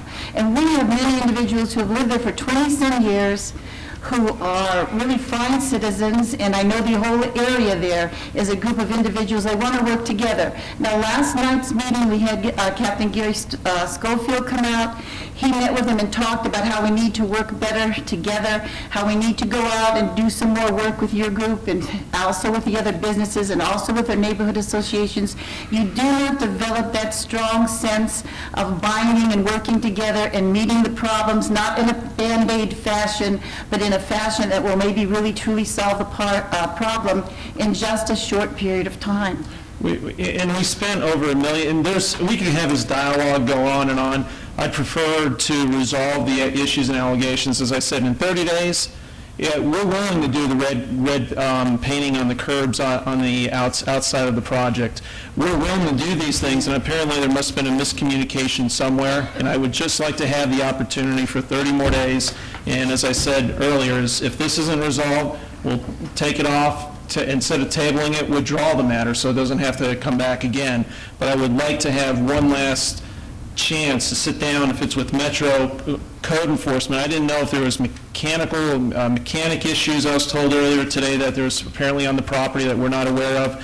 We were told that there's yard sales, which I find it hard to believe to have yard sales in an apartment complex, but the property owner is not aware of that also. So I'd like for him to address those issues with code enforcement, and I'm giving you my word here. If those are true issues and those are the problems, and come in 30 days, we could withdraw the matter and it doesn't have to be tabled. But you know, you're asking for us to move quickly on an issue where we have an out-of-state buyer who came and purchased this land, and we balance that with residents in the apartments also, as well as the other areas around it, that have lived there for a very long time. And the thing that has made this reach a crescendo is the fact that someone went over the wall from that area where the apartments are evidently. I cannot say for sure, but that's what it seems to look like now. Whatever it is, someone went over the wall and shot Mr. Herder to death. And this is an emotionally charged issue, and I don't know what the big hurry is to not get it done correctly. I just feel that we should table the item, and that would be my recommendation. All right, let me hear from these folks at the public hearing, and then we'll go on. Yes, sir. Thank you, Your Honor. My name is Brian Addington. I'm a board member at Spanish Oaks, and we had the meeting with Councilwoman Tarkanian, and I was present at the first meeting with the owner's representative. I think it's fair to say that people who live in Spanish Oaks, I can't speak for everybody in Las Vegas, feel that two things are happening here, that a variance is being sought, a zoning change is being sought, but not just so they can add 6 apartments or 4 apartments to one complex at this time. That the real goal here is kind of like an up agenda item that you have here, that eventually we want to build some kind of a bigger place there. It wouldn't make sense to go through this expense and this time and effort in order to build 6 one-bedroom apartments that my understanding would be 417 square feet. We met with this man before, and representing the owner, Councilwoman Tarkanian had her assistant present for that meeting, and everyone there was pretty much totally against this idea, not just in terms of a variance. We tried to talk in terms of what the concerns were as regards to the complex as it exists right now. The storage space that they're looking at changing, the council could see on the board, the storage space that they're talking about converting should be used for storage. People have their bikes, and their children's bikes are padlocked to the railways and to the staircases. It's unsafe.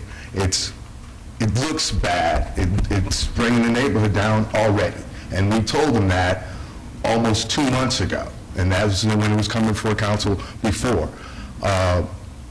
And actually, I was the person who said it. It's only going to be a matter of time. In a former life, I was a prosecutor, and it's only going to be a matter of time before somebody jumps over this wall and does something. And that's what happened. To listen to you? I'm a defense attorney now, so... Okay, all right, keep on talking. And so that was the real concern that everybody had there. We had a lot of the things that the council was talking about in regards to these other complexes and other issues that have come before the board. Just because something's legal doesn't make it right. You have a lot of elderly people, and we're worried about the neighborhood. You have a lot of people that have put money and time. We pay $260 a month to live in Spanish Oaks to provide security. These people don't provide any security for the residents who live there. They have no on-site security guard. They have no common area for children to play. We're talking about putting 6 more people, 6 more families in 417 square feet without any room for the children to play, without any recreation, no pool, no nothing. And I think it's just a variance. The idea is you just want to get the variance through, you want to get the zoning through, and we're probably looking at, well, the same thing you have here on item number 96, a 4-story condominium, some sort of, development. There's no other reason for anybody to go through this trouble. You wouldn't do it. Thank you. Yes. Next, please. I'd like to follow Tom Down and Van Dam. Las Vegas resident. The councilwoman's position is exceptionally well stated. The environment looks bad. simple. It is time for this city council, long since overdue, to raise the standards in the city. And what I'm talking about is proactive integrity, proactive conscientious behavior on the part of developers, whether they be local or out of state. This is a city, a community of people. That is the first ingredient. Not structures, the people. And if you think about the people and you care about the people, work for the people. And if you can, get out of here. Thank you. Okay, anybody else like to speak? Beatrice Turner, West Las Vegas. You know, just like the man just got up here and said about there's nothing for the kids there. You know, this is a prime example. Out of sight, out of mind. We want to do this, and we is not concerned about the children that's there. Now, you know, I do home health care, so I travels all through Las Vegas. And them yard sales, and I'm the yard sale queen on the weekends. They do so have yard sales over there. Would anybody else like to be heard? All right, then we'll close the public hearing. Well, Your Honor, in light of the comments from one of the board members from Spanish Oaks, I'd like to then, we can table it. I'd like to sit down with them, go over these issues, because there's some conditions that we're agreeing to where we're putting in more additional landscaping than what's there. We're going to be doing more upgrades. So instead of us arguing back and forth, I'll accept the table, and then we'll come back once when we sit down in Spanish Oaks and address these issues. All right, very good, thank you. Appreciate that. Councilwoman, so your motion is to table all 4 items? Yes, it is. Table all 4 items, and I would like to point out that all 4 items were denied by staff, and all 4 items did not reach the supermajority voted by planning commission, which made them unanimous, being denied by planning commission. So this is not just one. Councilman? Oh, sorry. This is not just one side of it. This is, I can't tell what the new ones, to tell you the truth. If I'm hearing or not hearing, or vice versa. But in any case, this is the planning commission, this is our planning department, this is the residents, this is what the Ward 1 staff has found as they've gone out, and I move to table. Okay, can we take all 4 items? Do you want to say one more thing, though, Mr. Mayor? Personally, I think what you talked about with the mood of the residents is that I can't think of any set of circumstances that would allow me to stand in front of you and tell you that a month from now we're going to feel better about this. And we don't necessarily expect that, but the motion is to table it, and then if Mr. Gronauer wants to speak to you, and you want to speak to him, that's great. We're always willing to speak to Sure, you. I'm sure of that. Very good. And this is something the mayor felt, we did discuss your feelings last night, Mr. Mayor, and this is something that you had felt we could move forward, which is what I did discuss last night in the meeting, if you remember. Yes. That I would speak with him and we would move accordingly. Yes, I do recall. Okay. I appreciate you coming to meet with us yesterday. And again, if we tabled or whatever, they could come back with something else if they wanted to. And I mentioned that at last night's meeting too, because they own the property. So this is their right to be able to do that. But I moved to, did you want to say something else? No, I think that people at Spanish Oaks are willing to sit down. I'm personally willing to sit and talk to him and work anything out. But I mean, but I wouldn't want to forgive my kindness for weakness. There's no waiver. There's no waiver, counsel. Okay. Okay? All right, good, I like that. It's just your being willing to talk some more, but there were about 85 people present last night. Yes, only one person was in favor. 1 out of 85 thought that maybe it could be looked into further, and the other 84 were adamantly against, and that should go on the record too. Plus all, I believe we have about 100 protests that are in the backup material. Yeah. So I moved to table, and will you convey to the group then what occurred? Yes, they asked me to come because I was the calmest of the ones. Okay, and I've always wanted to say this, counsel. Please rise and remain standing. Okay, all right, let's go. Be excused. Yes, absolutely. Let's go, please. Opposed? Motion carries. All right, we're going to 104. 104 is VAR 13201. There will be a public hearing. The applicant is Malco Enterprises, Nevada. The owner is J&L Property Leasing LLC. Appeal filed by the applicant from the denial by the Planning Commission of a request for a variance to allow a 55-foot freestanding sign where 40 feet is the maximum height allowed on 2.55 acres at 5600 West Sahara Avenue. This is in Ward 1. The Planning Commission and staff both recommend denial. It's a public hearing which is now declared open. Yes, sir. Good afternoon, Mr. Mayor and members of the City Council. My name is Tony Celeste. I'm located at 3800 Howard Hughes Parkway. We actually do not represent this particular application, but rather the owner of the property. The owner has informed me that he would like to withdraw this matter without prejudice, as his representative could not be here today. So, respectfully. Is that all right? That's certainly fine. All right, it's a public hearing, folks. Would anybody like to be heard before we vote? All right, then, the councilwoman, your motion is to obey for 2 weeks? Withdraw without prejudice. Withdraw without prejudice, Yes. okay. All right, that's the motion, to withdraw without prejudice. Please vote. Post. Motion carries. Good luck to you. Thank you. All right, we're going on to 106. Now, Madam Clerk, we've withdrawn 105. I assume that 61, which was... Correct. That's also withdrawn? Right, but that's withdrawn as well. Very good. All right, 106 is SUP 13271.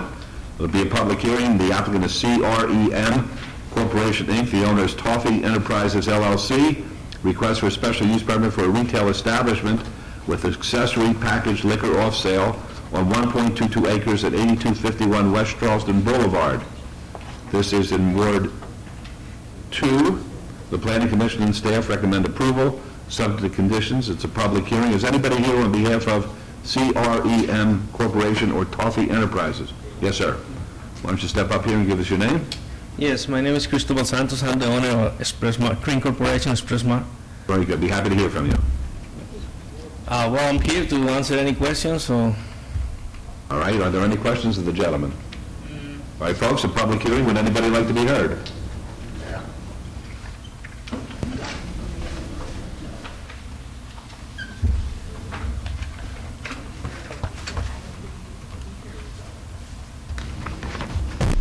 Tom McGowan, Las Vegas resident. What are the issues here? Are there any? What was the recommendation of staff? There it is, item on the agenda. What is it about? Staff recommended approval. Well, I can cover staff. Okay, thank you. All right. Is that it? Anybody else like to be heard? All right, we'll close the public hearing then. Councilor Wilson. Thank you, Your Honor. What I would like to do is obey this item until the second meeting in September. A few protests have come in, and I'd like to read one for the record. One of the protests says as follows: I object to approval. I've been observing this area since receiving this notice. Many day laborers and/or homeless people gather around this building, especially around the bushes at Cimarron Road. I do not want hard liquor available in this immediate area. Please do not approve this request. That was one of 3 or 4 protests, and to be perfectly frank, I want to go out and visit the site. They have off-sale beer and wine now, and they're asking for liquor. I'm not 100% convinced it's appropriate for this area. So rather than move for denial, sir, I want to go out and I want to look at your store. I want to look at the surrounding area. And you've been in business, you're up and running, and you've been in business for a while, haven't you? Yes. Yeah. So just to give me enough time, I'd like to obey it to the second meeting in September, to give me and staff enough time to go out and look around. Sure, no problem. That's my motion. September 20, sir. September 20th. And I'll say one other thing. You're welcome to come into my office if you'd like and sit down and talk to me about your business, and because I read some of the backup materials, and if you'd like to come in and sit down with me and my staff, I'd be willing to sit down and hear what you have to say as well. Make sure you do it before the next meeting. All right, thanks. Okay, thank you. All right, very good. Let's vote on that, please. Opposed? Motion carries. Thank you. 107 is SDR 12131. It'll be a public hearing. The applicant owner is Las Vegas Valley Water District. Request for a site development plan review for a proposed temporary parking lot consisting of 864 spaces with waivers of the perimeter and parking lot landscaping requirements on a portion of 77.08 acres at 1001 South Valley View Boulevard. This is in Ward 1. The staff recommends denial. The Planning Commission recommends approval. Subject to conditions, it's a public hearing which is now open. Who wants to go first? I'll go first. Okay. My name is Doa Mead. I'm with the Las Vegas Valley Water District. We did submit this for landscape waiver to the Planning Commission at the June 8th meeting. They did recommend approval with conditions. One of the conditions was to submit temporary landscape plan for the area that the city will be impacting with their future flood control facilities, and we have submitted that. And we've also had a town hall meeting with Councilwoman Tarkanian, and we're here to hear any concerns. We recommend approval as well. Okay, as I understand it from my briefing, that I didn't realize there was a submittal as to plans for temporary landscaping. Is that what you were talking about when you said that they were going to plant the trees with the boxes? Yes. In the ground?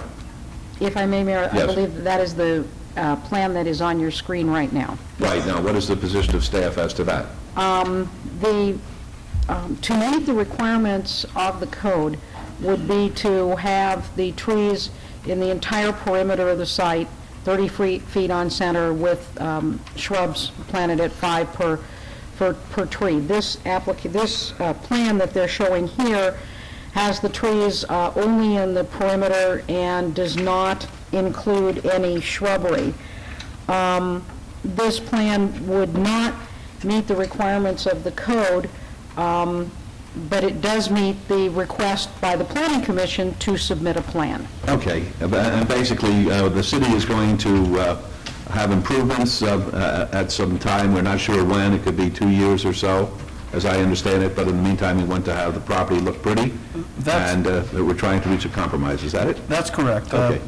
I talked to the project manager for that project this morning, and we don't anticipate anything happening within the next 2 years, but it could certainly be under construction as early as 2 years from now. Okay. If there are improvements, landscaping in place now, we will replace them, or if the temporary ones are done, they can then do it, permanently when we're done. Okay, good. How about you, sir? I'm just here in case there's any other questions. All right, what's your name? Justin Lamb, I'm with Wells Bugsy Architects. Okay, very good. All right, it's a public hearing, folks. Would anyone like to be heard? Yeah. Tom McGowan, Las Vegas resident. Probably read my script.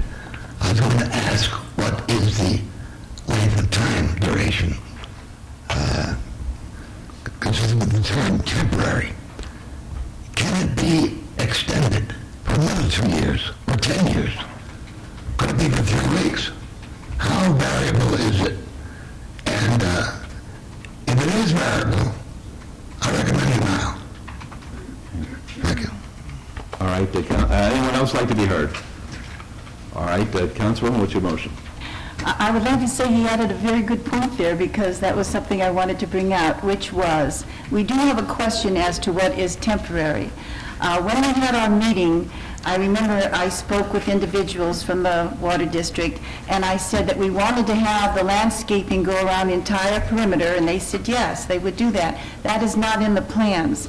When I called Margot and I asked her, what do we have that shows us any place other than this one small area, she did not have that in the plans. Is that still correct, Margot? You did not receive anything relating to that? Right. But I was very clear in front of the entire group of people who were at that meeting, plus when I spoke individually with people from the Water District. So I would like to see some plans as to permanent landscaping in that other area, because this is the only area that would need temporary, which is where the culvert is supposed to go.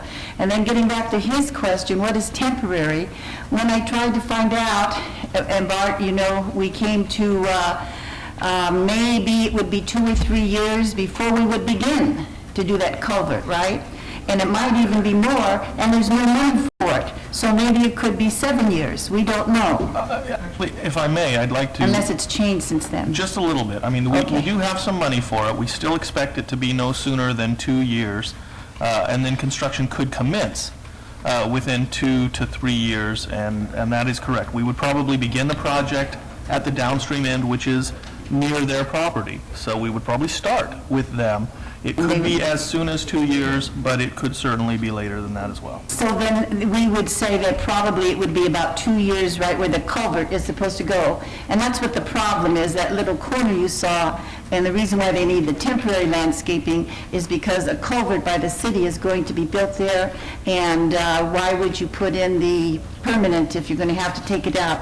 And if it got to be more than 5 years, which at one time we were talking it might be, then that seems a little long for temporary. But if it's going to be 2, that maybe could be understood because the Water District has committed to placing some box trees, and maybe they could put some temporary bushes, because sometimes businesses do that, put that there, and, you know, it's just a small cost. Plus, you have some lovely landscaping there, and for sale even.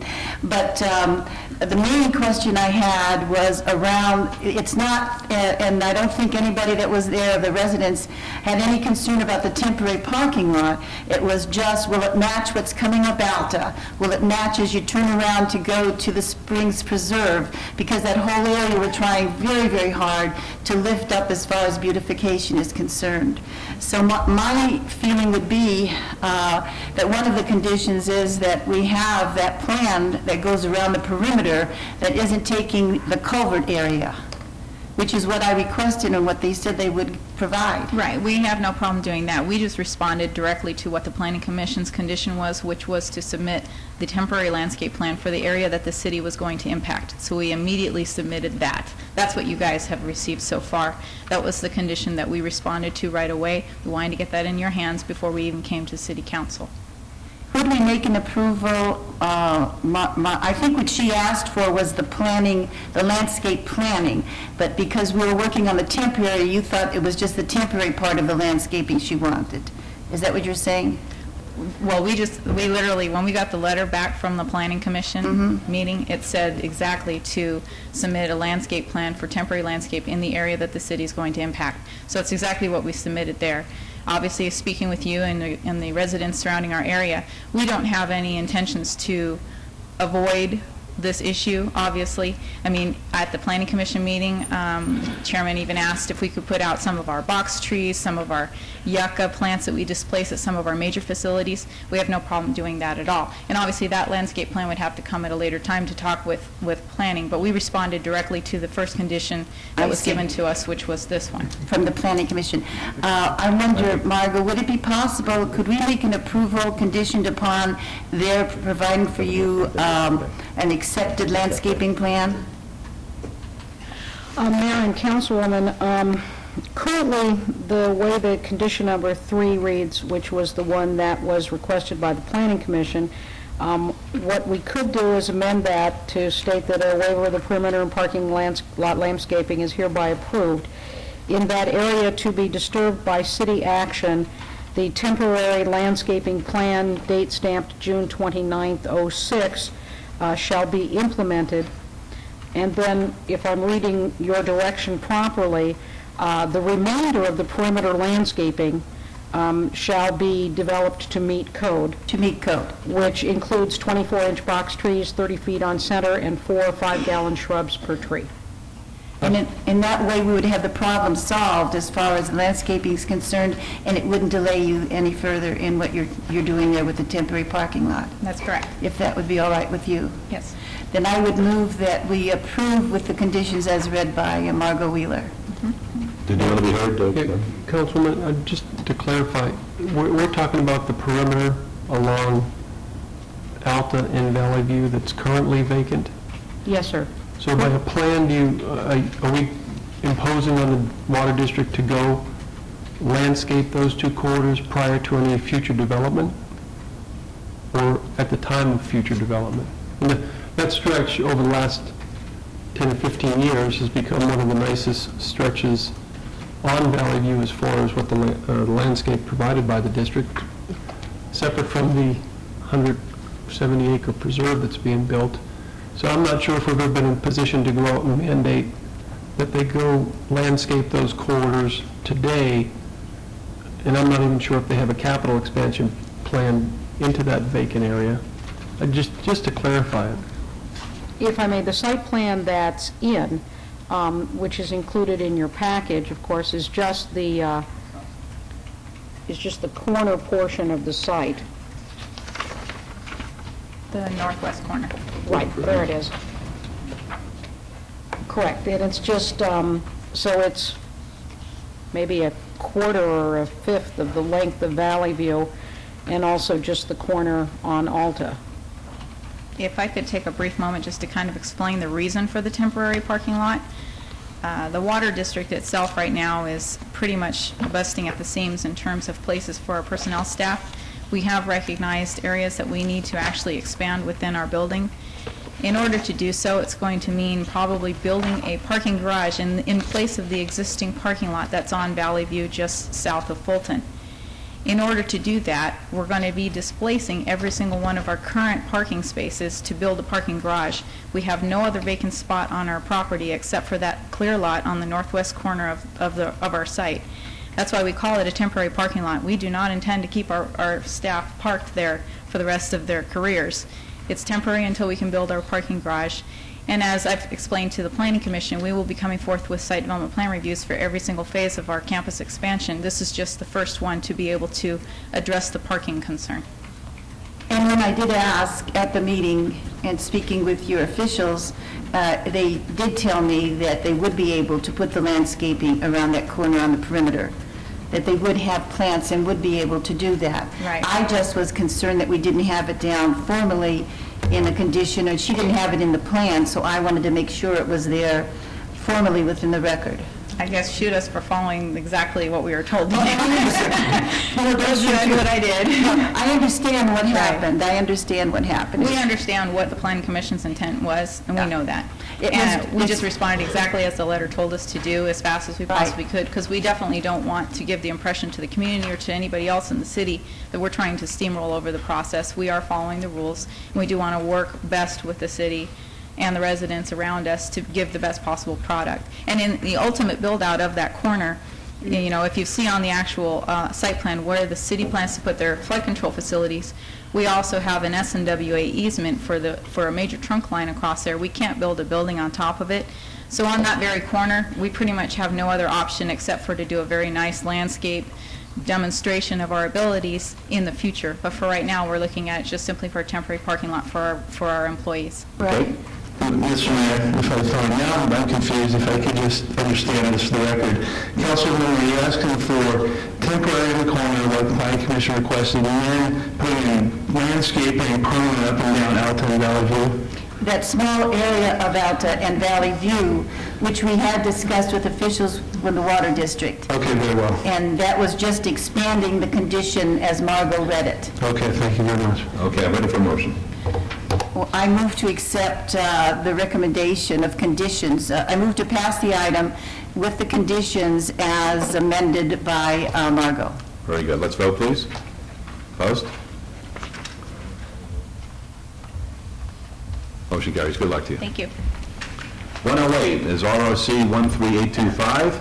This will be a public hearing. The applicant is Lennar Communities Nevada LLC owner, Southwest Communities Development LLC. Request for a review of condition numbers 4 and 5 of an approved site development plan review to allow 3-story homes where 2-story homes were required, and to allow a 4-foot front yard setback where 10 feet was required for an approved residential subdivision on 10.30 acres adjacent to the northwest corner of Elkhorn Road and Campbell Road. This is in Ward 6, and the staff recommends denial. It's a public hearing, which is now open. Mr. Gronauer. Good afternoon, Bob Gronauer, 3800 Howard Hughes Parkway. I'm here representing Lennar Homes in this matter. This is a review of condition. We've held this a couple of times to work with Councilman Ross in his office in regards to an issue on the 2- and 3-story development that we're proposing on the site. In addressing their concerns and some of the neighbors in the area, today, what I believe your staff already has in a condition that will be read into the record with respect to the 2 and 3 stories that we're going to be constructing on the site itself. Just to make it short, on the southern boundary of our property here, as you can see, the 2 lots that are adjacent to each other, we've agreed to keep those at 2 stories. We've also agreed with the lots on the east boundary of our property. In this area that I'm showing you, 2 lots in, will also be 2-story homes. And along the northern perimeter adjacent to the school, we're going to also agree for 2-story homes in that area. The remaining portion of the site can have three-story product on those lots if we sell three-story product on those lots. I believe with that, I can answer any other questions that you may have. Good. Any questions of Mr. Gronauer? All right, folks, public hearing, anyone want to be heard? Tom McGowan, Las Vegas resident. What is the square footage of the product?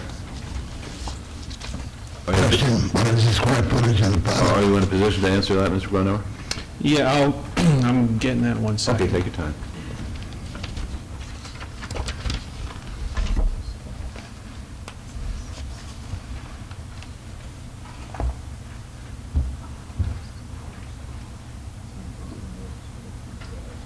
In conjunction with that, I might just put a sidebar question on it. What's the reason for the crowding? Nowadays, there was a phrase used called rabbit warren or cracker box living. I hope this project isn't one of those.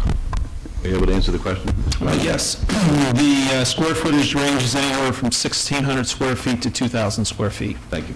That's fairly large. We can turn around that area. Thanks. Okay, anybody else?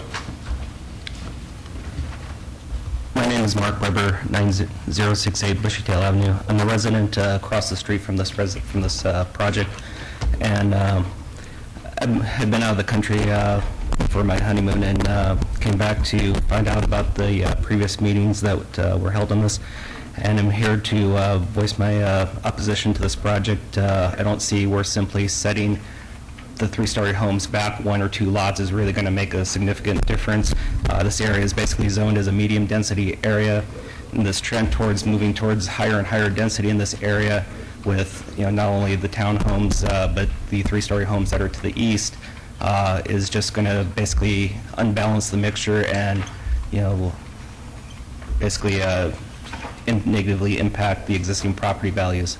I note that your own staff had recommended denial of this, and considering that those are expert planners that are in the deployment of the city, I hope that the council will listen to their recommendation. All right, thank you, sir. Thank you. Anybody else like to be heard? All right, we'll close the public hearing then. Councilman Ross? I think Mr. Gronauer. Yeah, I'm sorry, pardon me. I was going to address the three-story issue. One of the issues, obviously, that has come up throughout this process from the neighbors who live in the surrounding area have brought up the concern about a three-story product on the full site. If you go out to this property, you would understand that from the western portion of the property all the way down to, let's call the southeast corner of the property, there's a significant slope in the property itself.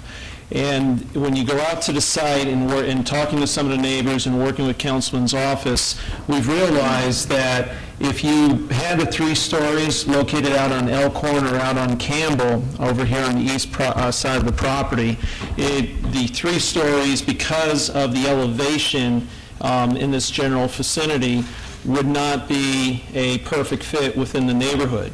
But if you look at the middle of the site, and as I said, if you're out at the site, if you look at the middle of the site and in this general vicinity here, because of the slope coming down from the west to the east side of the property here down to the southeast corner, the three stories, because of the dip that you have in there, by putting the two stories on the perimeter here, you will not be able to see the three stories with respect to in the middle here. If anything, it's somewhat similar to the Astoria product, which is Tapestry, which is a little bit further to the north here, about a quarter of a mile to the north, where what Astoria has done is they've made the perimeter of their development two-story homes, and then you put the three stories. So you don't see a dominance of three-story homes within the area. And we feel that we've protected the neighbors because over here is a park to the west of our project. Kitty corner to us is a KD project, which is multifamily, a triplex development. We have the school to the north of us. Across the street, we have our own development. Lennar did a two-story single-family detached development. And to the south of us is a D.R. Horton multifamily project also, which is a triplex. And based on the elevations and the way the site is situated, we feel that by putting the three stories in the middle here and keeping the two stories on the outside would actually protect the area and give it a better look within the community. All right, thank you. Councilor Ross? Thank you, Your Honor. Mr. Gruner, thank you for your cooperation in meeting with the residents and their concerns and my concerns as well, and meeting with my office on site. We actually went out there to take a look at this in regards to the topography that we're dealing with and affecting the neighboring homes, and we don't want to do that. Just for the record, the actual review condition is to allow all of these homes to be three-story, and we'll get to that in a minute. But just for the record, we received 47 protests on this project, and you're fully aware of those. Yes, as a matter of fact, we were set up to have a neighborhood meeting with one of the leaders last night, and he wasn't able to get people to the meeting, and through conversations, he was okay knowing, and I don't want to quote unquote he was okay, but he was comfortable with the fact that we weren't putting all 3 stories on the property itself, and it was going to be dispersed. And even though we say we're going to put 3 stories in the middle of the property here, it's not a guarantee. It's the market that's going to determine it. So we've essentially given you a good enough buffer on the perimeter. Well, and that's a terrific buffer. And Mr. Weber, I want you to know that we've done everything we can do, I think, in regards to making this happen accordingly and protect your surrounding neighborhoods. You're not going to be able to see these 3 stories.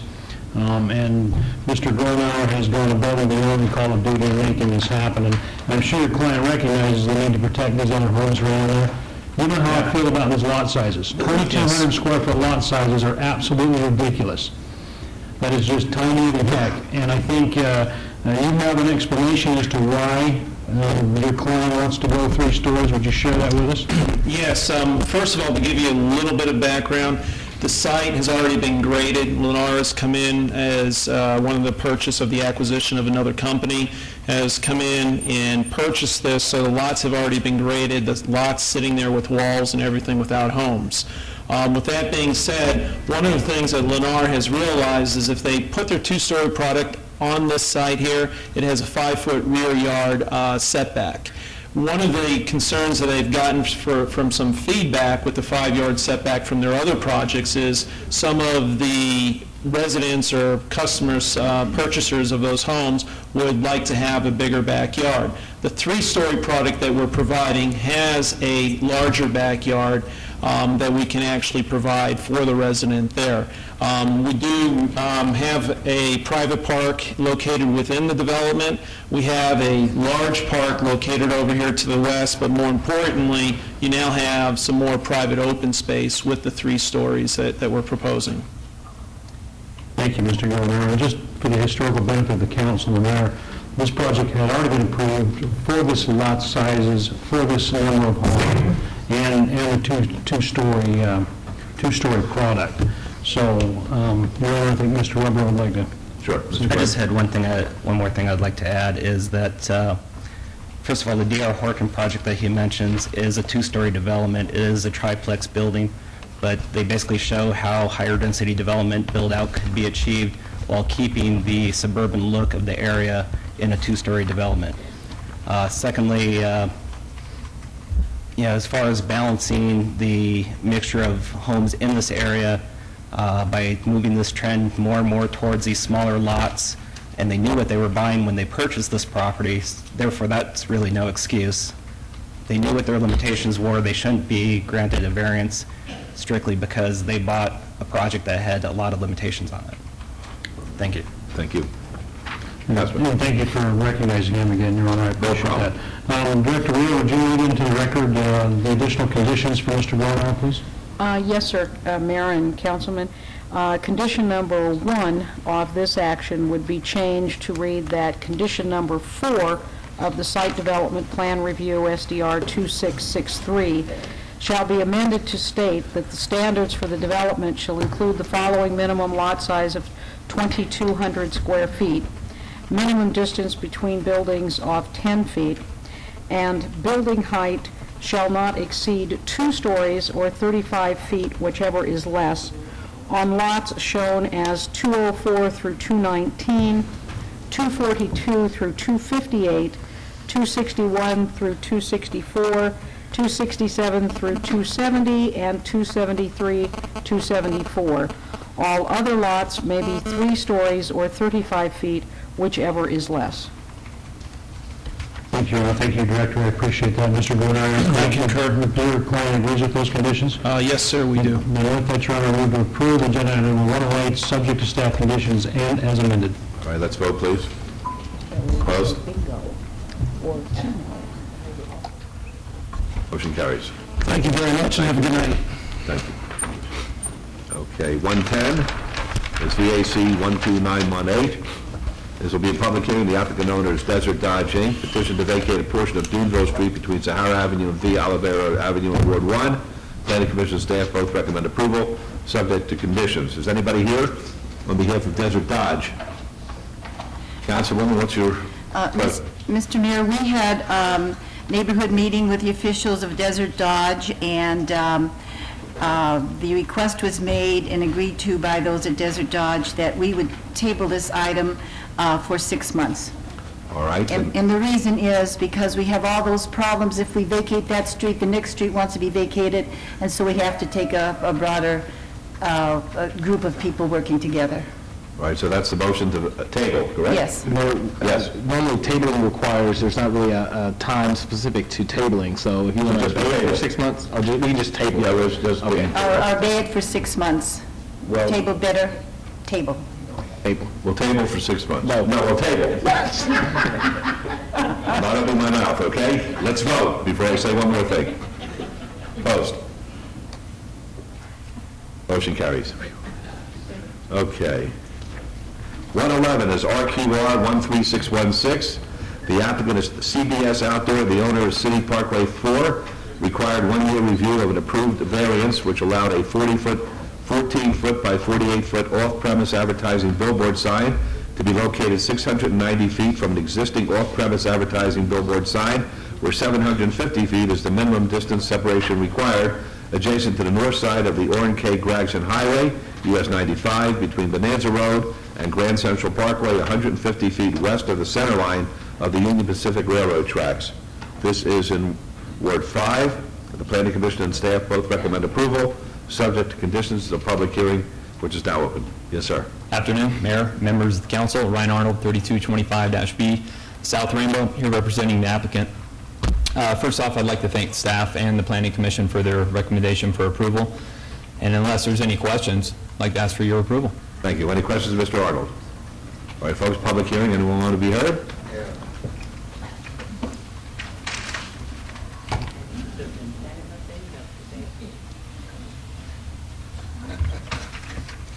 Haven't seen you in a while. I was just going to ask Tom McGowan, Las Vegas resident, where's the picture of the sign? That's the bottom of the sign. Why is this sign not in conformance with the correct separation distance in all of the cases? What's the reason for that? If you care to answer, you may. Well, I'll simply say that we applied for a waiver back when it was installed, and it has freeway frontage. Okay. Well, when you asked for it, you got it. There are many signs of this nature in that particular district, is that correct? In that particular vicinity? Many? Large-size signs, yeah. I just want that to be recognized by the viewing and listening public. And there are many favors granted here. And it's a good idea to specify what the reasons are. And if it's all for commercial enterprise and profit and advantage, make that known.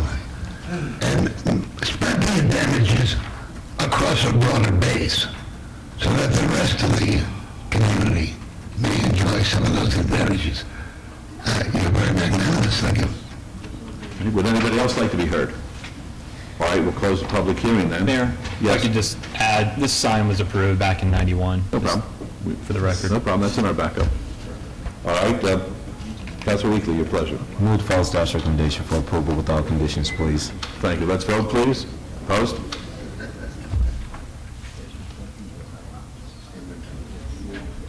Motion carries. Thank you. Good luck to you. 112 is RQR 13674. There'll be a public hearing. The applicant owner is Tamaris CO Play LV Gaming Operations LLC, required 2-year review of an approved special use permit which allowed a 440 square foot off-premise advertising billboard sign at 313 South Main Street. It's in Ward 5. Planning Commission staff both recommend approval, subject to conditions. It's a public hearing. It's now declared open. Yes, sir. Good afternoon, Mayor and council members. My name is Hap May, Executive Vice President of Play LV, representing Tamaris. Regarding the review of the special use permit for the sign on the plaza property, I'm here to answer any questions and seek your approval. Thank you very much. Any questions? Folks, public hearing, anyone want to be heard? All right, seeing none, we'll close the public hearing. Councilman Weekly. Move for approval with all conditions, please. Thank you. Let's vote, please. Opposed? Motion carries. Thank you. Nice Good seeing you. afternoon. 113 is SUP 13848. It's a public hearing. The applicant is America Dog and Cat Hotel. The owner is Lawrence Goldberg.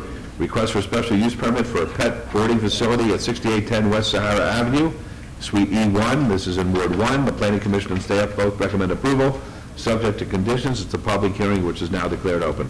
Anybody here on behalf of the dogs and the cats? Yes. All right. Christopher Easley, I'm here on behalf of America Dog and Cat Hotel. Easley, how are you? Fantastic, thank you. I know Mr. Easley, I never represented you yourself, did I? No, sir. Okay, fine. Then there's no reason why I would have to abstain then, but it's good seeing you. Thank you. All right. Any questions of Mr. Easley? All right. It's a public hearing. Would anyone like to be heard? Yes. Tom McGowan, Las Vegas resident. If memory serves, earlier in today's agenda, you had an item having to do with a prohibition of certain natural functions by human beings. Does the same prohibition apply to dogs and cats? If not, why not? Okay. Anybody else want to be heard? That was the question. Well, the question is that if you're walking your dog poops, you better pick it up. Okay? Right. All right. Thank you. Okay. Anybody else want to be heard? All right. Council Weekly, is that yours? Councilwoman Tarkanian. Move to approve. All right. Let's vote. Opposed?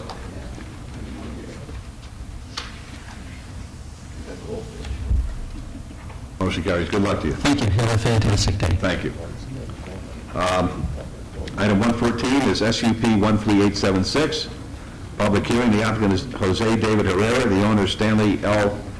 Crudock.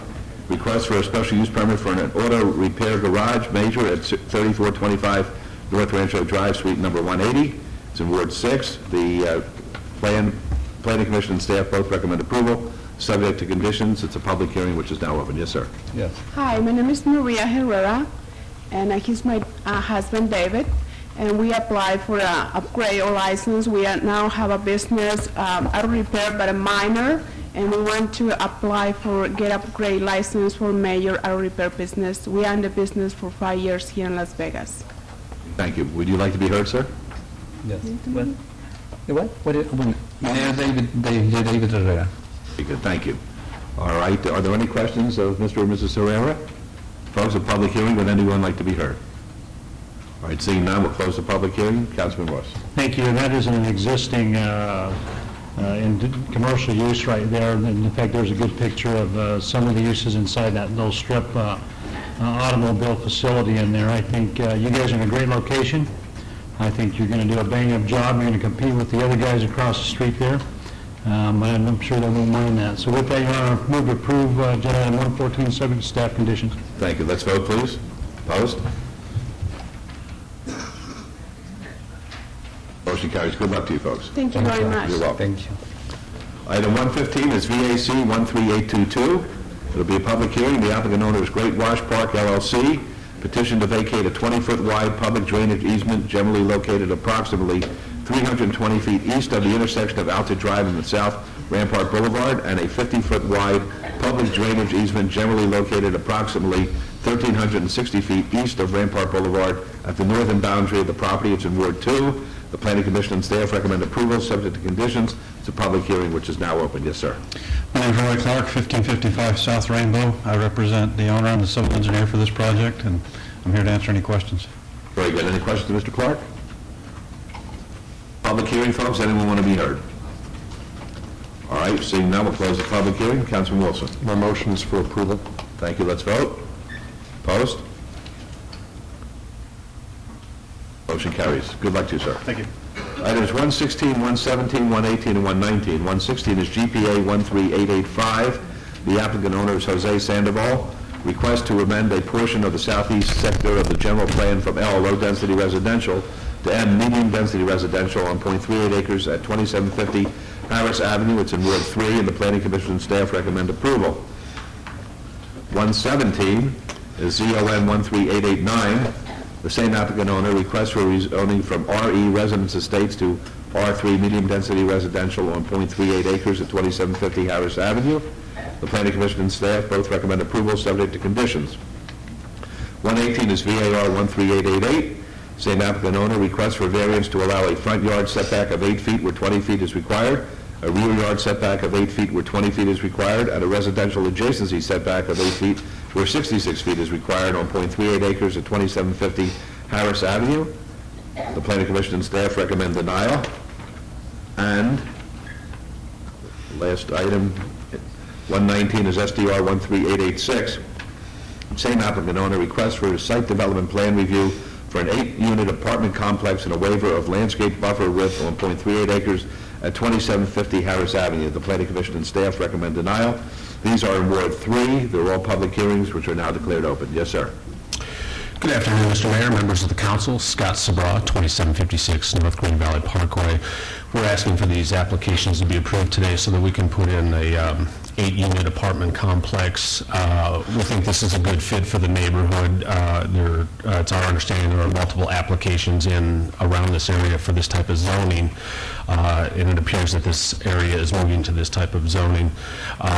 We also think it's a good fit, albeit a little tight, because these will be nice, affordable apartments as starter apartments for younger families, and they can take advantage of the schools within walking distance and across the street. And with that, we ask for your approval, and I'm here to answer any questions. Thank you. Thank you. Are there any questions? Are there any questions to the gentleman? All right, public hearing, folks. Anyone want to be heard? Tom McGowan, Las Vegas resident. What is the rental range of the affordable apartments? I don't know that at this time. Guesstimate. Well, that's not related. That's okay. $200,000. You don't have to say it. $200,000 a month. Okay. All right. But I assume you mean something within reach of the young families who apparently will be raising children that go to school, etc. If that's the case, I recommend you approve it. But next time, I would ask the chair to perhaps advise the eloquent spokesman to come prepared to answer unexpected questions like, what's the rental? Thank you. Thank you. All right, would anybody else like to be heard at this time? All right, seeing none, we'll close the public hearing then. Councilman Reese. Yes. I can certainly appreciate the comments made by the applicant's representative here today. This area is an area that has long been neglected. Yes, we do need to have new development.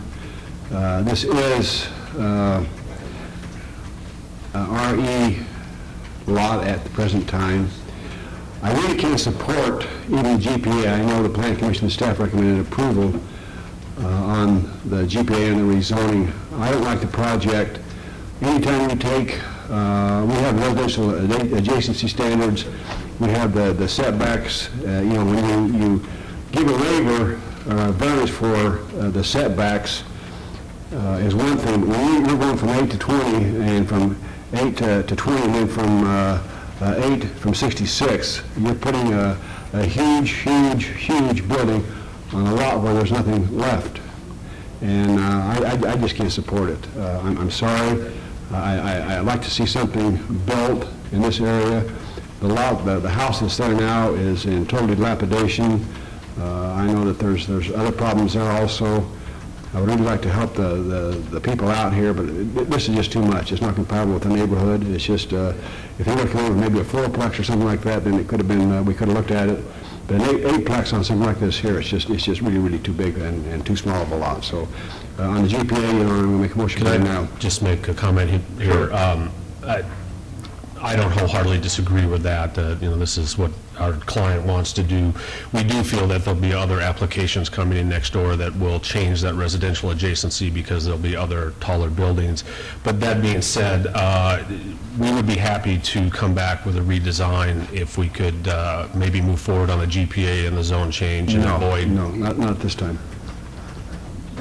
No. My motion is for denial on the GPA 13885. All right, let's vote on that, please. Opposed? Motion carries. And on the rezoning, make a motion for denial. That's on 117. Let's vote. Opposed?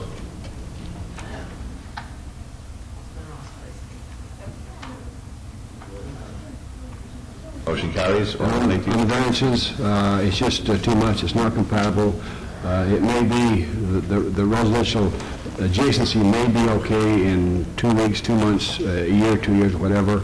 I don't know. I haven't seen any of these applications, so it's not. It's just, it's too big on too long of a lot. It's too much of a building. It's just way out of line. And so for those reasons, I'm going to make a motion for denial of the variance request on 118. All right, let's vote, please. Opposed? Motion carries. On 119, please. On 119, I'll make a motion for denial for the same reasons. Let's vote. Opposed? Motion carries. Thank you. All right, thank you. Have a good afternoon. Thank you.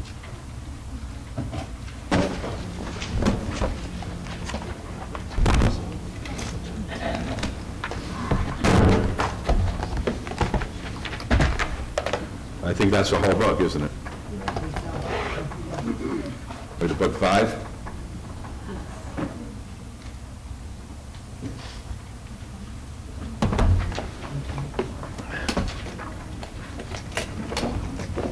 (124) and 125. 124 is ZON 13867. The applicant owner is Hot Endeavor LLC. Request for rezoning from U undeveloped and medium-density residential general plan designation to R3. Medium-density residential on 5 acres, approximately 335 feet west of the intersection of Silver Sky Drive and Rowan Wiley Road. It's in Ward 2. The Planning Commission and staff both recommend denial. That's wrong. The Planning Commission recommends denial. The staff recommends approval, subject to conditions. 125 is SDR 13866. Same applicant owner requests for site development plan review for a 125-unit senior living apartment facility on 5 acres, approximately 335 feet west of the intersection of Silver Sky Drive and Roland Wiley Road. The Planning Commission recommends denial. The staff recommends approval, subject to conditions. These are in Ward 2.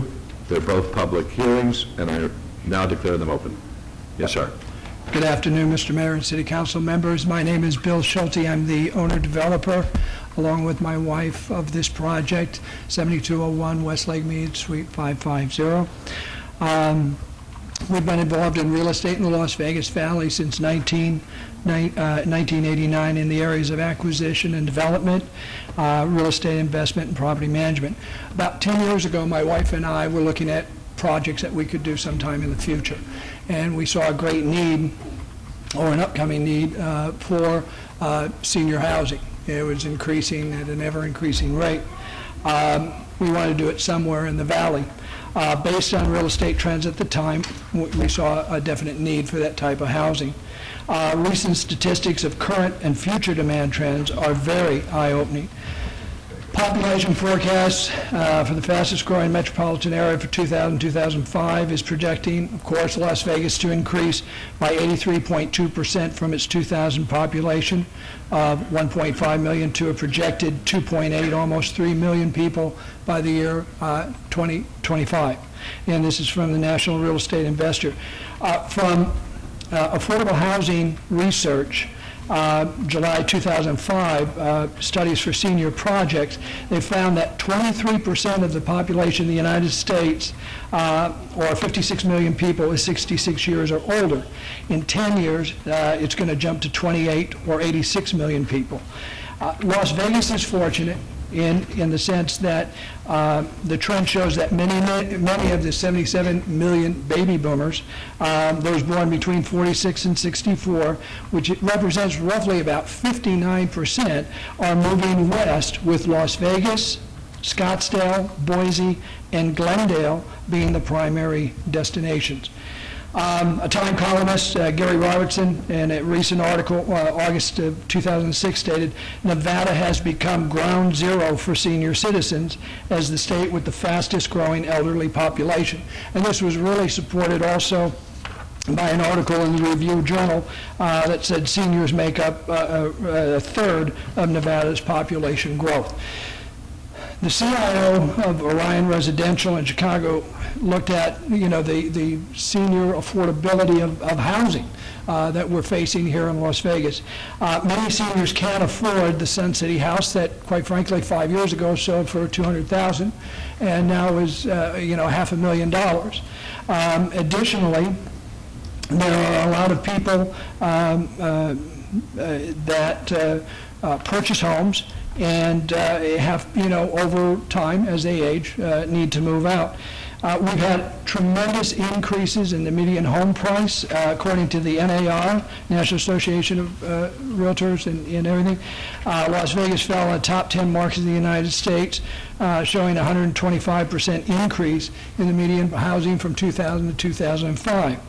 The availability of existing apartment complexes in the valley has been rapidly diminishing. A lot of it's due to the need for entry-level, first-time affordable housing. And what really brought down the apartment complexes was the conversions to condominiums.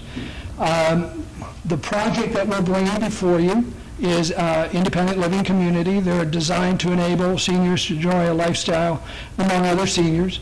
The unit types in Las Vegas range from studios to 2 bedrooms, with sizes ranging from 327 square feet for studios up to an average of about 888 square, not an average, a high of 888 square feet. Monthly rents range from $399 to just shy of $1,999. Assisted living, that's that next one, is pretty pricey. It gets up there to $1,500 a month, all the way to close to $4,200 a month. So there's kind of that rock and a hard place for a lot of seniors.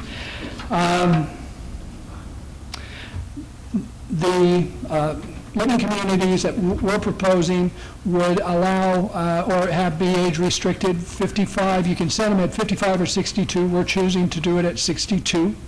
And one of the things that you find in those, and the reason we chose 62, is that study after study shows that the people that actually move into these developments, even if you set it at 55 active adult community, the average age moving in is actually 70. And that seems to be the trend not only here but throughout the United States. The challenge that we looked at when we were looking at this particular project was to fuel the continued positive senior growth in Las Vegas, but we have to have that plan for the future, and I believe that this project fits into that plan that will allow and help the city to meet that demand. The biggest thing is the development of newer age-restricted communities that fall within a range that is attainable for people. Senior housing demand is constantly outstripping supply, and as an advent of that, that's what's causing you've got increased land cost by booming real estate economy, especially here in Las Vegas. You've got lower cap rates in a lot of these apartments. You've got it's made it much harder for a project to stay in the black even with strong rental rates. As example, 1995, almost a 5.5 acre parcel sold for $700,000. Now it goes for between 3.8 and 4.2 million. A 10 acre site, and that was near Sand Hill and DI. Leighton Mead and Rampart, a 10 acre parcel, 1997. 2.4 million is what it sold for. It's now, the developed parcel is, you're looking at 18.2 million. And that was from a review article by Jennifer Robinson. Construction costs have kept pace with this increased land cost. And the approval of these communities by municipalities must consider the cost of development and the need for a profitable return on invested capital to continue the development of properties to meet future needs. Without that, there's absolutely no incentive for developers to come forward and try to develop these type of communities. Surrounding developments to the subject property were acquired and built during a time of low land cost and low construction costs. We have Starfire at RPD 10, built 1995, Ironwood RPD 11, which was developed in 1998. We have Angel Park Apartments to the west of the project, which is RPD 16, built in 1989, and of course, we have a new one that went in, RPD 17, which is right down the street. That was an assisted living thing that was, the whole project was brilliantly put through by Barbara Buckley and really meets a very significant housing need within Las Vegas. But the project is an anomaly to us in the private enterprise business because we have to pay for the land. We don't get it for $10. It's pretty cool. We have to pay for the construction costs, the financing costs, all of this stuff, which, is quite high. We don't have subsidy. I know on this project, their entire net, after all was said and done, is $750,000. I mean, that's a heck of a deal. Casa Bella Senior Living is a great, wonderful, good-looking. I don't know if you can see. I don't know how this works with the overhead. See it all. Are you from here? Yes. Okay. Yeah, but I don't watch you guys. Oh, I don't blame you. Yeah, on a regular basis. If you said you watch this, I say get a look at it. Anyway, the following statements were made by the Planning Development Department, current Planning Division, regarding the project. The growth and development factors in the community indicate the need for the appropriateness of the rezoning. The proposed rezoning to R3 medium-density residential zoning district is consistent with the existing M medium-density residential master plan designation. It would also make it consistent with surrounding land uses, which consist of multifamily developments. Yes, sir. I'm enjoying your presentation, but the truth of the matter is, as far as we're concerned, all the information you're telling us basically is in our backup. Oh, I didn't know that. Yes. Okay, so I'm being very redundant. Well, no, I mean, you're welcome to state it for the record if you like, but I'm just Okay. saying that we do have that information. Okay, well then I can just get right to the ending. Anyway, staff had approved this all the way through. They made excellent recommendations that we did fit into the community. In summary, I'll just jump right to that. If I could be of some help. Yes, please. Mr. Shelton, get to the project. Show us the pictures of your project and tell us how many buildings and show us what the project is about. Okay, David, if you want to explain the footprint? All right, please identify yourself first. David Ellertson, Tower Studio, 103 East Charleston Boulevard. The project before you this morning, or this afternoon, I should say, we have 120 units as identified in the backup. It consists of a total of 8 buildings total. We meet all the setbacks, obviously. Actually, we exceed them in more than just a few places. Have plenty of landscaping, and actually, as a result of the neighborhood meetings, we've tried to address some of the concerns. And the most recent neighborhood meeting, the second of two, one of the greatest issues at hand was the landscaping or how it could mitigate the impact of some of the buildings that are closest to the property line. The lowest or the two areas specifically that were drawn to the attention of ourselves at this meeting were here in the northeast corner of the site and here at the southeast corner of the site. And for the benefit of simplicity, the graphic has been enhanced to show what we've come back and provided to help do just that, mitigate those adjacencies, if you will. And what we've done is provided in excess of the typical landscaping requirement where the buildings are closest to the property line. And these two, as I mentioned, were the ones specifically talked about in the meeting, but we went forward to address that as a common rule across the entire site. So that's why you'll see at the northwest corner additional landscaping, and at the south additional landscaping as well, providing evergreen trees, Mondale pines, solid, good, substantial blocking in terms of privacy for the adjacent neighbors. And this is typically a neighborhood that's utilized in intense to less intense developments. So being that this is residential to residential, we see that as a positive move to address the neighbors' concerns. Beyond that, we feel it's a really good project in terms of the fact that we stayed at 2 stories, even though this type of development allows up to 3 stories.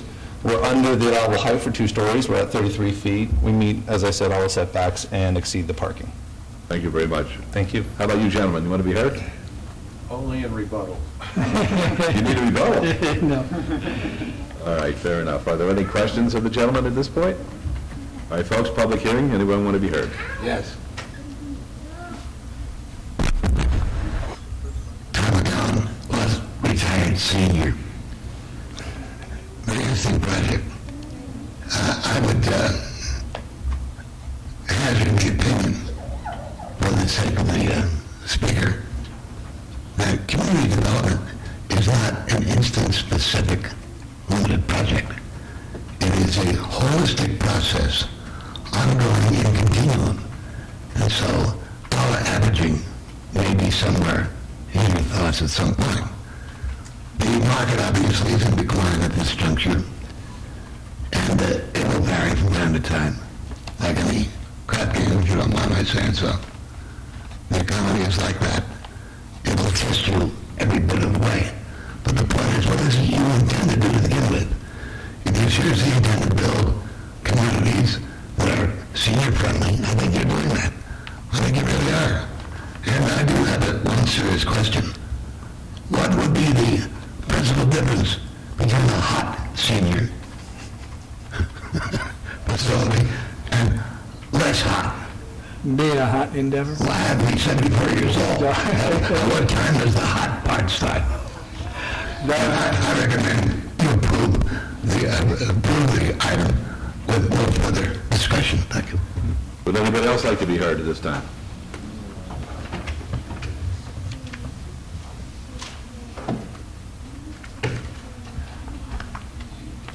Hello, my name is Ann Murphy. I'm a resident of Starfire 1. The townhouses that are directly adjacent, the east side of this property line, and I'm opposed to this project. I'm not opposed to the senior apartments part of it. I'm opposed to the high density. They have been trying to put in high density here before, not as senior apartments, but now they are going to senior apartments in order to try to push a high density project onto an area that is already developed. This is the last remaining vacant lot, and we're in R10, Ironwood is R11. They just put the senior assisted living center in there, and we're very concerned about the traffic patterns, about the not conforming to the compatibility of what's out there right now. As this gentleman just said, we want a holistic area out there. This is not holistic. Now, we're not jumping up and down and screaming like those other people did and then threatening people because we're not happy with this. We're trying to do this in a refined manner, but we are against this project right here. They are not putting in parking spaces for everybody. They have half of a cul-de-sac to get in and out of this project.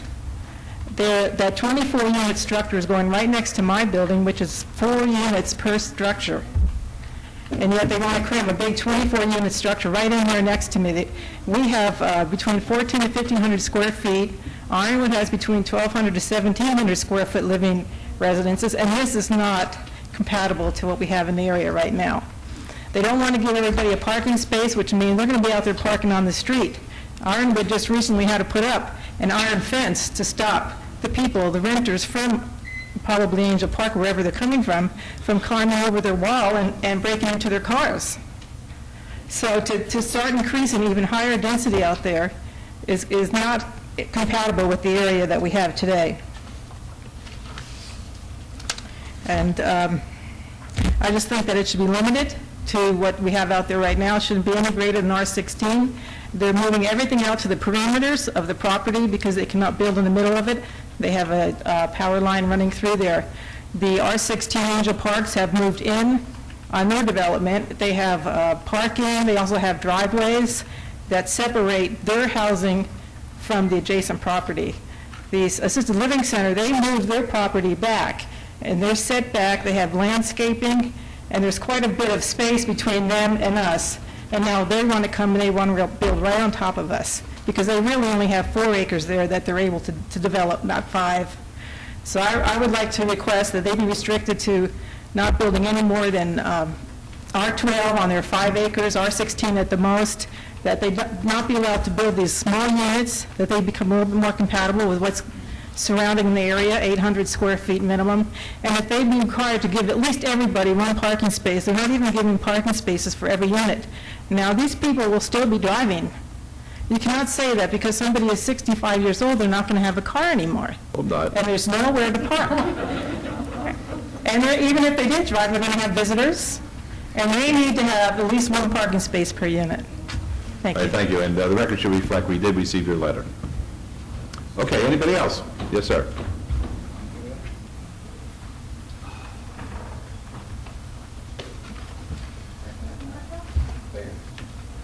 Mayor Goodman and Councilman. My name is Quentin Enos. I live at Starfire Townhomes number 1, and I'm one of the association directors there. And we're looking at something here that is not really compatible with this area at all. Now, let's get into some facts and some figures on this thing. Now, in Starfire Townhomes number 1, we have 1,540 square feet of 1/2 of the 52 units. We have the smaller ones are 1,384 square feet, and they're for the full 52. Okay, now the 1,540 square foot ones are valued at somewhere around $260,000, and the 1,380 square feet ones are approximately $240,000. Now, when Ironwood, theirs go from 1,100 to a little over 1,500 square feet, and they have been selling for around $200,000, $220,000. Now, you take a look at this, and you take a look at Angel Park Apartments, and Angel Park Apartments are not apartments anymore, they're condominiums because they've been sold. And in addition to that, that's on the west side. Ironwood is on the south side with very, very good condominiums and so forth.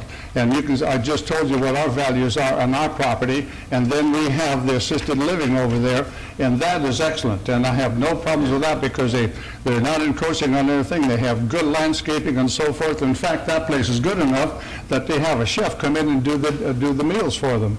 So that shows you that we have something upgrading in the area, not downgrading. Now, when you get into this, and 55 and older, I think you said 62.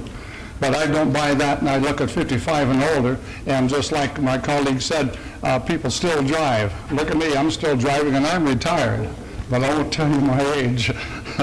I'm retired, I'm still driving. Yeah. Anyway, I'll give you a good idea. My patio was 16 by 18 square feet, and my garage is 12 feet by 21 square feet. Okay, between the two of them, the total is 540 square feet, and they profess to build 600 square foot apartments in there, and that would mean just 60 square feet more than what my patio and my garage is. How would you like to live in a place like that? Not many of you guys would like to do that, you ladies, because 600 square feet, you step out of the bathroom and you're in the kitchen, or wherever the bathroom is going to be. But it's not compatible with the area. And in addition to that, it's rental, and it'll be downgrading the area because of the cost of, not only the cost of it, but it's going to downgrade our area and Ironwood, and also the condominiums, which is Angel Park. And we can't have this kind of nonsense. Now, I'm not adverse to having these people build something because I I'd really like to have something built that's compatible with the area. If you get something built 1,100 square feet, 1,200 square feet or something, that will complement the area instead of downgrading it, because that will downgrade it. And you know what 600 square foot apartment is going to be like if you run up in a bunch of rentals. It's going to be a mess there. And what's going to happen with the mess is going to downgrade our property. And in addition to that, it's going to be on the city's shoulders and all the Seoul Metro to take care of it, which is going to be a whole complete mess for the area. So we ask, and we really plead with you not to let this thing go through on this basis. I'm not against something that would be compatible with the area, and if he can still do it because he has a piece of land and he got that pretty cheap. And I know that. He didn't pay an excellent price for it. But nevertheless, if he can build something decent out there without encroaching on our property, and looking at the design and putting trees and shrubbery on that when they're encroaching on their property, that's a laugh. I've lived here since 1989, and I've seen what these builders have done and what they've done and what they walked away with and what they did not do. And to show that a little green strip they're going to do that when they're just a few feet from the property line is a laugh. So I recommend that they don't do this kind of property on this building on this kind of property. Thank you, sir. All right, anybody else like to be heard? All right, seeing none, we'll close the public hearing. Oh, yes, ma'am. No problem. Just step up and give us your name, please. My name is Ann Snyder, and I live at Ironwood Condominium Complex. And first of all, I'd like to say that they had a meeting, I believe, in July 4th weekend, but our community, our complex wasn't notified, so we weren't really aware of this project until we received a card about the Planning Commission saying they were going to bring it to a vote. And so a lot of the residents were not able to come today, but we did send letters, and I believe there were almost maybe close to 100 letters you received from... We got a substantial amount of letters, which was part of the backup material, which we have in front of us.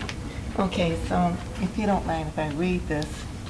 The surrounding community is multifamily, with the highest density being 16 units per acre. All are various types of housing, yet all have conformed to the general plan of medium density of R16 or lower. And at present, there is a feeling of community and integrity of the various types of neighborhoods. I'm requesting that to keep in conformity with the present properties, that Hot Endeavor should be required to do the same, so that once they leave, we will still be a community of pleasant surroundings and goodwill towards Hot Endeavor. They are asking the density to be applied to all 5 of their acres. They do not have a usable 5 acres. They have a 200-foot wide high transmission power line which cuts on a diagonal. And therefore, they only have 4 usable acres. Any density over 12 per acre on usable acreage, we feel, would be impacting the area and be non-conforming to the adjacent developments. Plus, it would add traffic to Roland Wiley, which intersects with Westcliff, where there is a school zone. And by adding another 200 cars, which is what was estimated from these units that they're going to build, that would be using Silver Sky and Roland Wiley, which would create a lot of traffic problems, no matter how you look at this, because there's a single-family home complex along Roland Wiley, and there's only one exit out to Roland Wiley. And Ironwood Condominium Complex has an exit gate out to Roland Wiley, very close to Silver Sky, where the intersection of those are. And I don't know if you're aware of the fact that Starfire 2, which is to the east of the assisted living, they have no other outlet except to go down Silver Sky to Roland Wiley. And that's a huge complex there. So that's going to create, so those cars always do have to come to Roland Wiley. Now we have the assisted living, and there's delivery trucks. They've got the workers who are coming in there. We have visitors, and so they have to come down Roland Wiley. And then there is Starfire 1, which their only exit is out Silver Sky to Roland Wiley. So now we're going to add another 200 cars, they figure, approximately. And so I ask you to consider, it isn't that we want to see them not have anything, but to create such density, why can't they make, a lesser amount of units with more livable space, less cars, and a more compatible plan according to the other developments that are in our area? Because I do consider it kind of a nice community, apartments, and there's condos, and there's single homes, and it just seems all to go blend together, plus the assisted living. So I just ask you to deny it at the way they're planning it, and maybe they could, modify it a little bit. Thank you very much. Anybody else like to be heard? The gentleman, did you want to be heard? Can I say one more thing? If you say it quickly. It's going to be quick. I just want to talk about our driveway. Well, I thought, Coming out of Starfire, I live in Starfire 1, which is right next to here, and the way that they developed it, because this was all built based on R12 at one time, and we have 30 feet to get out of our townhouse complex, make a 90-degree turn, and hit the stop sign. So if they have 125 units within 150 feet of us trying to get out of our ingress and egress, and meanwhile we're trying to make that quick 90 to hit that stop sign, there's going to be traffic accidents. Now, when I talked to the city engineer about it, he said, well, zoning today wouldn't allow that, but the fact is that it was allowed when the zoning was in place in 1995 and when this whole area was designed to be developed. So I just want to let you know that it's going to impact us trying to get in and out of our townhouse association. thank you. Bart, did you want to respond to that? Well, in your packets, you'll have a traffic summary that shows what the anticipated traffic from this site would be.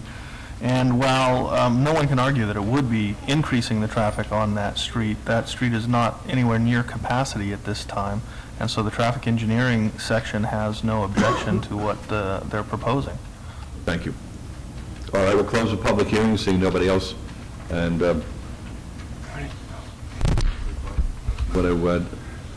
you need a 30-second rebuttal? 30 seconds, I can do it. All right. Bernie Fujaro, 2480 East Tompkins Avenue, Las Vegas, Nevada. The project is in total conformance. Issues were brought up that we are encroaching on other properties, totally untrue. We exceed every setback requirement per zoning. We have done intensive landscaping buffer adjacent to the property to the east, where the three people essentially live that have made issue. Mr. Schroeder, City Traffic Department, has told me there's not even a traffic study required. Cross-sections of the street take all of the traffic necessary here. We can't improve on the design of their subdivision. It was done previous to us coming. We are in conformance with the general plan. We respectfully request approval. Right. Councilor Wilson. Thank you, Mayor Goodman. First of all, I'd like to thank Ms. Murphy for coming out today, Mr. Ennis and Ms. Slanger. I do appreciate you coming out today and providing input. I did attend the one neighborhood meeting that I think you were present at, Ms. Murphy, and there were only, I think, 2 other people at the meeting. There were a total of 3, and 2 of the people there were in support of the project, and Ms. Murphy, you obviously were against it. But They were not in support of the project, and Iron did not get the cards for the neighborhood meeting. Well, Nobody was notified of the neighborhood meeting. They came out We can't do it this way, Councilman. hold on, Ms. Murphy, I can't have you do that. Just please give me an opportunity. First of all, I'm not even sure that a neighborhood meeting was required, but the developers of this project on their own they held a couple of meetings. Their first meeting was back in March of this year, where there were about 30 people that attended, but that was when their proposal was for a 4-story project, about 58 feet in height. And I think the message was heard loud and clear by this property owner that was not acceptable. So they have now come back with a project that is 2 stories and certainly a lot more compatible to the area. I certainly am sensitive to what we're talking about here. I know that in comparison to some of the surrounding projects, on its face, it doesn't seem to be compatible. But I, as a city councilman for this area, as well as for the entire city, have to also look at the bigger picture. And here's what I'm talking about. I've been talking about a shrinking apartment inventory for months and months and months. It is a very serious thing in our community, and I think that this project is going to help fill in that gap. We need to live in a practical world, and times have changed. And construction costs as they are, and land costs as they are, I don't think we can expect and demand the same thing from developers today that we could even 3 and 4 and 5 years ago. We need to provide places for people who don't want to purchase a home or a condominium. They want to rent. And then carrying that to the next extreme, we're talking about senior citizens. Now, I know that word has a different definitional level, but this developer is coming in and offering an age restriction of 62. Is that right, Mr. Schulte? Correct. That means as a condition for approval, in order to live in this project, you must be 62 years of age or older. Isn't that right? Yes. So what we're talking about is providing a rental opportunity to people who are not just 62, but probably 65, 68, 70, and 75. And I think that's very important for our community. I think that we have an obligation to provide those kinds of opportunities to senior citizens. And I don't know how many 62 and 65-year-old people are going to be jumping over walls committing felony crimes. These are the kind of people that I'd like living next to me, the 65 and 68 and 70-year-old people. So when we talk about downgrading the area, I don't think we're downgrading the area. I think we're enhancing the area. Now, I recognize the density. I recognize the density. But we're talking about the types of people who are going to be your neighbors. And we're talking about senior citizens. Now, I would note that this proposal fully complies with the master plan. They're not asking for any waivers. Now, most of the time, when we have projects like this, we get a denial recommendation from staff because staff is saying that they're coming in and needing certain waivers. This developer is not asking for any waivers associated with this project. As far as these units being too small and devalue the area, I've already spoken to that. A lot of seniors don't want 1,500 square feet places to live.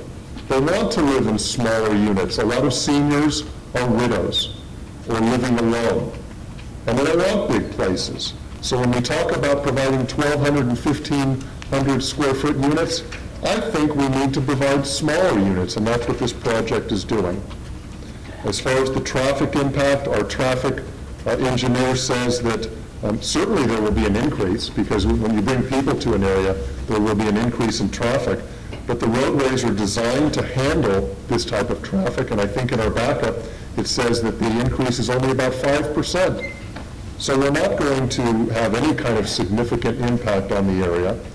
The parking, we're talking about only a slight deviation, and I'm comfortable and confident that a lot of people that are going to be living in these apartments aren't going to be driving as much as the non-age restricted areas. I'm going to support this project because, as I said just a few minutes ago, I think that we have an obligation to provide these types of projects to this community. This is an area that's right down the street from Silver Sky Assisted Living, and this is almost one step before the assisted living. I can visualize some people living in your project, Mr. Schulte, and when they get a little older, needing the project down the street. Very possible. I think there are people that will be living in your project that will be making friends with the Silver Sky Assisted Living residents, and I think that's a good thing. So believe me, I'm sensitive to what you folks are saying, but I have to look at the big picture, and I think that this is an appropriate project. We've got a 5-acre parcel with an easement which restricts the type of development. And I think this developer is coming in good faith and trying to provide a good project for this area. So with that in mind, my motion is for approval of item number 124 with all the staff's recommendations. All right, let's vote, please. Opposed?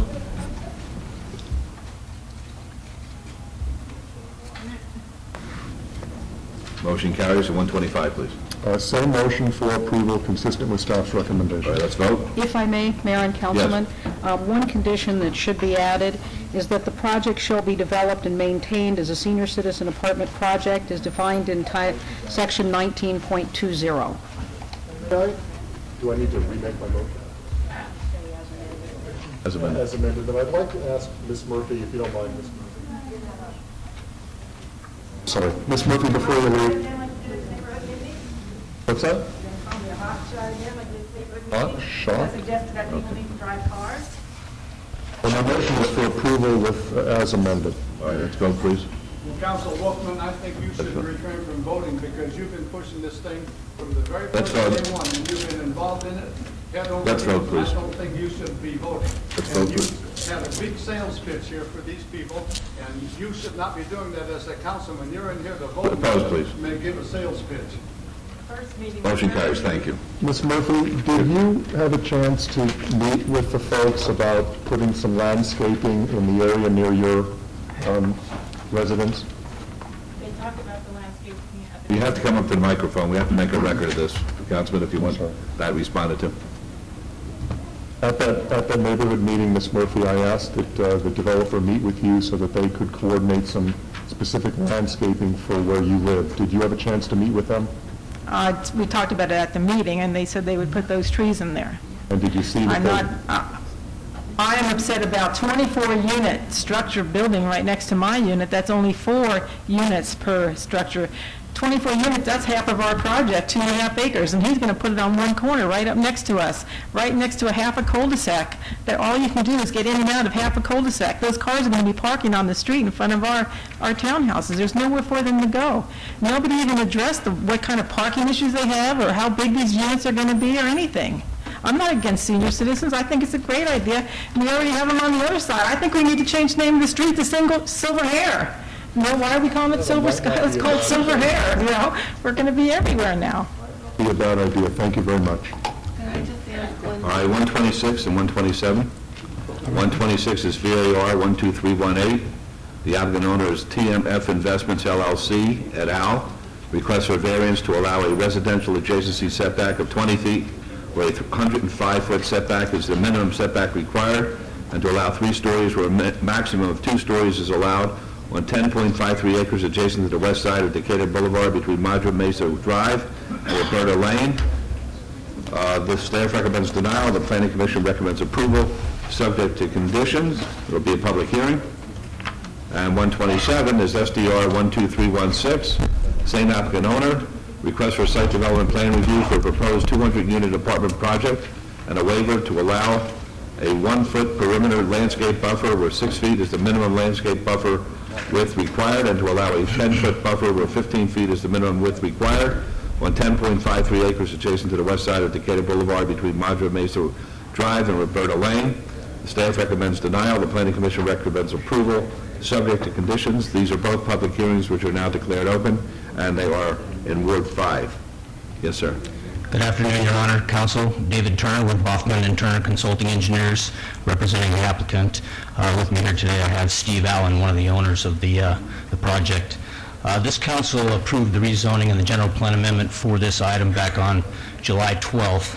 The project before you today is for a 198-unit apartment complex representing 17.8 units per acre. The density allowed on this site is 24 units per acre, so we're well below the density levels on this site. What we're asking for today really is a variance for residential adjacency standards only. The item indicated that we have 3-story units. There are no 3-story units in this development. What we have, along what we call our carriage units, is a mezzanine loft, and by the IBC, it is technically defined as a mezzanine loft. It is not a three-story. What everybody thought was a window up above on that mezzanine loft is actually a dormer. So Is there will be, what? it's a dormer, a vent. Okay, I wasn't familiar with that term. Yeah, it's a vent for that third story. So it is not a window, so there will be no concern about a window on that third level, so to speak. The setback that staff is recommending, they're saying that we have a 105-foot setback. That's based on a 35-foot high building. Buildings here are actually 30 feet, which represents a 90-foot setback along this westerly property line here and along the southerly property line as well. Initially, we had these buildings all pushed back at 20 feet along the perimeter of this site. We've had 3 neighborhood meetings, and we've been before the Planning Commission several times, and we've made some adjustments. I'm going to bring those to your attention here tonight. We deleted one of the carriage units on the westerly property line, and what that allowed us to do was to turn this medium-sized building around and push it back to 43.5 feet, where it was 20 feet before. It also allowed us to push these buildings to the north a little to get a 34.5-foot setback along that southerly property line. In turn, we also pushed those carriage units an additional 10 feet, so they're now 30 feet, not 20 feet in that section. Also, what we've done is originally there was 2 medium-sized buildings in this area here. We took those 2 buildings out, and those are actually the best-selling units, and we've replaced those with one of the large buildings. What that allowed us to do is push that building back to 49 feet, where it was 20 feet before. Along this section here, those buildings are set back 26.5 feet. There is an existing 30-foot drainage easement that runs along that property line. There's a block wall on either side of that drainage easement, so I don't think that's really an issue at that point. Along the southerly property line, those buildings are set back at 20 feet. There's 20 foot of landscaping there, in addition to a 60-foot right-of-way, so I don't think that should be an issue as well. So really what we're really looking at is just the variance for the residential adjacency standards. This is a gated community. The only ingress and egress will be off from Madre Mesa Drive. There's a crash gate off of Decatur. There's an egress also on Madre Mesa. This complex will be managed by the owners. We've also got some RV parking. We're building this to an upper standard. We think this is a nice complex. I'll show you some elevations here in a second. And Planning Commission thought we made some major strides. They recommended approval, and we ask that you follow their recommendations.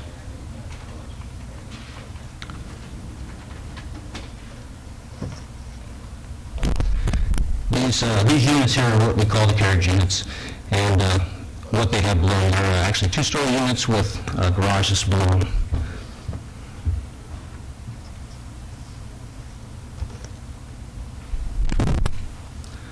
These buildings here are the large building on site, and I think there's pretty enhanced landscape in there.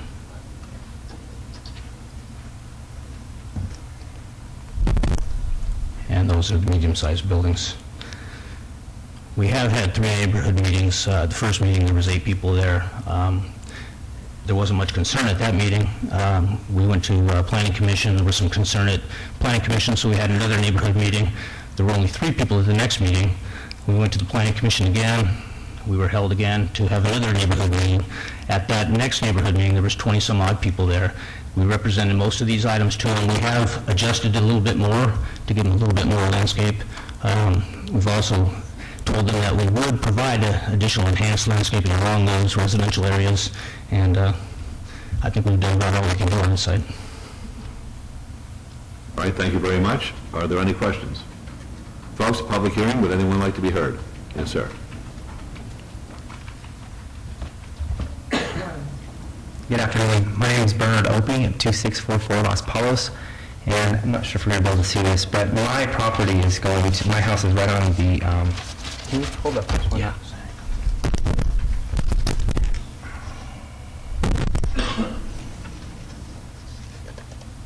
I'll be right in this area right here. You can see that. Okay. And I will definitely admit, I missed the last meeting that you guys had for the Planning Commission because I was out of town, and I can see that we have made some adjustments with the residency adjacencies, but I'm still not very happy that I'm going to still have about only 30 feet on my backyard. When I bought there, I knew what the requirements were for zoning behind there, and they've since been changed. Understanding as developers own part of this property for some time, the last piece and parcel that they bought is just on the other side of my fence. And so, again, a comment was made earlier, these people are coming in, they know what the zoning is when they buy it, and then they're continually coming in and trying to change it. So I'm still against the proposal for the residency adjacencies. I think overall the project is not bad. It looks pretty good. I think one of our concerns at the last meeting was, though, is we do not want another apartment complex in this area. I've heard different comments today about the need for that. But the rents in this, we've talked about that, and they're going to be very, very comparable to the apartment complex that's right across the street. We've experienced a lot of problems with that apartment complex already with crime, police calls. And we live in a very unique neighborhood. The area that I'm in and right across the street are gated communities. They're fairly new, I think within 3 years, Sunburst community. A little bit further to the west, we've got some older homes, but very well kept up, ranch-style houses, some horse properties. And before they built those, there was 2 houses down there that were brick that were actually pretty nice. The one that's still standing is definitely an eyesore. And I'm not opposed to something like that. We asked the developer why apartments and not condos. Well, what came across is they are worried about construction litigation if they are going to sell these condos. I understand, I've been in that business and I know how that goes. But at the end of the day, I think this is just going to cause us more problems. Our area is fairly new. If you go a little bit closer to the Cheyenne area, it's pretty dumpy over there. And we're just right on the verge of, I think, making some enhancements in this neighborhood, and I don't think this is going to add to it. So I would hope that you would follow staff's recommendation and make this project today. Thank you. Anybody else, please?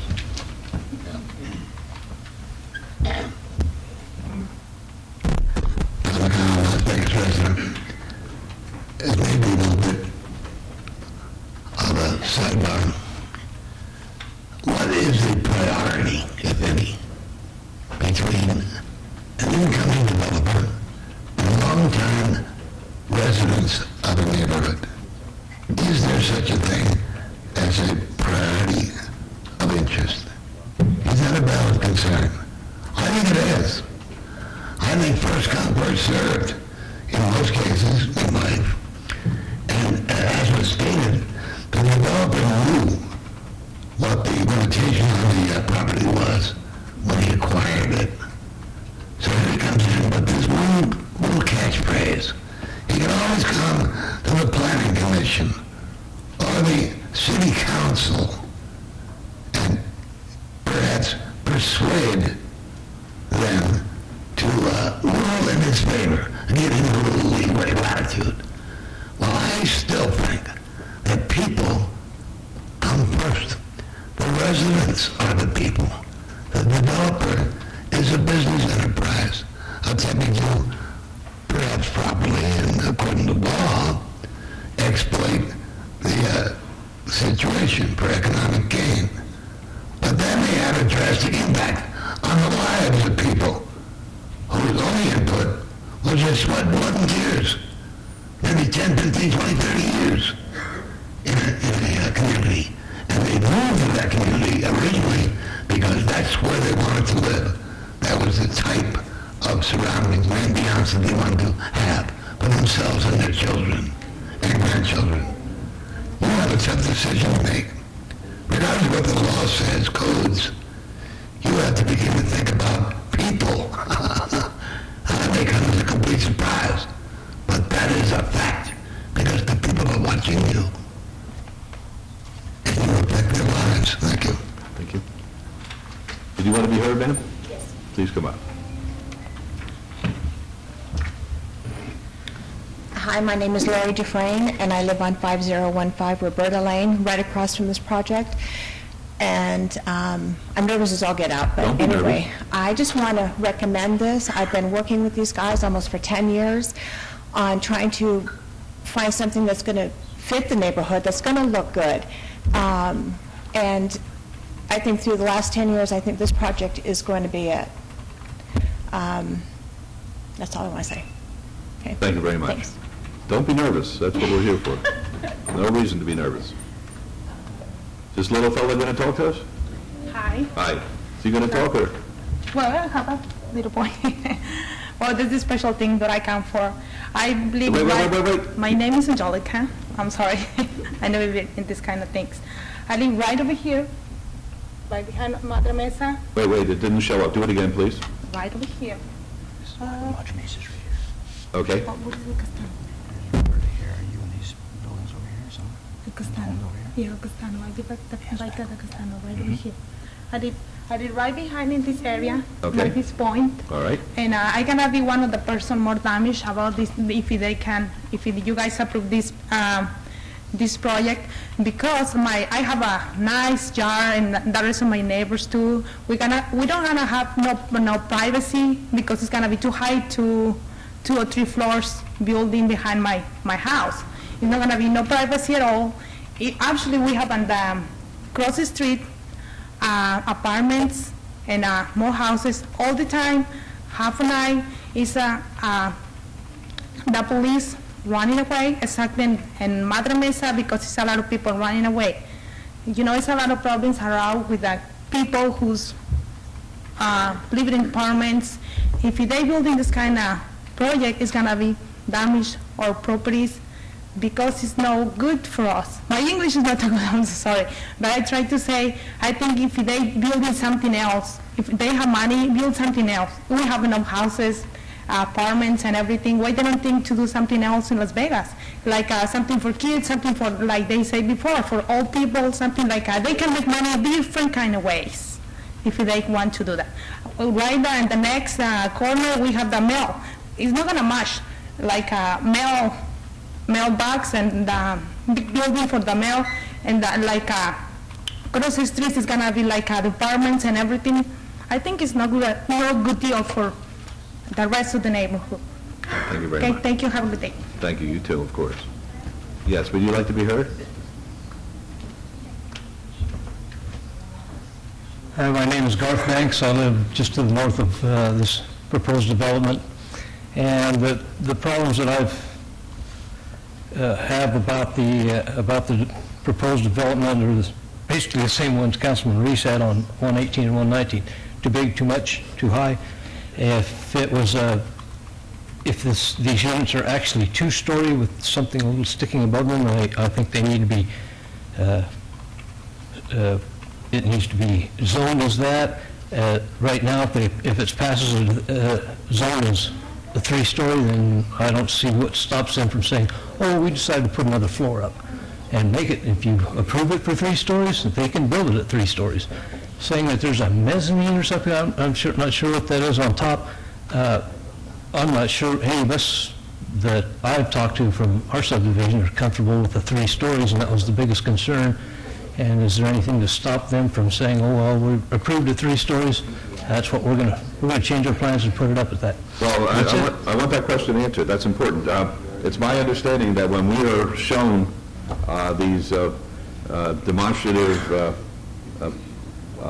charts with the pictures on it, they're bound to that. They can't go above what they're representing to us upon which we're voting, can they? No, you're correct. We've got a site plan in front of us. They'll be required to build to what it is we see in the site plans and the elevations. And if they'd like a change in that, they'll have to come back before this council. Well, I wouldn't worry about the 3 stories based on what I've heard today. Okay, thank you very much. Right.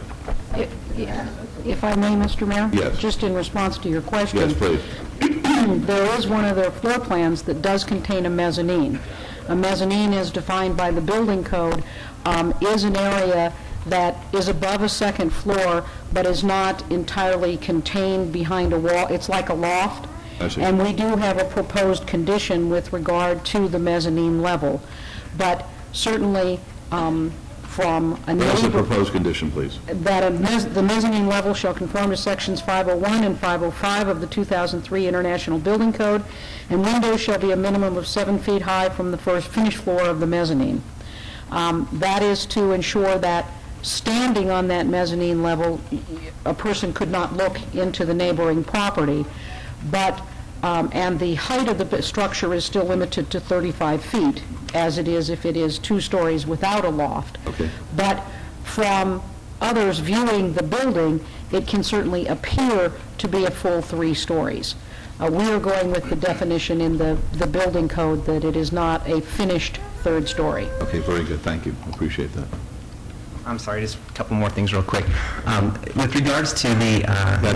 Give us your name again. I'm sorry, Bernard Opie, 2644. And with all due respect, please make it quick. Absolutely. I just want to make procedures here where we have to move it along. I understand, Mayor. I just want to make a comment on the neighborhood meetings and the number of people that attended. The 3rd one, there were only 40 notices sent out for people that were on the original petition. I spent money out of my own pocket, obtained the mailing list for Silver's community, and mailed it out to all 200 residents, which is why we got 20. I did not have the addresses for Roberta Lane, so I thought that was kind of an interesting comment. The last part is, I just want to question for the developer, in the event this is approved, when they tear down that last house, are we going to have the same mess for a couple months sitting there as we did with the last 2? Because I'm not sure about the best permit or whatever happened there, but we had a mess sitting out there for quite some time. We tried to contact the number on the best permit, and we couldn't get anybody. So in the event it's approved, that is a question I'd like to have answered. Thank you. That's a fair question. Let's see whether or not there's going to be approval, and then we'll ask that question. All right, we'll close the public hearing. Councilman Weekly. Thank you very much, Your Honor. And Ms. Opie, I appreciate your comments here today, as well as the other neighbors. We've been working on this for a while because I was very apprehensive about this project myself, and the reason why it was obeyed as much as it was is because I had those feelings, and I have been communicating with folks in your neighborhood about this project here, and just like the lady who had come up, many of them had some concerns as to why the lot had been vacant for so many years, and wanted to see something, not just anything, but something they thought would hopefully enhance your area. One of the concerns we talked about with the applicant for a while was the actual residential adjacency issue here.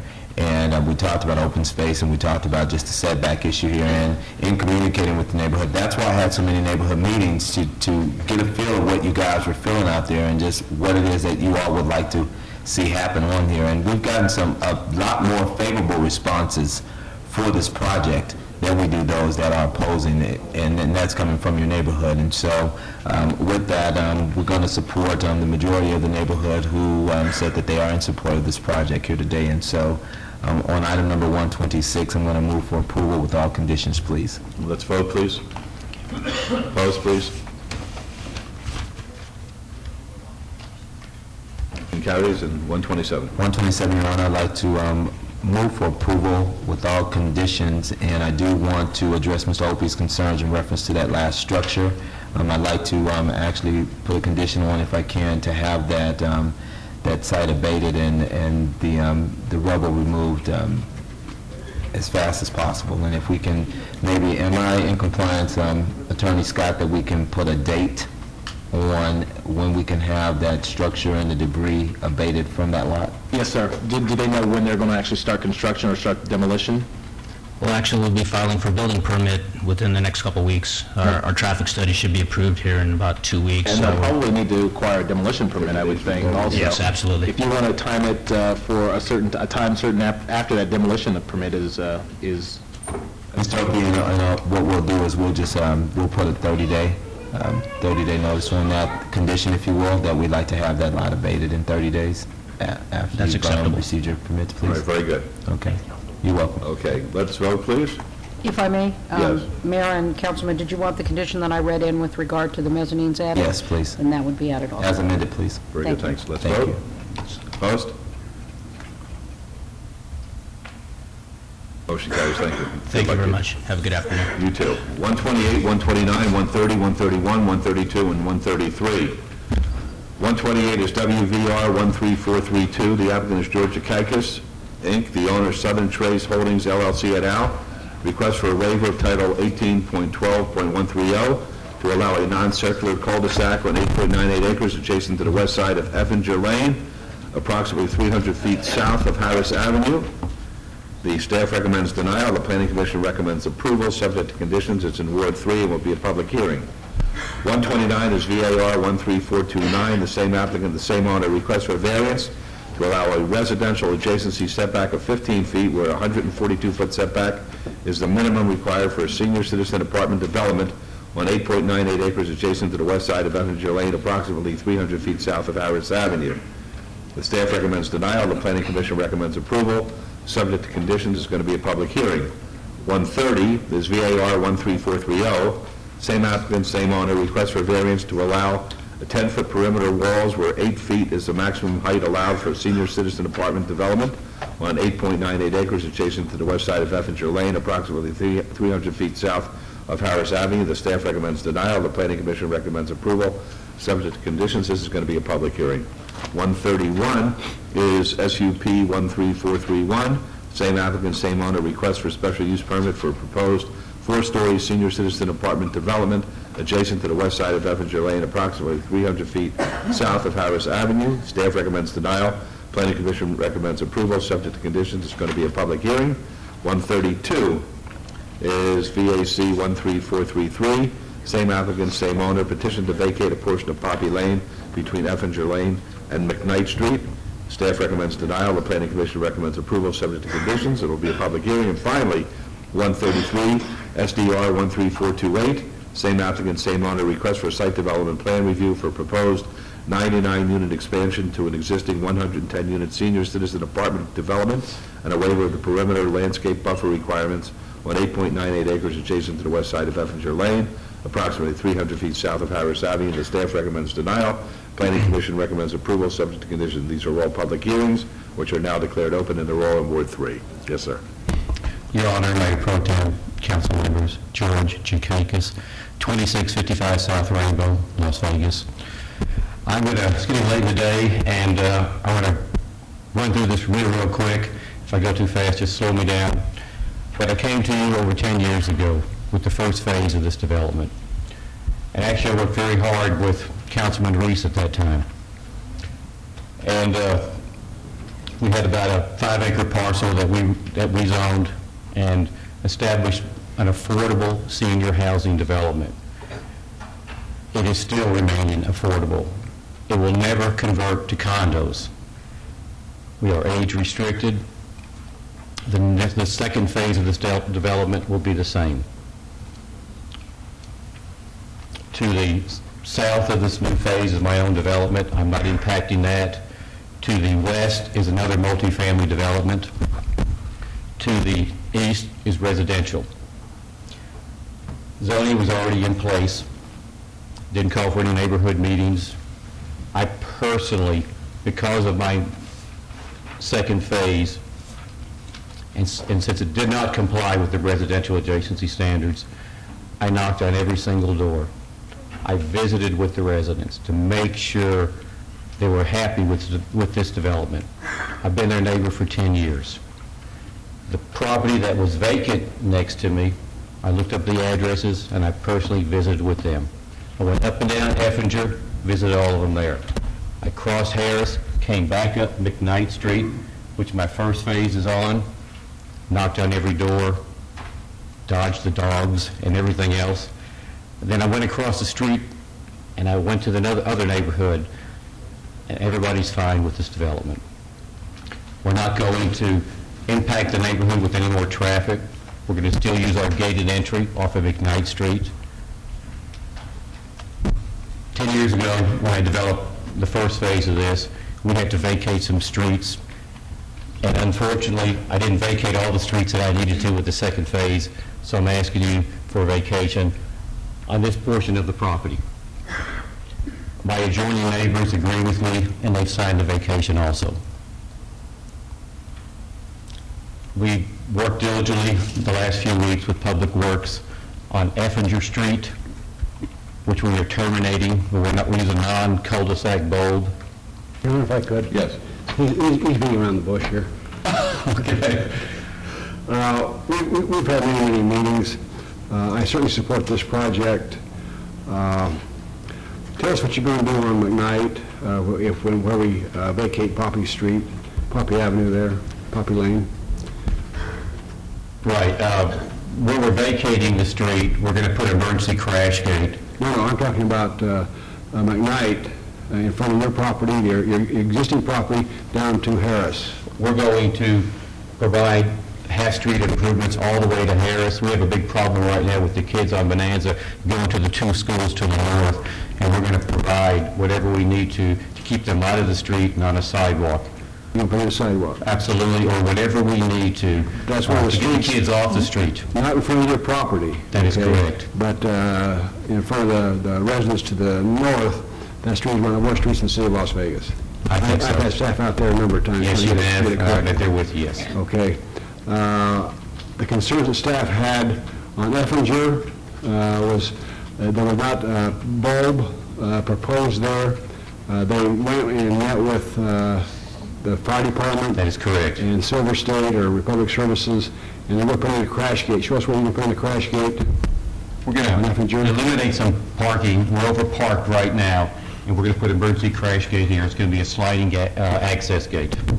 Okay, and you're going to put a sidewalk on the west side of Effinger's between... Well, we asked for a waiver there to, the sidewalk's not going anywhere. So staff actually amended those conditions after the planning commission, because the sidewalk wasn't going anywhere. We're going to provide a larger landscape buffer instead of 5 feet. We're going to have a condition that if you don't put in that sidewalk, we're going to have a condition that you will take care of that, because it's not going to be inside your property. That is a condition that staff imposed on me, yes. In lieu of the sidewalk, you're going to put in more landscaping, and you're going to maintain that landscaping. Yes, sir, that is correct. Staff, do we have any more concern with this application? Again, Your Honor, this, council members, this is a 4-story senior complex. I've allowed 4 stories with Mike Mullins and his group down on East Bonanza. This is in an area where the seniors that have lived at this McKnight Senior Center right now, he has another one on the other side of Bonanza. They are very, very well taken care of. They love living there. George's properties have always, to me, been built with the idea that one time George is going to live in one of these residential properties. And so, Your Honor, I feel very comfortable with this project, and I know it is a public hearing. I'm willing to listen to that public hearing. I didn't want George to stand up here and talk. No, it's a great project. Great project. All right, public hearing? That's 2 out of 3. I might as well make it unanimous. I would like to ask our friend George at this juncture, what is the affordability range and the square footage of these fabulous apartments? Our new addition will be 785 square feet for a 1-bedroom, and the rents will be as low as $377 a month. And a 2-bedroom will be over 1,000 square feet, and the rents will be $461 a month. And what is the age restriction? It is 55 plus, even though most of our residents are in their 70s, and they are widow. That's pretty hard to fight in law, isn't it? And I think that the staff has more or less covered the reasons for the denial in their stance. Some of that apparently is taken care of. It looks to me as though George should come here more often. This is a positive project, and I don't see how you can turn it down. We're going to. So apparently it's the offer you can't refuse. I will concur with your decision and recommend that you move to approve this project without further discussion because it's almost happy hour. Thank you. Mr. McGowan, before you leave, could you go through some of the amenities that's going to be at this location, though? Certainly. We have about a 5,000 square foot clubhouse within this development. It has a media room, a library room, a piano bar. Fine, that's it. That's all. Piano bar, okay, I'll be there. What time open? Actually, the clubhouse is available 24/7 for the residents that live there. Wonderful. Computer room, health room, exercise room, crafts room, billiards room, None of those make sense. The health room make no sense to me at all. But I'll be at the piano bar. Thank you. Mr. Chikadis. The only downside I can see on this, Your Honor, is we did, on our consent calendar, we approved item number 88, which is an extension of time on this project. We don't have the complete financing package put together yet. Go ahead. George. Hopefully, we'll be able to get that the first of the year. first of next year, so I'm sure this project will be built. I'm very much in favor of it, and I'll donate my tips. That's it. All right. Anybody else want to be heard? Mr. Mayor? Yes. I just wondered if you might want to come down to Valley View and El Camino, because the room, the size you're talking about, the apartment size is near to double, and the amenities you're offering are such great amenities. Sounds very More and good. more seniors are asking for larger units nowadays, so we're just going to try to comply. And that was one of the questions that had come up earlier with our project. Okay, anybody else like to be heard? We'll close the public hearing then. And George, you have to introduce the new lady standing next to you. You forgot to. Why don't you introduce? I'm Desperate Educakis, 2655 South Rainbow Boulevard. This is George's daughter. She's my daughter. Well, you didn't have to say it that way. I thought she was a niece.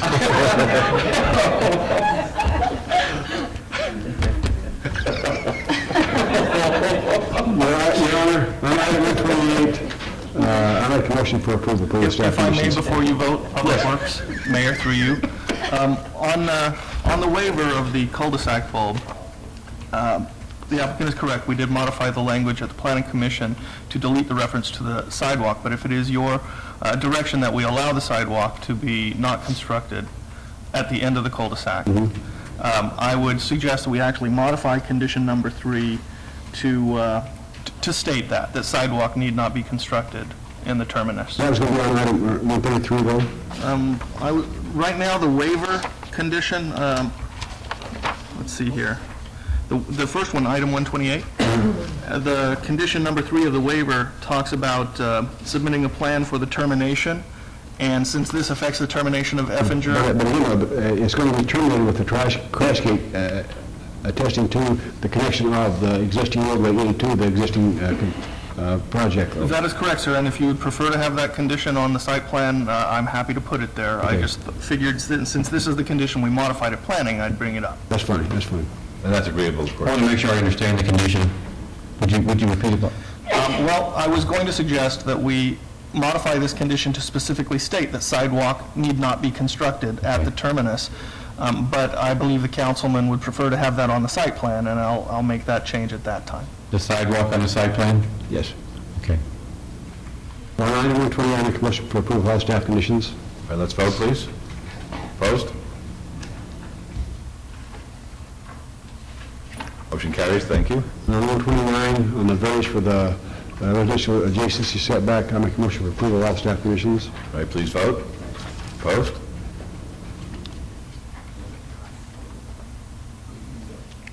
Motion carries. And on 130, on the variance for the 10-foot wall, perimeter walls, I make a motion for approval.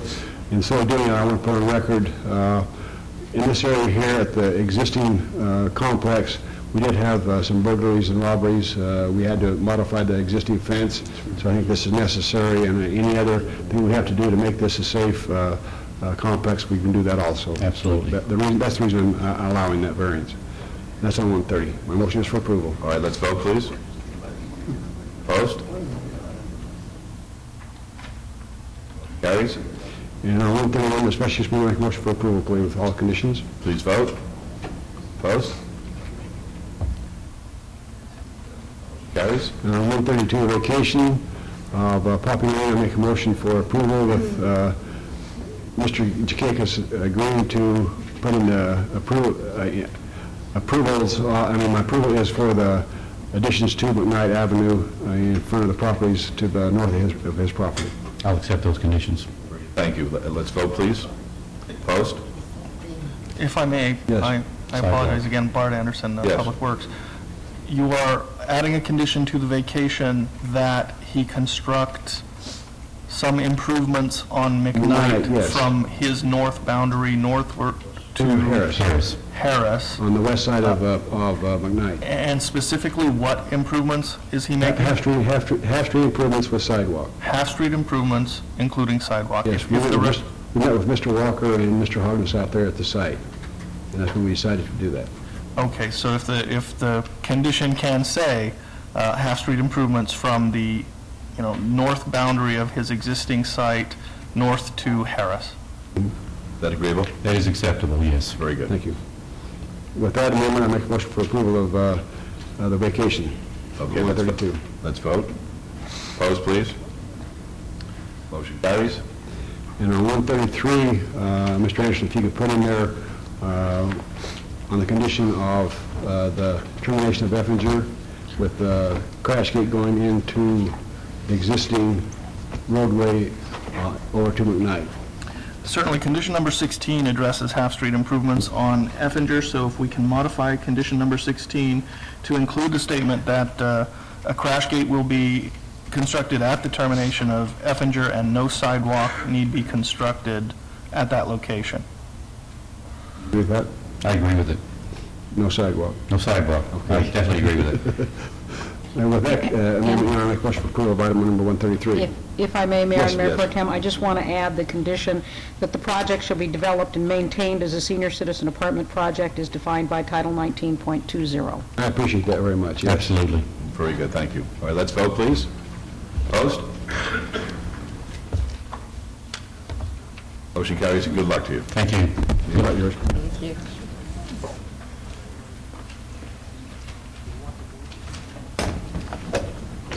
Okay. 134, 135, 136, and 137. 134 is WVR 14007. The applicant is Pulte Homes. The owner is Howard Hughes Corporation. Request for a waiver of Title 18.12.105 to allow private drive aisles to intersect with private drive aisles, to allow private drive aisles to be 800 feet long, where 200 feet is the maximum allowed, and to allow 20-foot wide private drive aisles where 24 feet is the minimum on 314 acres at the northwest corner of Lake Mead Boulevard and I-215. It's in Ward 4. The Planning Commission and staff recommend approval subject to conditions. 135 is WVR 14008. The same applicant, the same owner. Request for a waiver of Title 18.12.130 to allow private drive aisles in excess of 150 feet to terminate without a cul-de-sac on 314 acres at the northwest corner of Lake Mead Boulevard and I-215. The Planning Commission and staff recommend approval, subject to conditions. 136 is WVR 14009. Same applicant, same owner. Request for a waiver of Title 18.12.100 to allow private streets to be 33 feet wide with 37 feet as the minimum on 314 acres on the northwest corner of Lake Mead Boulevard and I-215. Planning Commission and staff recommend approval, subject to conditions. And 137 is SDR 14047. Same applicant, same owner. Request for a site development plan review for a 1,282 lot single-family residential subdivision and a 254-unit single-family attached residential subdivision on 314 acres at the northwest corner of Lake Mead Boulevard and I-215. These are all in Ward 4. The Planning Commission and staff recommend approval subject to conditions. They're all public hearings, which are now declared open. I'll be right back. Thank you, Your Honor. Yes, sir. Yes, good afternoon, Mayor Pro Tem, members of the council, Chris Kempfer, Cummer Kempfer, Bonner Wrench on Ferrario with Mr. Bob Genzer of Genzer Consulting. We're here on behalf of the applicant, Pulte Homes. It's late, so let's make this quick. Staff recommends approval. Planning Commission unanimously recommends approval because of the hard work of your staff, particularly Margot and Bart and Doug Rankin, who always are professional and courteous, and we very much appreciate that. And because of their working with Bob Genzer, we have agreed to all conditions of staff as modified in discussions with Mr. Genzer and with planning. And we would simply recommend and request respectfully your approval of all these applications subject to conditions. I know Mr. Genzer has a couple of brief comments, and then we'd respectfully request your motion. Thank you. Thanks, Chris. In regard to the three waiver applications, those will go forward today with your concurrence without any changes to the conditions on any of those items. Where the changes come into play would be on the site development plan review. As Mr. Kempfer has indicated, we have been working with staff before the Planning Commission meeting. We indicated at the time of the Planning Commission that with their approval that evening, that we would continue to work with staff between then and now to further refine the conditions. We have been doing that as late as 12:30 this afternoon, trying to finalize the exact wording on a number of these items. I do want to clarify on the record on item 137, which is the site plan review, that on your agenda, it calls out a specific number of units for both the single-family residential lots and the single-family attached residential lots. On the agenda, it indicates 1282 for the single-family and 254 for the attached. The actual numbers are 1063 for the single-family and 473 for the attached. The total is the same, and that total is reflected in condition number 3 of the site plan review. So we do not believe that that causes a problem. We did bring that up at the Planning Commission meeting, and I wanted to also clarify that here today. With that, there are a number of changes to the conditions that I believe Ms. Wheeler is going to read in, and then we will be happy to answer any questions that you may have. All right, thank you. Any questions, Mr. Genzer? All right, folks, public hearing, anyone like to be heard?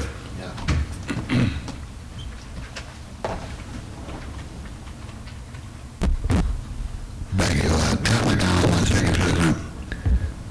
This appears to be clear on the far northwest part of town, if I'm not mistaken. Where goes the city limits or path beyond? Your Honor, you want me to? No, it's up to the city limits. No, it appears to be remote or it's far away. Relatively remote, and perhaps on the right turn flight path, right in that general area, at a certain elevation. What is the elevation? Any idea? Okay, not important. But aside from that observation, this appears to be a very commendable project, and that it's possible that the people involved are trustworthy. So I would recommend you approve it. Anybody else like to be heard? What's your name? Never mind. All right, seeing none, Mr. Dini, you want to be heard? Okay, we'll close the public hearing then. All right, this is Councilman Brown. Thank you, Your Honor. Let's go right to the conditions. Ms. Dior. Mayor and Councilman, on 137, condition number 2 would be amended to delete the phrase "for the principal building." Condition number 3 would be amended to add after 1536 lots, of which 1,063 shall be single-family detached and 473 shall be single-family attached, so that we don't have a problem because of the title. That's fine. Condition number 6, we are changing the tentative map to a tentative map. Condition number 7 will read, a technical landscape plan signed and sealed by a registered architect, landscape architect, residential designer, or civil engineer must be submitted prior to issuance of a building permit for any residential lot contained within the final map, within a final map that includes any landscape area abutting the perimeter of the project that is a part of the final map. A permanent underground sprinkler system is required and shall be permanently maintained in a manner satisfactory to the Planning and Development Department. The landscape plan shall include irrigation specifications. And condition number 9 shall be replaced with the following: that pre-planting inspections to ensure appropriate location and size of planters, and post-planting inspections to ensure appropriate plant material in compliance with an approved technical landscaping plan are required for any landscaping area abutting the perimeter of the project. The Planning and Development Department must be contacted to schedule an inspection prior to the start of landscape installation, and after the landscape installation is completed, the final inspection will not be approved until the landscape inspections have been completed. Gentlemen, is that agreeable? That is agreeable. There is one word in condition number 7 on the word lot. I believe you said it without a parenthesis S, and I believe in our write-up we had it set up so that it could be plural if need be. So that would be the only comment that I have. Well, the only comment I have was that he was working for the city, he was not that careful, okay? And if I may, Mr. Mayor and Yes. Council, Public Works also has some amended conditions that we would like to put out for your consideration. I've provided the full text to the city clerk and to the applicant, and in a nutshell, the changes are this. On condition number 14, we'd like to modify it to include landscaping on the BLM right-of-way grant connecting this site to Cheyenne. Currently, it's addressing only right-of-way. We'd like to include landscaping and also require that the applicant's HOA be liable or responsible for that landscaping. Number 16, which addresses half-street improvements constructed on Lake Mead Boulevard. We'd like to add the text that notwithstanding the number of permits issued, all required improvements on Lake Mead Boulevard shall be constructed within 180 days of the time the I-215 Lake Mead Boulevard interchange is opened to the public. On condition number 22, we'd like to tie the wall height study to final inspection of the first completed homes. And on condition number 24, we would like to require the technical studies and improvement designs prior to submittal of a final map rather than a tentative map, as that is the more customary and normal procedure. Is that agreeable? Yes. All right, very good, thank you. Councilman? And, excuse me, with regard to the question to the parentheses, S end parentheses, I believe a lot and lots are of equal importance, but this may cost Mr. Genzer his commission, therefore I will agree to the condition change. Well, I really didn't care whether you agreed, to be honest with you. Councilman? Thank you, Your Honor. Just for the record, that Village 26, what makes this unique, and I do want to say that this is not precedent-setting, but what makes this village unique is it was not part of the Summerlin West development agreement signed with the city. It will be part of the overall Summerlin West master plan community. Correct. And then the third element that makes it unique is north of Village 26 on BLM right-of-way, they will have an access road connecting to Cheyenne. So that's why a lot of the semantics were put in place and compromised back and forth. The position of Howard Hughes that certainly weighed in on this was they did not want this to set a precedent because they feel very strongly that their landscape design and requirements and maintenance and checks are far more stringent than the city, and they didn't want to have any kind of lapse in that standard, which, whether you agree with it or not, I have no problem with that. We were concerned with the Lake Mead interchange, which will be somewhat continued upon what the county and the Beltway ultimately does, but the language now sets that. And then certainly outside of Village 26, this public access road to Cheyenne, we wanted to make sure that the city was in fact protected down the road when Village 26 Reverence becomes part of not Pulte, but a master association or sub-association, that they understand that they will be responsible for the upkeep of that stretch of roadway. That's what caused some of the back and forth, but as long as we're in agreement with everything and the fact that this application does not set any precedent for the Howard Hughes Corporation or Summerlin West, I think we're all set. Your Honor, if I may, Howard Hughes had, not himself, but Kevin Orrick had to leave. I think he would like me to clarify so that staff understands it was as much a consistency issue as an issue as to whether staff would be able to do the same job. They want to make sure that Summerlin West has the same look and feel in terms of quality and width and elaborateness of landscaping. So. Okay, thank you. Thank you, Your Honor. And likewise, I'd like to compliment staff. This is a big project, and certainly in Ward 4 and west of the 215, the first major development in this area.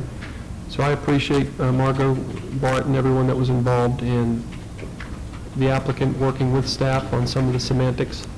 So with that, Your Honor, I'm ready to move forward.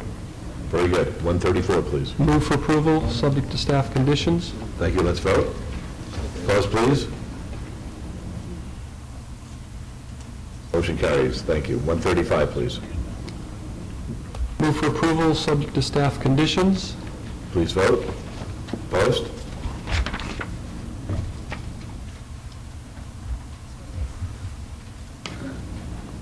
Motion carries. 136, please. Move for approval, subject to staff conditions. Thank you. Let's vote.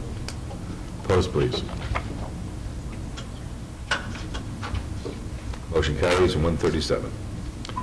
137, move for approval, subject to staff conditions as amended and clarified today on the public record. Thank you. Please vote. Opposed, please.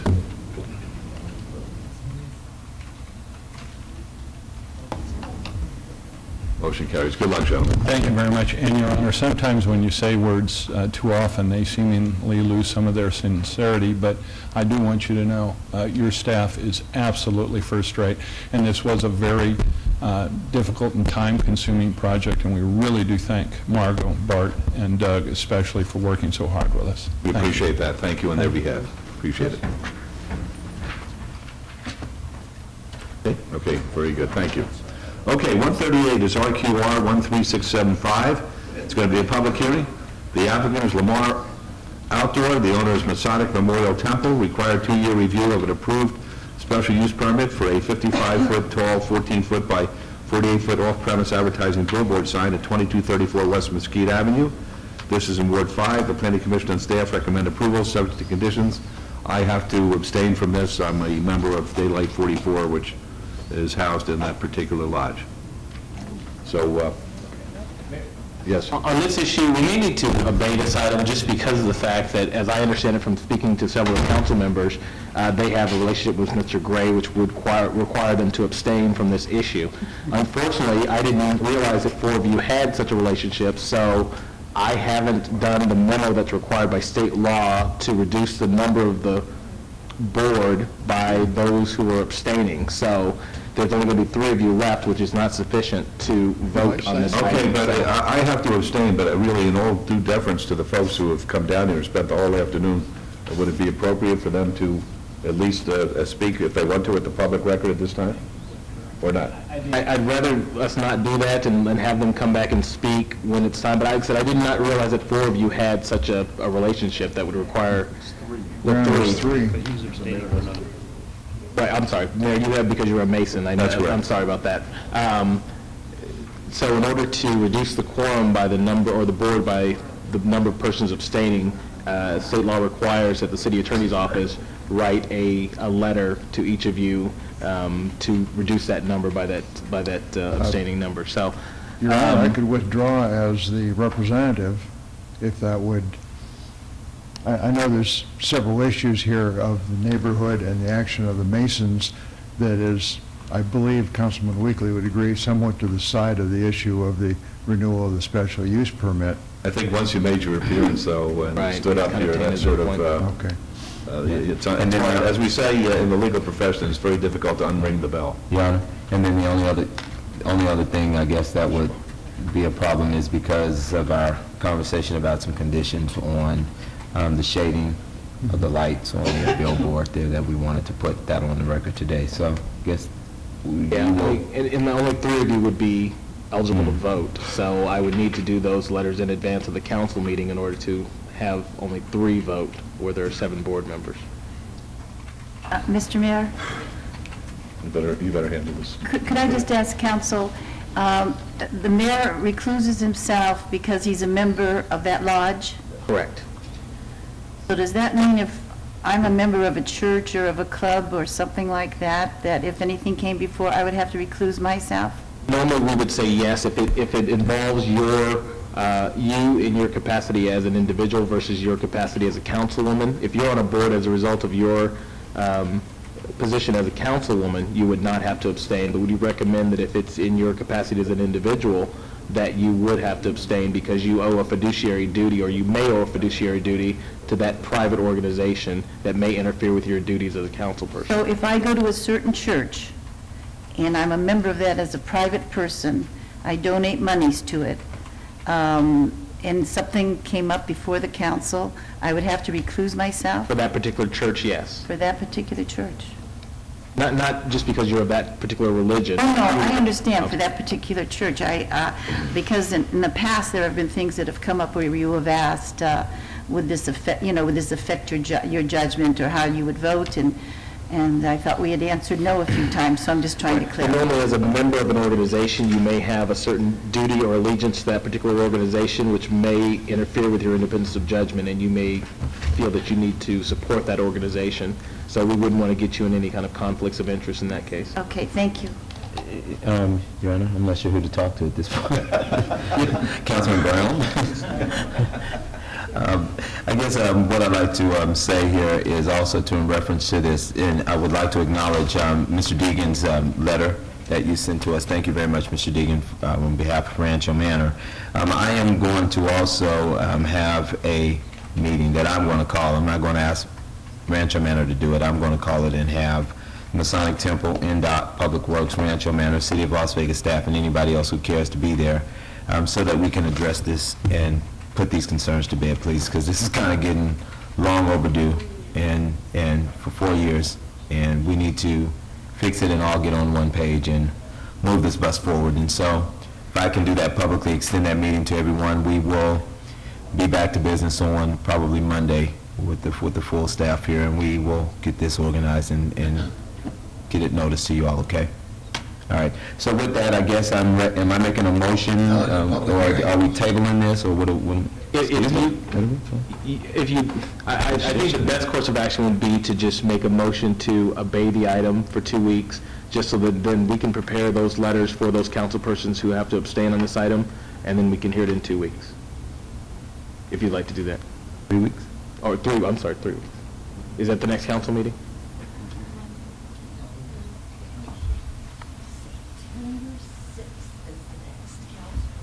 And we'll have those letters prepared by that time, Councilman. Okay. And in that period of time, we would have had our meeting by then, and we could come back and adequately address these concerns and then move on with this particular item here that we're talking about today.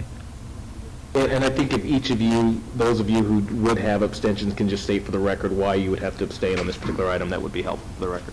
Your Honor, if I could, I'd like to disclose the fact that Mr. Gray has worked on my campaign the last 2 times. I do think he's a friend. I really respect Gary and his judgment, and I could not vote on this without being prejudiced. So I do have to abstain because of my relationship with Mr. Gray.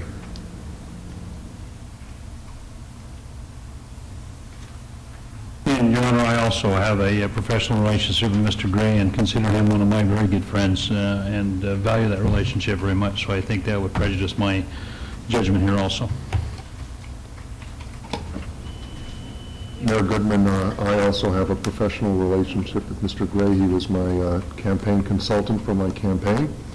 He also represented my wife, Judge Jackie Glass, in her campaign. And although I really don't like Mr. Gray very much, if any of my kids become politicians, I'd like him to represent them too. All right, well, no, I already gave my reason, but anybody else have reasons they would understand? Who should, I'm recused. Right. Who should, Councilman Brown. call for the motion? Councilman Brown could do Is it that. a public hearing? Yes. I'd like to ask a question. Mayor, Mr. Scott, if you'd like to entertain their comments, or at least their questions regarding whether or not we should or should not obey this. I mean, they have to obey it, just because there aren't a sufficient number of people to vote on the item, so it has to be obeyed. Do you want me, do I chair that? No, that's Councilman Brown. Mayor, could you turn off your microphone and recuse yourself in the back row? Just the whole floor leave. No, go. Please. I'll let you go. Mr. McGowan, we'll open up the public hearing. Thank you. I thought it was with Tom McGowan. Las Vegas. Just a technical question. If 3 members do not comprise a quorum, were they to deny the item, they couldn't do so because it wouldn't be valid. It's not a quorum. It reduces the number of the required quorum. What the law states is that our office has to give an advance opinion indicating that the council person could not vote. That would then reduce by the number of board members, 7 to 3. Understand, Mr. Scott, then thank you for your explanation. My question had to do with 2 parts. If they can't deny, they could also not approve. So it would be moot. No, they could have any 3 members could do what? 3 could approve, or 3 could deny the item. Like I said, that letter would reduce the number of the board by the number of abstentions. I see. So if 3 could So vote, you could end up with 1, or maybe 1. you could end up with 1. I see. You cannot recuse members of the public, I hope. You cannot. Thank you. Bye-bye. Thank you. Oh, try. I just need clarification. I'm Jean Zorn, 2000 Sutherland Avenue. I'm president of Rancho Manor Association. As stated, we have been dealing with this issue for 4 years. And we have spent enough time as association, we have to move on. The people that recluse themselves, and so you're saying if Gary Gray steps out of the picture, can everybody get back to voting except maybe It's the kind of mayor? tainted at this point, since Mr. Gray has already entered a representation for the group. Had he withdrawn prior to the time that he appeared at council, then I'd feel a lot better about it. But since he's made an appearance and they know that he's involved in the situation, I would feel better for them and for him to not get any ethical conflicts with the Ethics Commission and have them abstain as they're supposed to do. So as we progress to the next meeting, if it's only 3 can vote, that's the way it'll be? Correct. That'll be Councilman Brown, Councilman Weekly, and Councilwoman Tarkanian, who have Okay. not Thank you very expressed any much. Thank you. abstentions. Is there anyone else wishing to speak? Okay. Being no one, will close the public hearing. Councilman Weekly? Thank you very much. Councilman Brown, I'd like to obey this item until our September 16th meeting. 6th. First meeting in September, ladies and gentlemen. That'll be my motion. Thank you. Please cast your vote. Post?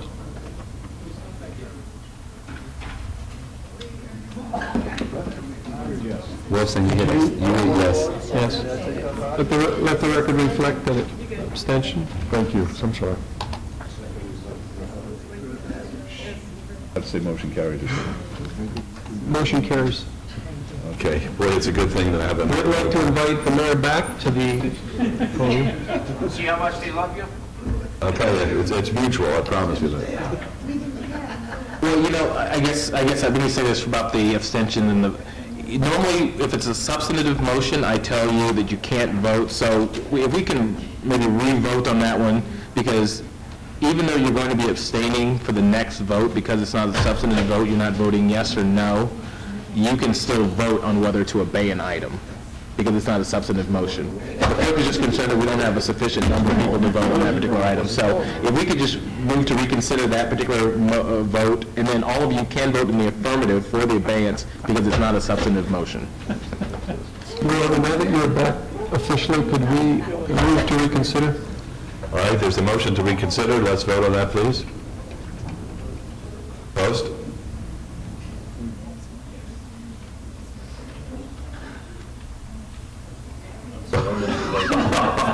Motion carries. All right.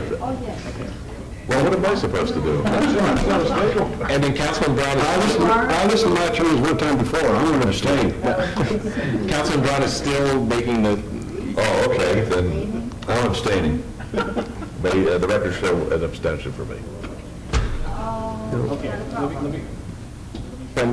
Let me explain it again.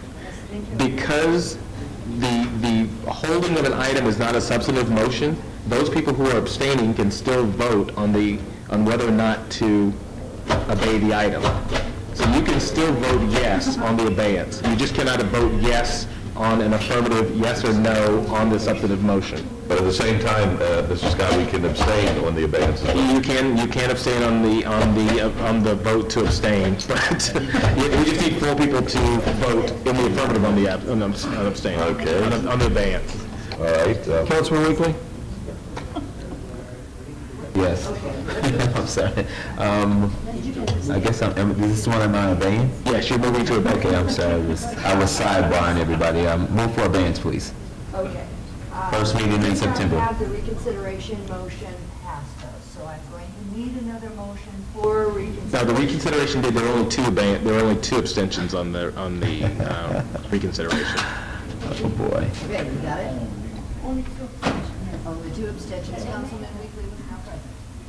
Okay, so we're on. And the mayor said to change his abstention. So that, I do not have enough at that point. That's why I say we need to do another Okay. reconsideration. If we can move to reconsider, Councilman Brown, and everyone can vote on that motion to reconsider. I move to reconsider. Thank you. Post? Yes. Vote, please. Post? Post? Thank you. And that motion carries. And now we're voting on the Councilman Weekly. If you can make the advance motion. Sure, I'd like to make a motion. Right, I'd like to make a motion to obey this item until the first meeting in September, please. And everyone is eligible to vote on this because it's not a substantive motion on the actual issue with regard to this particular billboard. So everyone's eligible to vote on this item. Motion on the floor, please cast your vote. That is to September 6th. Yes, ma'am. Send comment, listen to my attorneys one time before. And that motion carries. Okay? And we're okay. Thank you. Item 139 is SUP 13847. The applicant owner is Regine Gosa. He requests for a special use permit for a packaged liquor wholesale establishment at 1600 North Jones Boulevard in Ward 5. Planning Commission staff recommend approval subject to conditions. It's a public hearing, which is now open. Yes, sir. It goes Polo Market, 1600 North Jones. I'll go with staff recommendation. All right, thank you. It's a public hearing, which is now open. Would anyone like to be heard? All right, seeing none, we'll close the public hearing. This is Councilman Weekly. Yes, Your Honor. Let me just real quick here. I have some notes on this here. Normally, and I'll say this to you, sir, is there any kind of way that I can put a condition on this as far as a review? Yes, you can. I'd actually like to put a 6-month review on this because I'm not big on giving packaged liquor licenses, especially to convenience stores. And I had gotten some responses from some of my neighbors who had some areas of concern about this because I have an elementary school in the neighborhood as well. And so I want to put a review on this, and I just want to put on record today that I'm hoping that all works out real well for you. Because if not, definitely I'll be back to replicate this license. Okay? That'd be my motion, please. All right, let's vote. If I may, Mayor and Councilman, the wording on that would be that there shall be a 6-month review by the city council at your non-public or public hearing. Public, please. At a public hearing, and that 6 months will be following the date of issuance of the business license for the alcohol. All right, thank you very much. Then that's the motion. Let's vote. Opposed? Motion carries. Good luck to you. Thank you. You're welcome. 140 is SUP 13862. There'll be a public hearing. The applicant is Malco Enterprises. The owner is Helmut Jacobitz. Request for a special use permit for automobile rental and a waiver of the minimum lot site area requirement in conjunction with an existing auto repair minor facility at 6700 West Sahara Boulevard. This is in Ward 1. The staff recommends denial. The Planning Commission recommends approval. It's a public, subject to conditions. It's a public hearing, which is now open. Yes, sir. Good evening, Mr. Mayor, members of the council. My name is Tony Celeste. I am located at 3800 Howard Hughes Parkway and here on behalf of the applicant. This application before you is for a special use permit to allow for an automobile rental in conjunction with an existing auto lube and a waiver of the minimum lot size. The parcel is generally located on the northwest corner of Sahara and Redwood. This parcel is located within a larger commercial retail center. This location is ideal for a car rental as the parcel is Zone C1. The car rentals are allowable under C1 zoning with a special use permit, and the car rental will operate from the existing Econo Loop. The Planning Commission has recommended approval of this application, and the applicant is agreeable to all the Planning Commission's conditions. We therefore respectfully request your approval today. If I can answer any questions, I'd be more than happy to. Thank you very much. Are there any questions? All right, folks, the public hearing.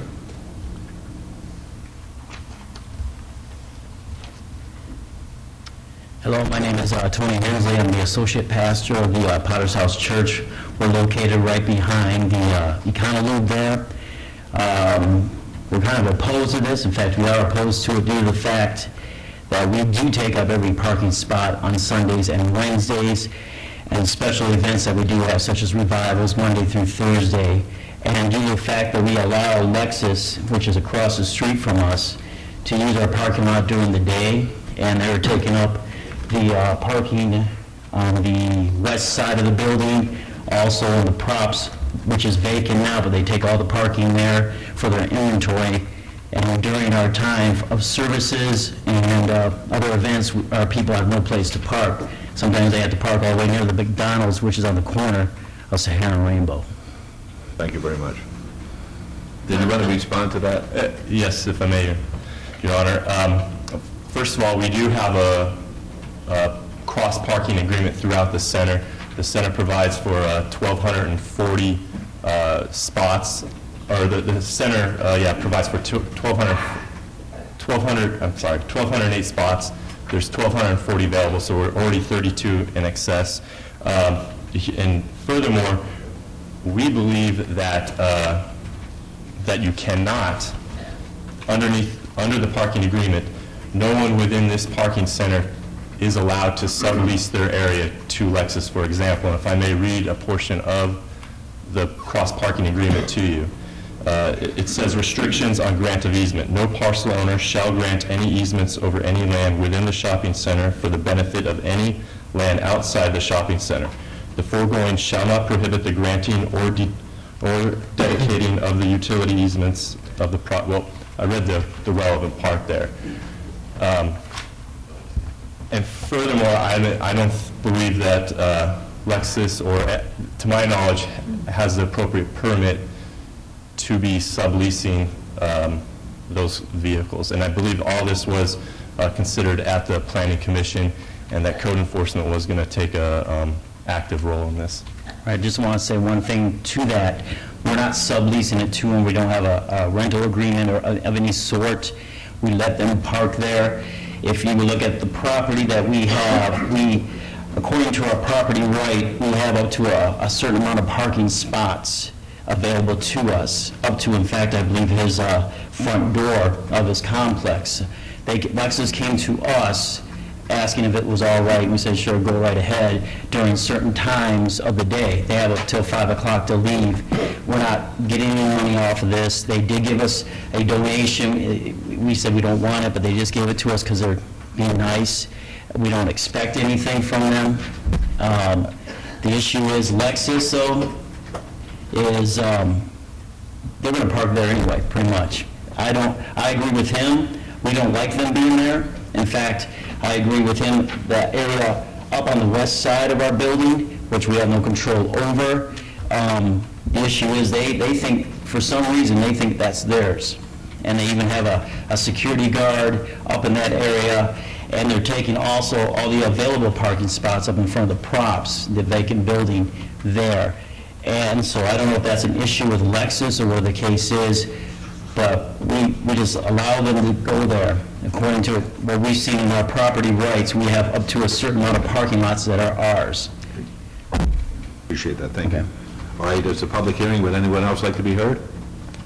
All right, seeing none, we'll close the public hearing then. Councilwoman Tarkanian? When you said they seem to think it's their area for parking, were you talking about Lexus? Yes. Okay. We've discussed this with the applicant. We have certain conditions that we're placing in there. I will tell you that what you're saying about Lexus holds true for almost every car agency down Sahara.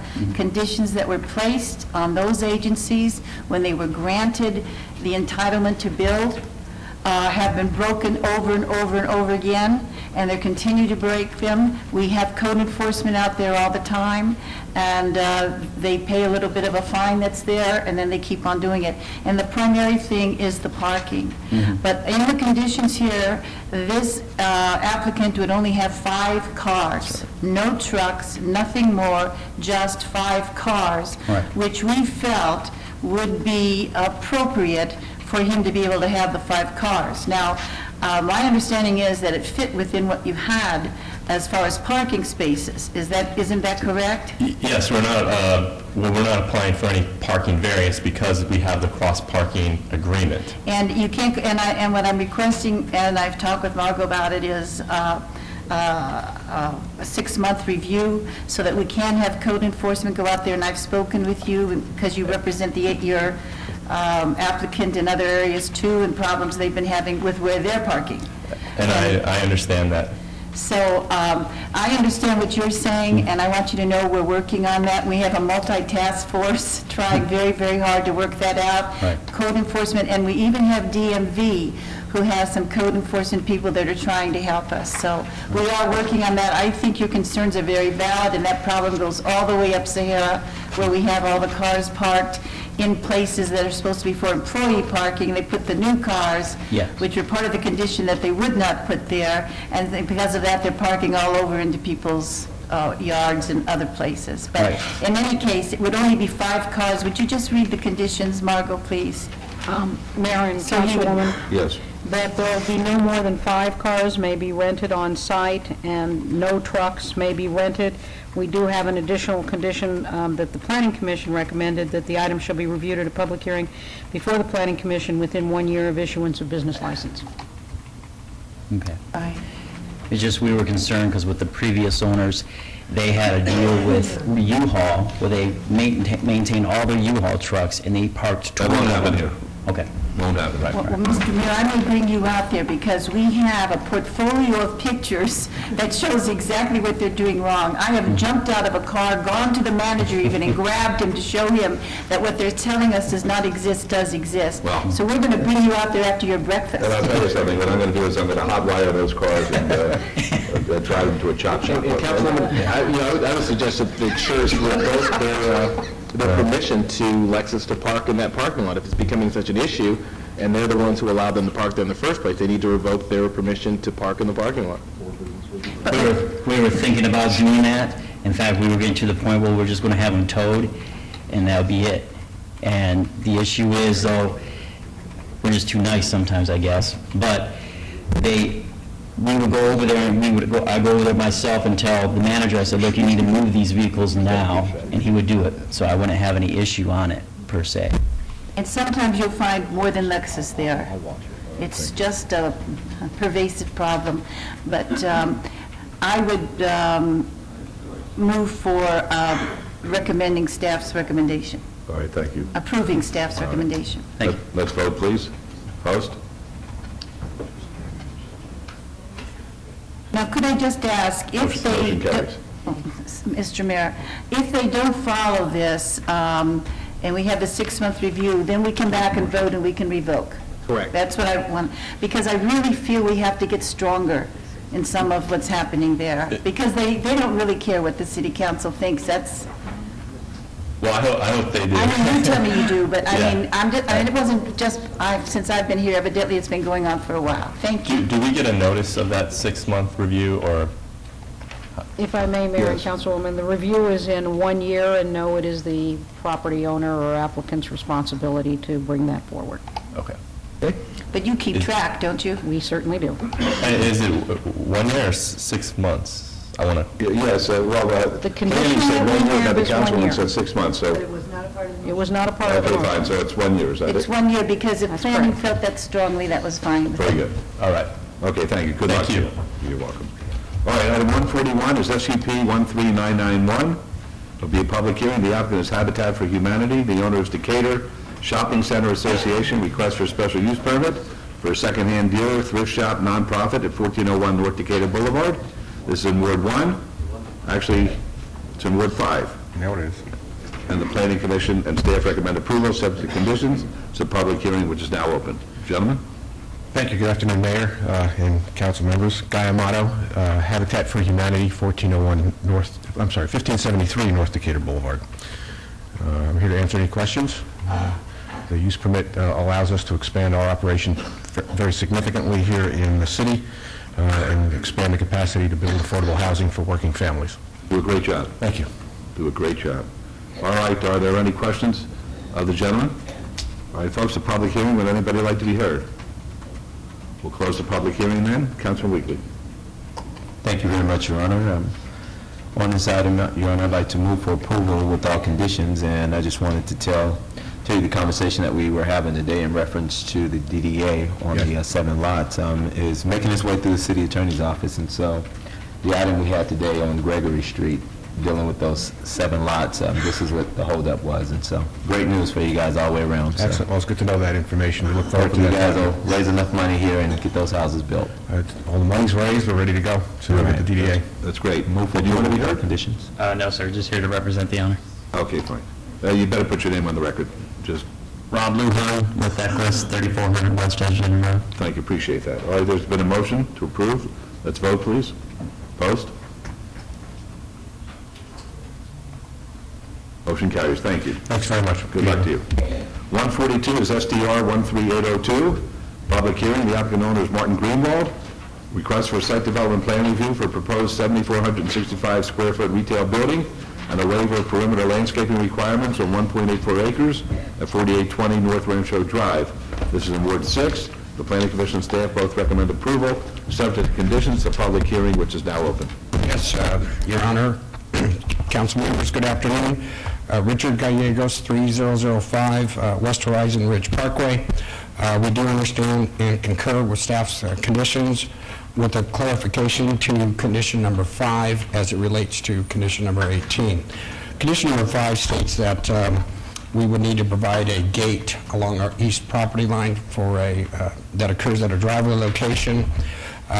We would agree with that should we not be successful in obtaining a joint access agreement. Should we be successful in obtaining the access agreement, the crash gate, of course, would not be required.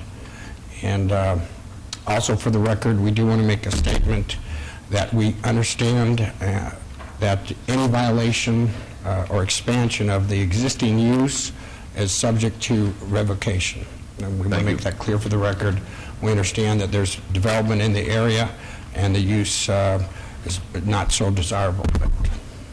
Okay, thank you, sir. All right, any questions of Mr. Gallegos? Folks, public hearing, anyone want to be heard? All right, seeing none, we'll close the public hearing then. This is Councilman Ross. Thank you, Your Honor. Mr. Gallegos, I sure enjoy working with you.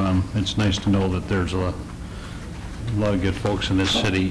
One condition that I don't see, and Director Wheeler, correct me if it's in there, I just have overlooked it. Any use, this project is just to enhance the exterior of this property and the site itself. Am I correct, Mr. Gallegos? That's correct. We, besides the expansion, we will go back to the existing building and enhance it to match the new expansion. Okay, and then let's clarify on the record so everyone is absolutely clear on this. Any expansion of that facility, there will be no walkways, no doorways, no breezeways between the sexually oriented business and the new expansion of this building. That's correct. This is a separate structure. And that's what you meant when you stated that the license would be subject to review. That's correct. Thank you.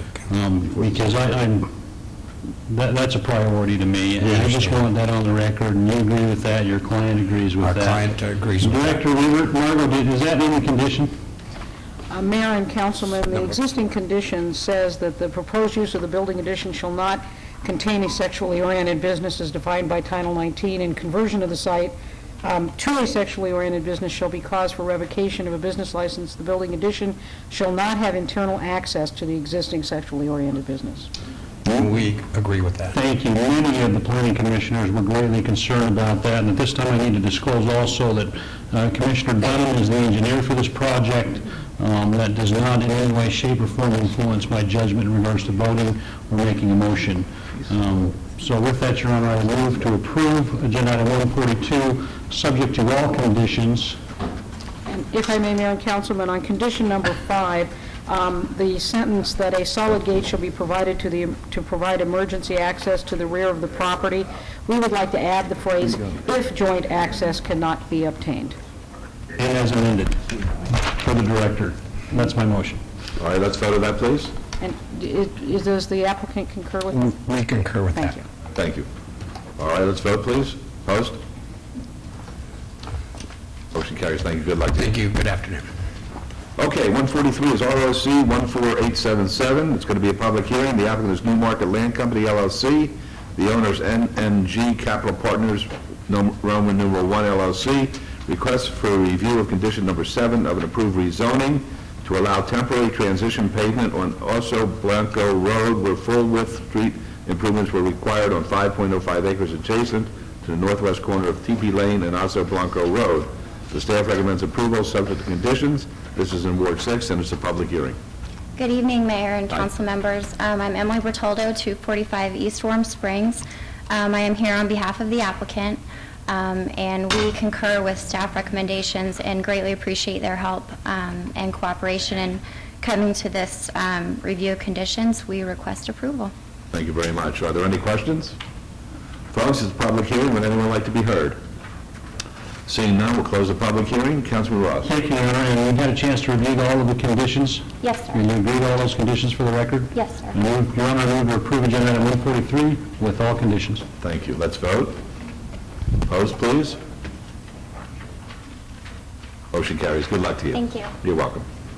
Okay, 144 is asking the clerk to please set the public hearing dates and appeals from the City Planning Commission meetings, the Centennial Hills Architectural Review Committee, and dangerous buildings or nuisance litter abatements. Thank you very much. Okay, folks, this is a time for citizens' participation. By the way, Dr. Selby or Mr. Houchins or Orlando, are any of you going to be planning to meet with Betsy tonight, meeting with those folks on the postmodern? No. I wasn't going to get something. No, I said that I was going to try to meet her, but with the hour here, I don't know whether I'm going to be able to make it. I'll just... That's just you and I. Are you going? That's us. Excuse me? That's just you and I. All right, supposed to meet. Are you going tonight? Yes. Okay. All right, very good. Yes. Doctor, good. Tom McGowan, Las Vegas resident. May I have the overhead, please?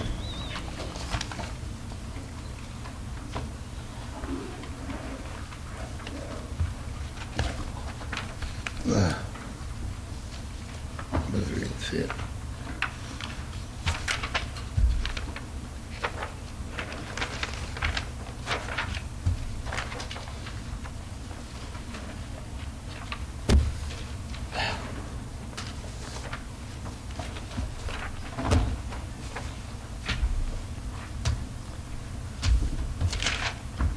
My previously submitted proposal for an entertainment walk of fame is hereby amended and submitted in the public record.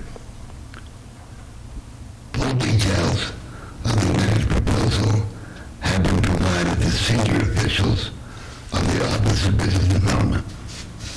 The written text of my public comment is submitted and requested inclusion in the meeting minutes, and if you, at your discretion, if you choose, you may have this copied to all members, all 7 members of the council, so you know really what this is. One more review, I believe you mentioned the premises postmodern museum. Although initially this proposal in its initial form was included in postmodern, I would indicate that postmodern is not necessarily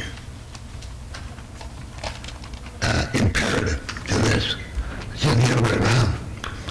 This can be postmodern and/or at other various public and/or private sites or locations throughout the city. But the important thing to understand is that this is secular and entertainment-based. Now, when people come to Las Vegas, they don't come, I don't think they come to the Lead Museum. I think they come to Las Vegas to be entertained.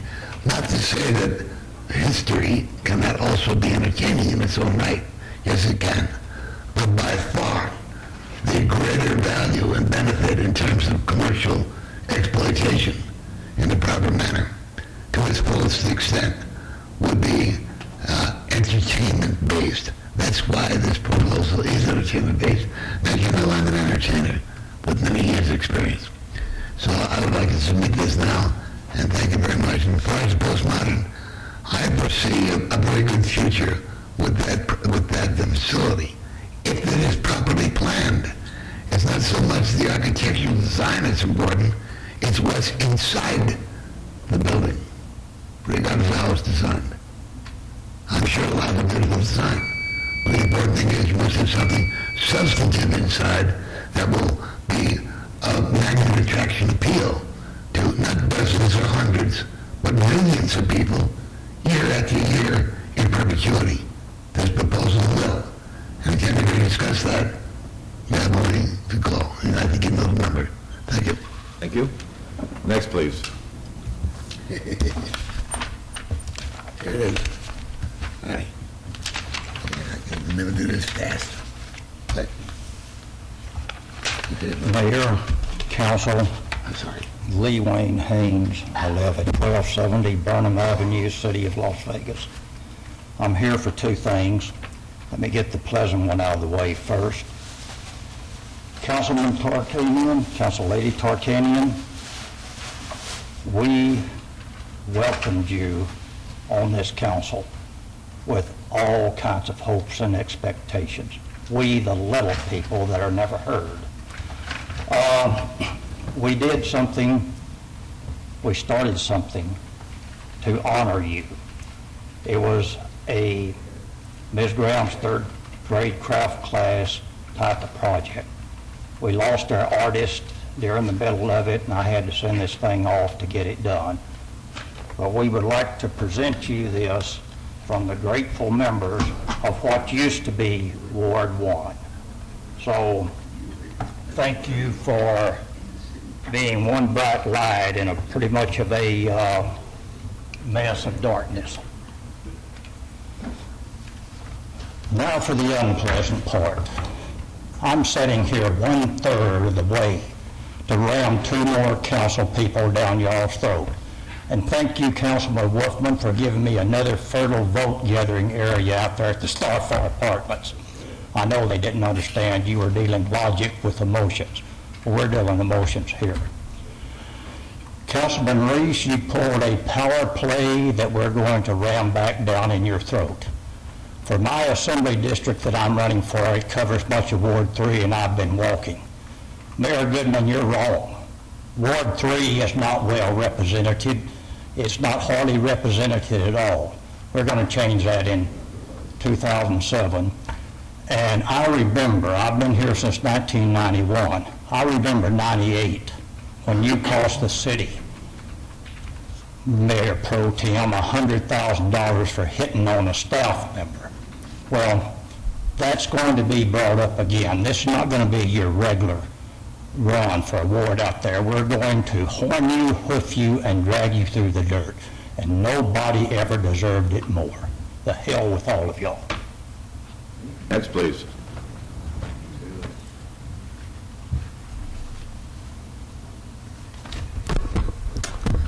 Good afternoon. I'm Rasan Joshua calling, and I just had a concern, I guess, from some of the things I heard. It seems a lot of bias towards big business and the rich, and that's one of my concerns, is that not everyone's being fairly treated. I don't think I'm being listened to right now. That's just not a prime example. But like you said, the little people aren't represented, and I think that's a lot of what happens. But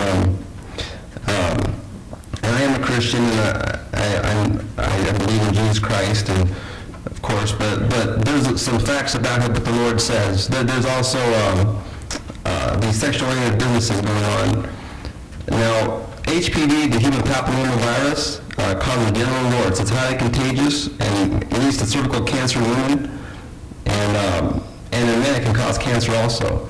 But these types of businesses are enticing people into sin, into sexual sin and activities, and it's killing people. It's killing people, literally. People are getting cancer, and dying. And it's something that I'm really against, even having sexually oriented businesses at all. I mean, it's leading young people with little cards everywhere, and it's looking at them, and I don't want to have to look at that stuff. It's sick. It's wrong.